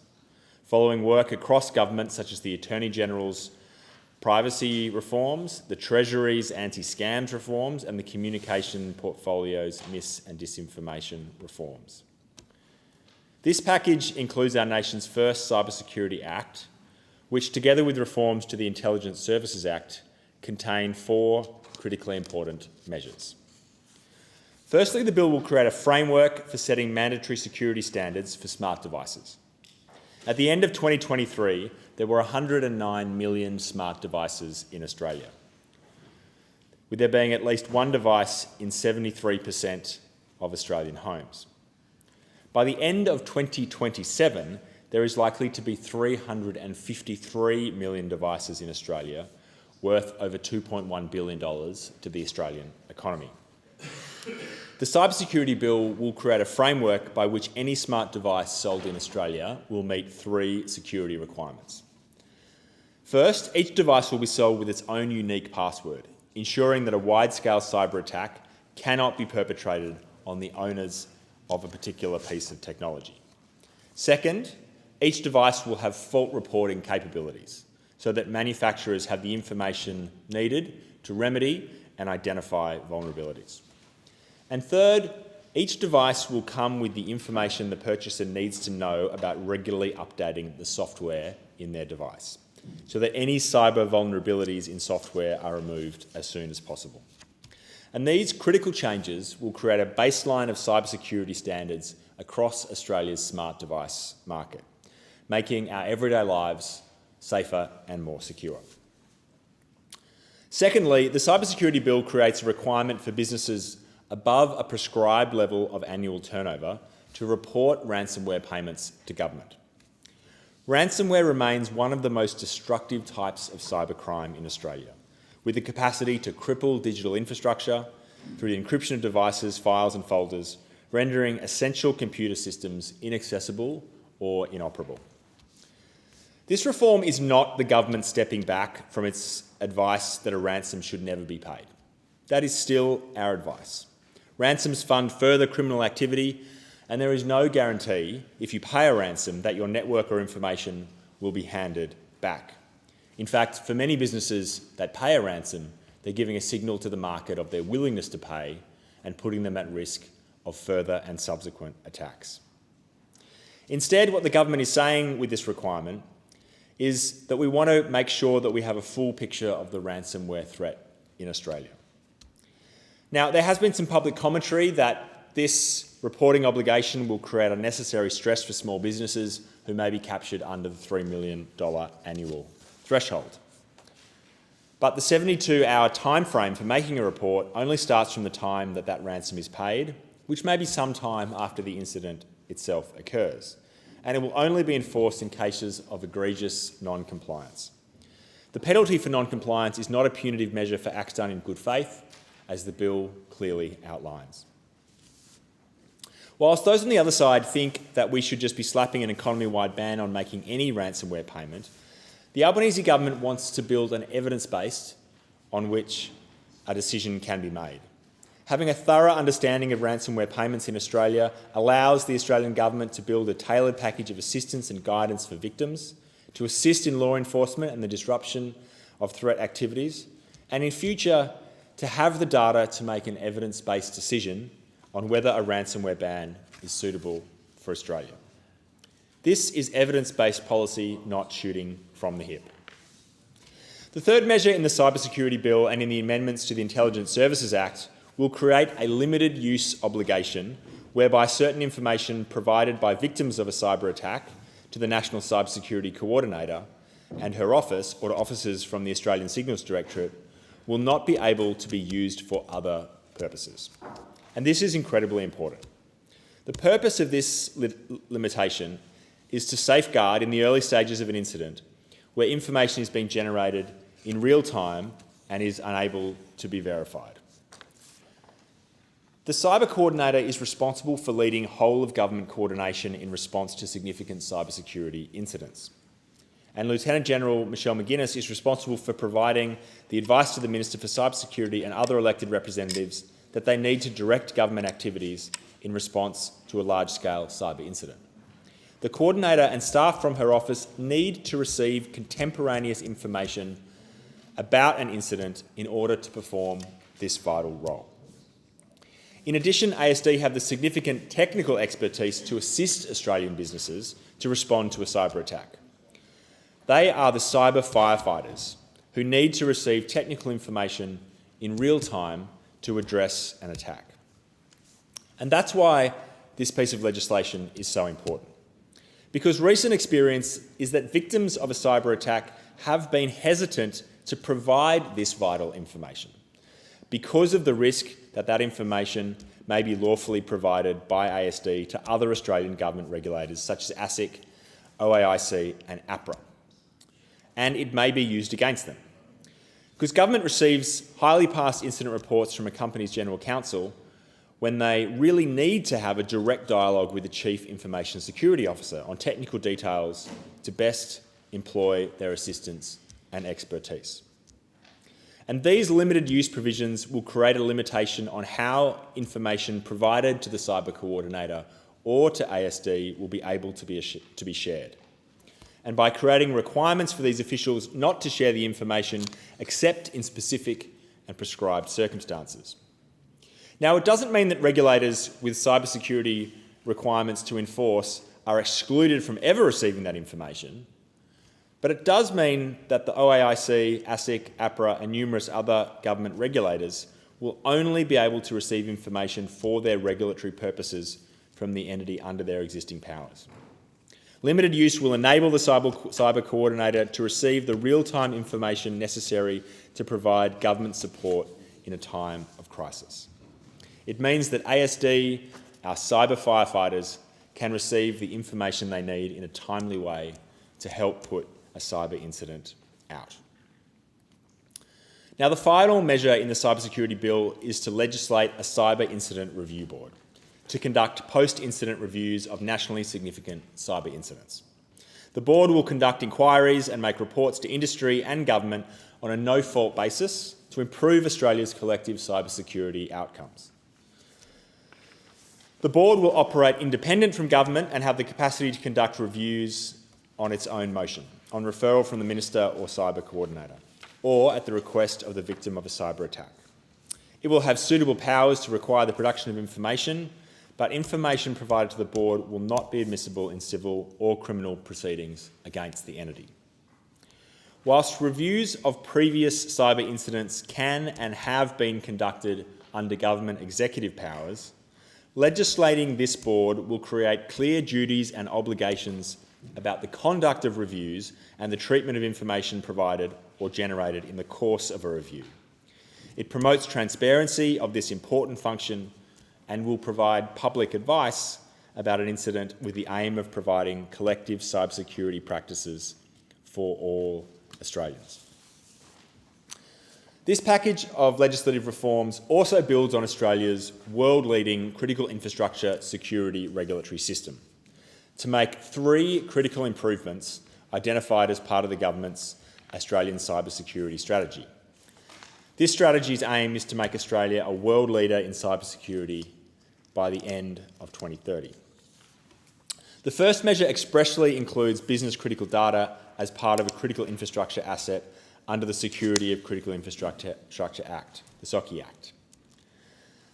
As the customers and clients of Optus, Medibank, Latitude Financial, amongst numerous others, are now all too aware, the security of information that our critical infrastructure organisations collect and store to operate in our economy is just as important as keeping the lights on. It is just as important for the security requirements under the SOCI Act to apply in respect of business critical data that our critical infrastructure assets hold to conduct their businesses, not just in relation to the goods and services that they provide. Let's take the water services sector as an example. The current SOCI Act applies to critical water assets, a water or sewage system delivering services to at least 100,000 connections. Requirements have been applied to critical water assets under the SOCI Act to ensure that the physical, personnel, cyber and information risks associated with these assets are managed appropriately. What this amendment will do is ensure that business critical data that a critical water asset operator holds to provide water and sewage services, whether it be sensitive operational plans or customer information, is captured as part of these requirements. And when we're talking about better securing digital data, we're talking about meeting and hopefully exceeding cybersecurity requirements. Deputy Speaker, this bill also makes important reforms to clarify the security regulation of critical telecommunication assets, some of the most important assets to the way we live, learn and work online. The previous government did not sort through the patchwork of legislative requirements under SOCI and the Telecommunications Act, which resulted in recommendations from the Parliamentary Joint Committee on Intelligence and Security directing government to do this. Their failure to act has created unnecessary ambiguity for industry and has limited the ability to ensure compliance. What the Albanese government is doing after conducting a thorough and inclusive co-design process with industry and customer advocates is creating a clear path forward to ensure our telecommunications networks remain secure without regulatory duplication and with clearly articulated security requirements for our telcos and carriage service providers. Finally, Deputy Speaker, the SOCI Act reforms also expand the scope of some, but not all, of the powers known as the government assistance measures. As currently enacted, those powers enable the government to work with industry to respond directly to a serious cybersecurity incident. What recent cybersecurity incidents have taught us is that government assistance to industry, not just necessary to respond to an incident, assistance is also required to manage the consequences coming from an incident. Cyber vulnerabilities can often be detected and removed quickly, but the impacts of unauthorised access to systems and data may need to be managed for some time afterwards. What I've heard from consultations with cybersecurity professionals, from data centre providers and from government officials is that a cybersecurity incident of significant national impact to Australia is not just probable, it's inevitable. The United States had the Colonial Pipeline incident in 2021, creating large-scale petrol shortages on the East Coast over 6 days, creating significant economic, social and personal impact. Over half of the UK's National Health Service was brought to its knees in the 2017 WannaCry ransomware attack, where patient records could not be accessed for several days, resulting in delayed surgeries and ward closures. Ukraine has experienced wave after wave of cyber attacks, switching off its power grid in the middle of the 2017 winter, leaving thousands of Ukrainians in the cold, as well as a number of subsequent attacks associated with its war with Russia. Australia is not immune from these types of attacks and incidents in the future. In fact, we've already had large-scale data spills, such as Optus and Medibank Private, that have significant impact on Australians. And while none of those incidents have created a significant widespread economic and social impacts that have been experienced elsewhere, and I want to make sure the Australian government can ably assist our critical infrastructure to respond to an incident of this scale, whether it be to stop the incident from occurring or to make sure that the consequences of the incident can be managed appropriately. This is a package of key reforms necessary to support the continued uplift of Australia's collective cybersecurity. I want Australian citizens and businesses to be best placed to take every opportunity in the digital economy, something that cannot occur without being safe and secure online, and I commend these bills to the Chamber. The question is that the bill be now read a second time, and I call the member for Riverina. Thank you, Deputy Speaker. If ever we had cause for alarm over cyber security, it was just the other day, 5 November in fact, when The Guardian published an article headed, "Is your air fryer spying on you? Concerns over excessive surveillance in smart devices." And the article, penned by UK technology editor Robert Booth, told how air fryers that gather your personal data and audio speakers stuffed with trackers are among examples of smart devices engaged in excessive surveillance, according to the consumer group Which. The organisation, according to this article, tested 3 air fryers, increasingly a staple of British kitchens, each of which requested permission to record audio on the user's phone through a connected app. And the piece went on. Smart air fryers allow cooks to schedule their meal to start cooking before they get home. In this day and age of limited time and people very busy in their lives, it's a great idea. It's smart. It's using technology to meet your busy schedules. Not all air fryers, The Guardian said, have such functionality, but those that do often use an app installed on a smartphone. Now, Which found the app provided by the company Jimmy, connected to trackers for Facebook and a TikTok ad network. And I'll just digress a little. We've been told of the dangers of using TikTok, and any member of Parliament who does use TikTok, I appreciate it's a way of getting through to the younger generation, but it is a folly, absolutely. Your information will be collected and will be sent where you don't need it or want it to. But anyway, the Jimmy fryer and another by AUSParliamentLive sent people's personal data to servers in China, although this was flagged in the privacy notice the consumer testing body found. I would defy, Speaker, too many people who actually read the fine print. And if you are like me, once you get a device, you open the packaging, and as many blokes do, the last thing they ever look at is the instructions of how to put it together. They just put it together as best they can, plug it in the wall and hope that it works.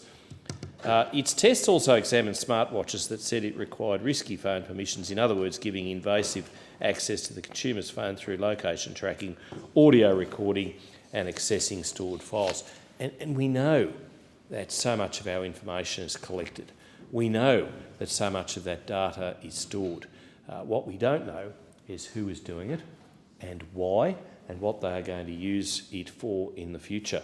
And I will recall when I was second in charge of the National Security Committee, some of the hacks that came across, and I'm not giving away state secrets, but some of the hacks that came across the table, and indeed very sophisticated players from certain very large countries were able to infiltrate local councils, large and small, businesses, large and small, in Australia.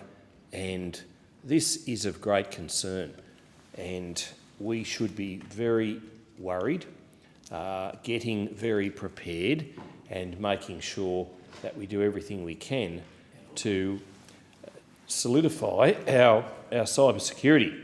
In this day and age, the hackers, those players who would otherwise part our money and us, are getting better at what they do. And being able to track you and being able to follow everything that you do online and now through our cooking is indeed a worry. Now, in a response to which, The company said respecting user privacy was among its core values and it adhered to UK data protection laws. Ha! Yeah, right. And it claimed it didn't sell any personal information to third parties, but, you know, it just beggars belief that why would a company need to store data on an air fryer? Maybe to find out whether you're frying chips or vegetables or what perhaps you're doing, what perhaps you're cooking. Yeah, no, I'm you know, you can't be that gullible, and we can't be having these sorts of devices. If you've got one of those, you're being tracked. And we know that, and we appreciate that, and people should do everything they can to ensure that they are not scammed. I have to say, I had the member for Whitlam, the minister responsible for scams, do a forum in my electorate, and it was a very good thing. A lot of older people attended that. They sometimes are all too often overrepresented in the statistics of those people who have had money taken through nefarious ways and means, and I was appreciative of the minister for coming to Wagga Wagga to share his views and what the government was doing. The government can always do more. I appreciate that. Never before in history has cyber security been so important. And wherever you are and whatever you're doing, you're likely to be using in the vicinity of a smart device with connectivity, or in the vicinity of a smart device with connectivity to the internet. It's not just computers and smartphones. We have smart TVs, smart fridges, smart lights, smart cameras, and so much very more. Indeed, a growing number of devices in homes are connected to the internet, including camera-enabled doorbells and, as I mentioned, smart TVs. It's remarkable progress. Who thought that 20 years ago our technology would become as prevalent and perhaps as invasive as it is today? And indeed, iPhones really only go back to 2008. We remember the bricks that some business people used to carry around that used to be mobile phone technology. And, you know, you may all be familiar with Apple's Siri, Amazon's Alexa and Google Assistant. Always listening in case you ever have a question to ask. And if you talk about a product or a topic, only to see advertisements then popping up on your internet feed, as though somebody, somewhere, somehow, some way was listening in. Well, of course they are. We know that. We know that for a fact. Every time you use something connected to the internet, your data is being collected, it's being tracked, and it's being used. And it's not always by people you should or could trust. Sometimes for good, to improve efficiency and the relevance of search results. Yes, that's correct.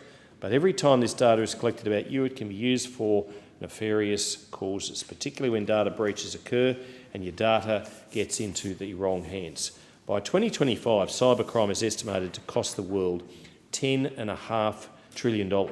In Australia, as of 2021, the University of New South Wales estimates cybercrime costs $42 billion. That's $42,000 million to the Australian economy. That's almost equivalent to expenditure in many portfolios, many portfolios, including defence. This is deeply concerning. It's cause for urgent action. And that is why the Coalition does support the policy intent of this package of bills. I note these bills will give the Minister for Home Affairs the power to make mandatory security standards for smart devices. And this is important, this is vital.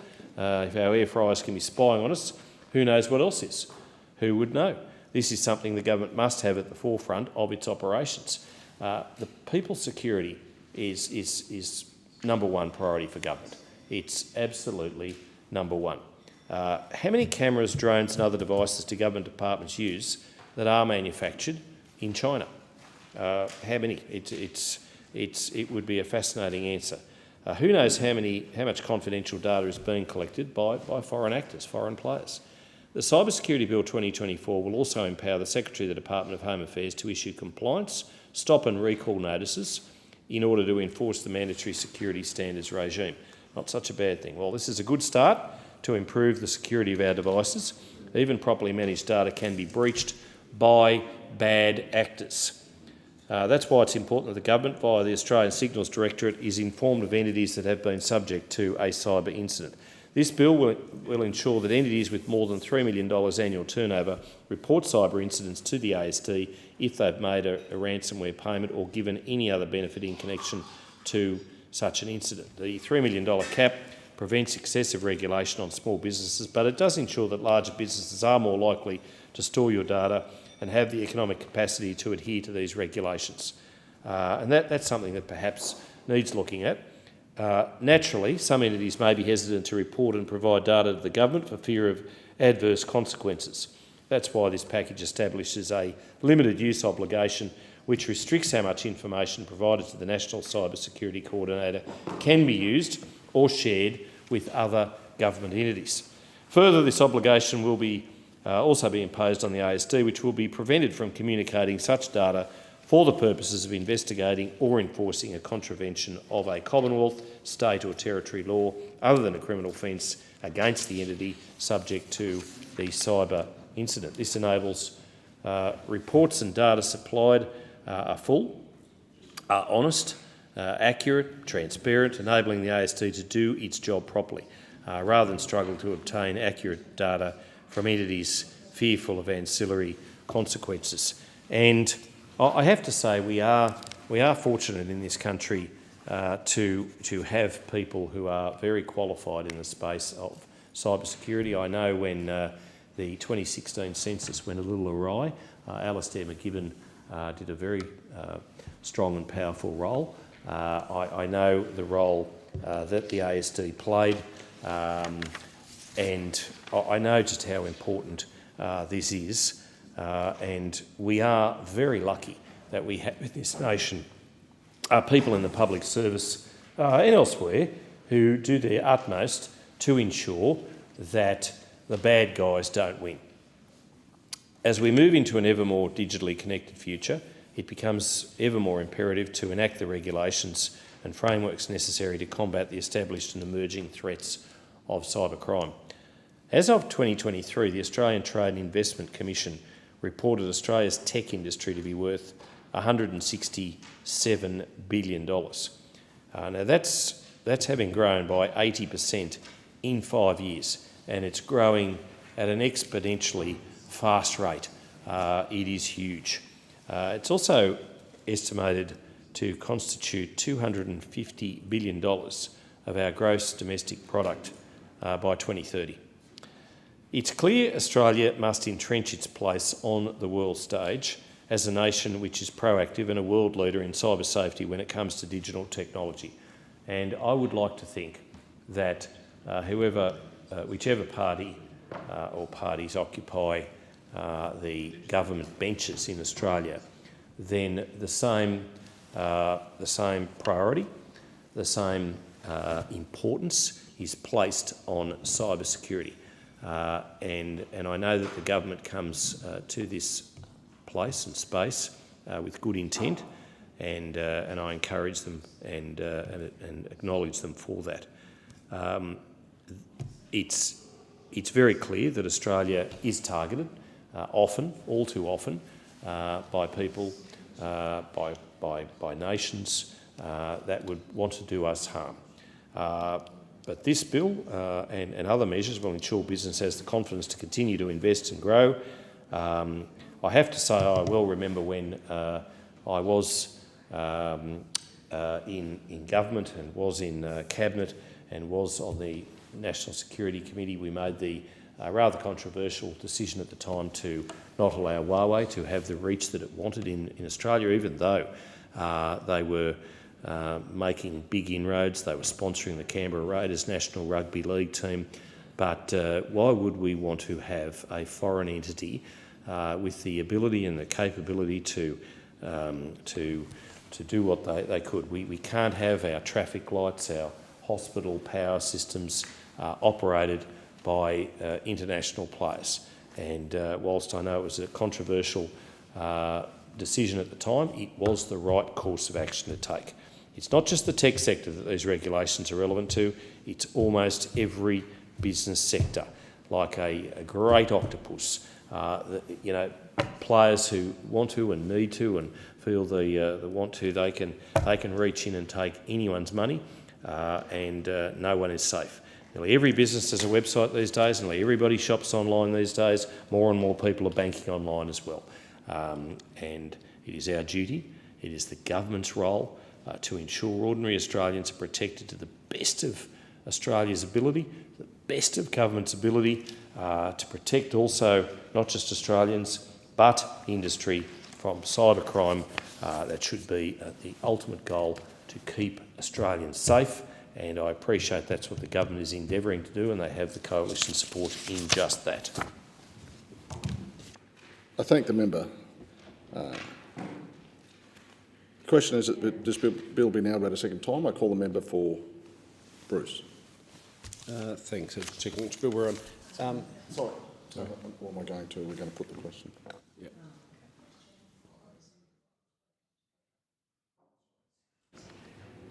We'll put the question. All those in favour say aye. Against? The ayes have it. I call the clerk.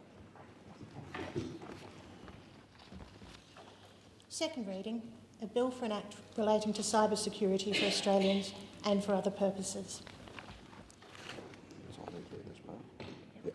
A message has been received from Her Excellency the Governor-General recommending, in accordance with Section 56 of the Constitution, an appropriation for the purposes of this bill. The Federation Chamber will now consider this bill in detail. I understand it is a wish of the Federation Chamber to take the bill as a whole. The question is that the bill be agreed to. All those in favour say aye. Against? No. The ayes, the ayes have it. Okay. Thanks, Deputy Speaker. I present a supplementary explanatory memorandum and a correction to the explanatory memorandum to the bill. And I ask leave of the Federation Chamber to move government amendments 1 to 4 as circulated together. Is leave granted? Is leave granted? Yes, leave granted, sir. Leave is granted. Thanks, Deputy Speaker. This is the first bill in the cyber security legislative package, alongside the Intelligence Services and Other Legislation Amendment, Cyber Security Bill, and the Security of Critical Infrastructure and Other Legislation Amendment, Enhanced Response and Prevention Bill. This package will collectively strengthen our national cyber defences and build cyber resilience across the Australian economy. On the 9th of October, Minister Burke referred the package to the Parliamentary Joint Committee on Intelligence and Security.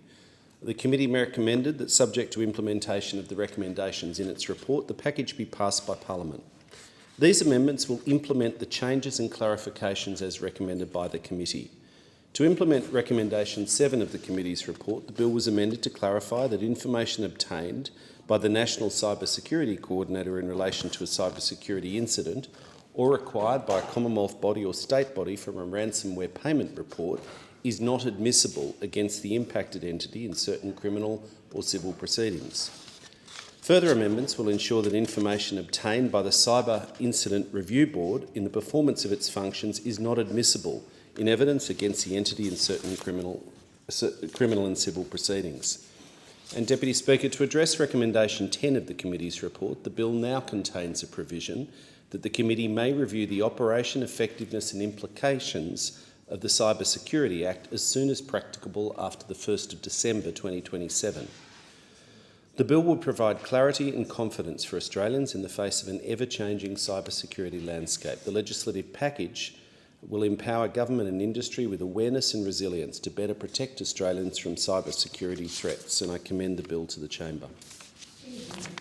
The question is that the amendments be agreed to. All those in favour? Aye. Against? The ayes have it. The question is that this bill as amended be agreed to. All those in favour say aye. Aye. Against? The ayes have it. This bill as amended has been agreed to. The question now is that this bill be reported to the House with amendments. All those in favour say aye. Aye. Against? The ayes have it. I'll call the clerk. Government business, next order of the day. Intelligence Services and Other Legislation Amendment, Cyber Security Bill 2024, resumption of debate on the second reading. The question is that this bill be now read a second time. And I call the member for Bruce, or assistant. No, I think you could have put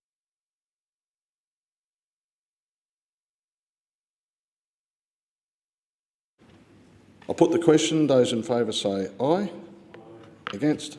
The ayes have it. Okay. I call the clerk.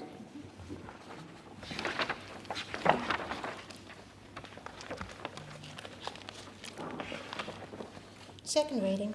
A bill for an act to amend the Intelligence Services Act 2001 and to deal with consequential matters arising from the enactment of the Cyber Security Act 2004 and for related purposes.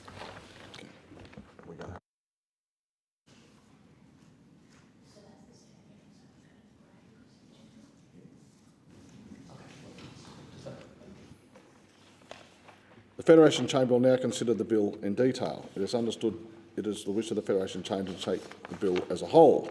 The question is that the bill be agreed to. Oh, sorry. All those in favour? Yeah. They don't need to know. Questions? Sorry, the bill be agreed to? Yes? Sorry, yes. Go.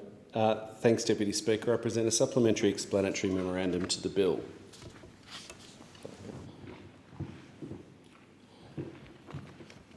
And I ask leave of the Federation Chamber to move Government Amendments 1 to 4 as circulated together. Is leave granted? Leave granted. Thanks, Deputy Speaker. This is the second bill in the Cyber Security legislative package and seeks to amend the Intelligence Services Act 2001 to legislate a limited use obligation on the Australian Signals Directorate, similar to the provisions relating to the National Cyber Security Coordinator under the Cyber Security Bill. A limited use obligation will protect the information voluntarily provided to or acquired or prepared by ASD during an impacted entity's engagement in relation to a cybersecurity incident or vulnerability. On the 9th of October, Minister Burke referred the package to the Parliamentary Joint Committee on Intelligence and Security. The committee has now handed down its report and recommended that, subject to the implementation of the recommendation in its report, the package be passed by Parliament. To address recommendation 7 of the committee's report, these amendments clarify that information voluntarily provided to or acquired by or prepared by the Australian Signals Directorate in relation to cybersecurity incidents is not admissible against an impacted entity in certain criminal or civil proceedings. These amendments support the purpose of the limited use obligation to promote early and fulsome engagement with ASD. The limited use obligation will bolster ASD's ability to mitigate harms in early stages of cyber incidents, warn others of potential threats, provide incident management advice and assistance, and maintain a comprehensive national cyber threat picture. This measure does not create a safe harbour for industry and will not exempt an organisation from complying with their existing legal and regulatory obligations. With this measure, Deputy Speaker, alongside the establishment and clarification of the role of the National Cyber Security Coordinator, we will ensure government and industry can work together to communicate with clarity and confidence, making our responses more efficient and based on real-time insights. Cooperation on a national scale is one of Australia's greatest advantages against malicious cyber activity, and I commend this bill to the House.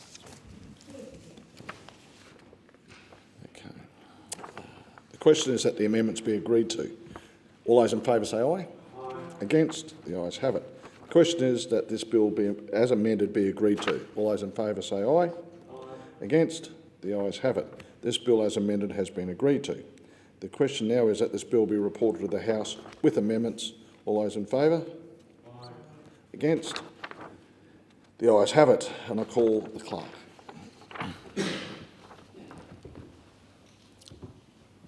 Government business, next order of the day. Security of Critical Infrastructure and Other Legislation Amendment, Enhanced Response and Prevention Bill 2004, resumption of debate on the second reading.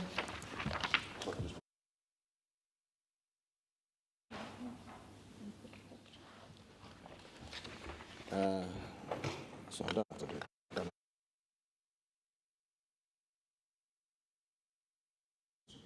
The question is that this bill be now read a second time. I'll put the question. All those in favour? Aye. Against? The ayes have it. And I'll call the clerk.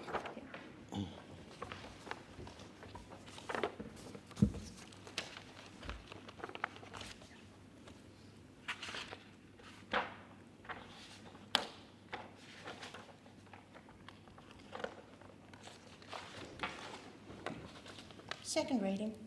A bill for an act to amend the law relating to critical infrastructure and telecommunications and for related purposes. The Federation Chamber will now consider the bill in detail. I understand it's the wish of the Federation Chamber to take the bill as a whole. The question is that the bill be agreed to. All those in favour say aye. Against, the ayes have it. I present a supplementary explanatory memorandum to the bill.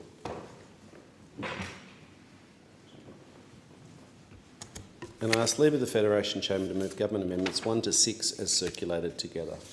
Is leave granted? Leave is granted. I move... No, it's me. That's you, that's right. I move Government Amendments 1 to 6 as circulated together. Thanks, Deputy Speaker. This is the third, and you'll be pleased to know, final bill in the cyber security legislative package.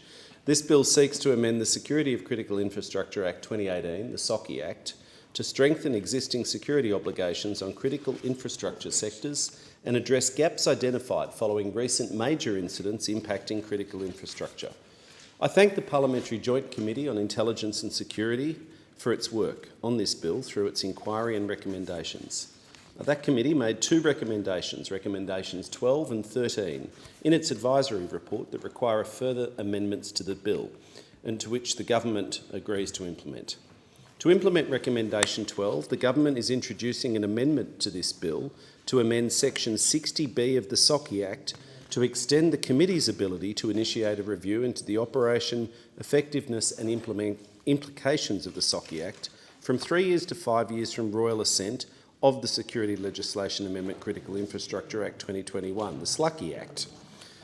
The government acknowledges the importance of conducting an holistic review of the SOCI Act after the amendments being made by this bill are implemented. Under section 60A of the SOCI Act, the Minister for Home Affairs must cause an independent review into the operation of the SOCI Act, which Minister Burke intends to commence by no later than the 1st of November 2025. Together, this approach will ensure an independent review can fully assess the operation of the SOCI Act in time to inform the committee's next review. Pursuant to recommendation 13, the government is introducing an amendment to this bill to repeal section 60AAA of the SOCI Act, removing the now redundant 6-monthly reporting to the committee relating to consultation undertaken by the department on the amendments made by the Security Legislation Amendment Critical Infrastructure Protection Act 2022 and the SLUCI Act. In addition to the response to the committee's advisory report, the government amendments to this bill include a technical amendment to the Australian Security Intelligence Organisation Act 1979, the ASIO Act, to clarify provisions relating to the ministerial responsibility for protecting ASIO information and giving notice of an adverse or qualified security assessment in respect of an assessed person in connection with certain provisions of the Telecommunications Act 1997 and the SOCI Act, and I commend the bill to the Chamber. The question is that the amendments be agreed to. All those in favour say aye. Aye. Against? The ayes have it. The question is that this bill, as amended, be agreed to. All those in favour say aye. Aye. Against? The ayes have it. This bill, as amended, has been agreed to. The question now is that this bill be reported to the House with amendments. All those in favour say aye. Against? The ayes have it. And I call the clerk.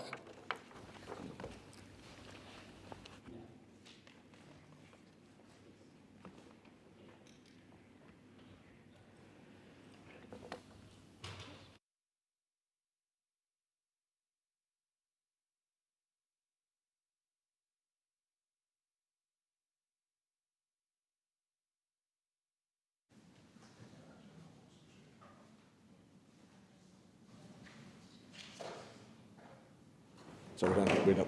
So at this. Talk could be fondly tomorrow on TV.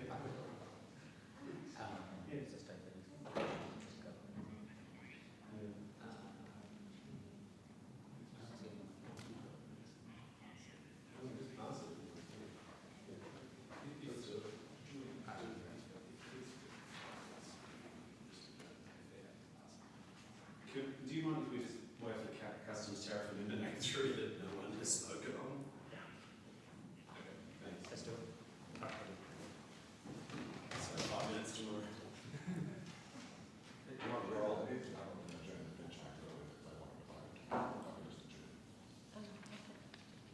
We'll do it now. Yeah. Okay. No, like it's a nothing deal, it's customs tariff. Government business, next order of the day, Customs Tariff Amendment, Incorporation of Proposals and Other Measures Bill 2024, resumption of debate on the second reading. The question is that this bill be now read a second time. I'll put the question. All those in favour say aye. Aye. Against? The ayes have it. Call clerk.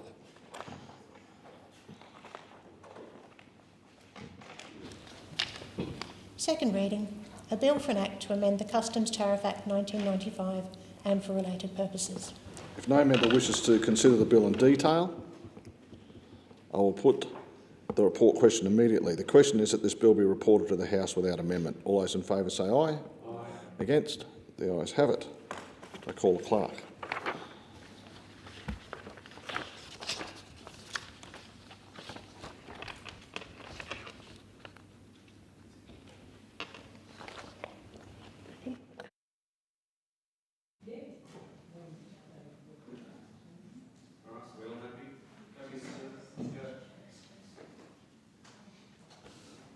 Being approximately 9:30 p.m, in accordance with the resolution agreed to earlier, the Federation Chamber stands adjourned until 9:30 a.m. tomorrow.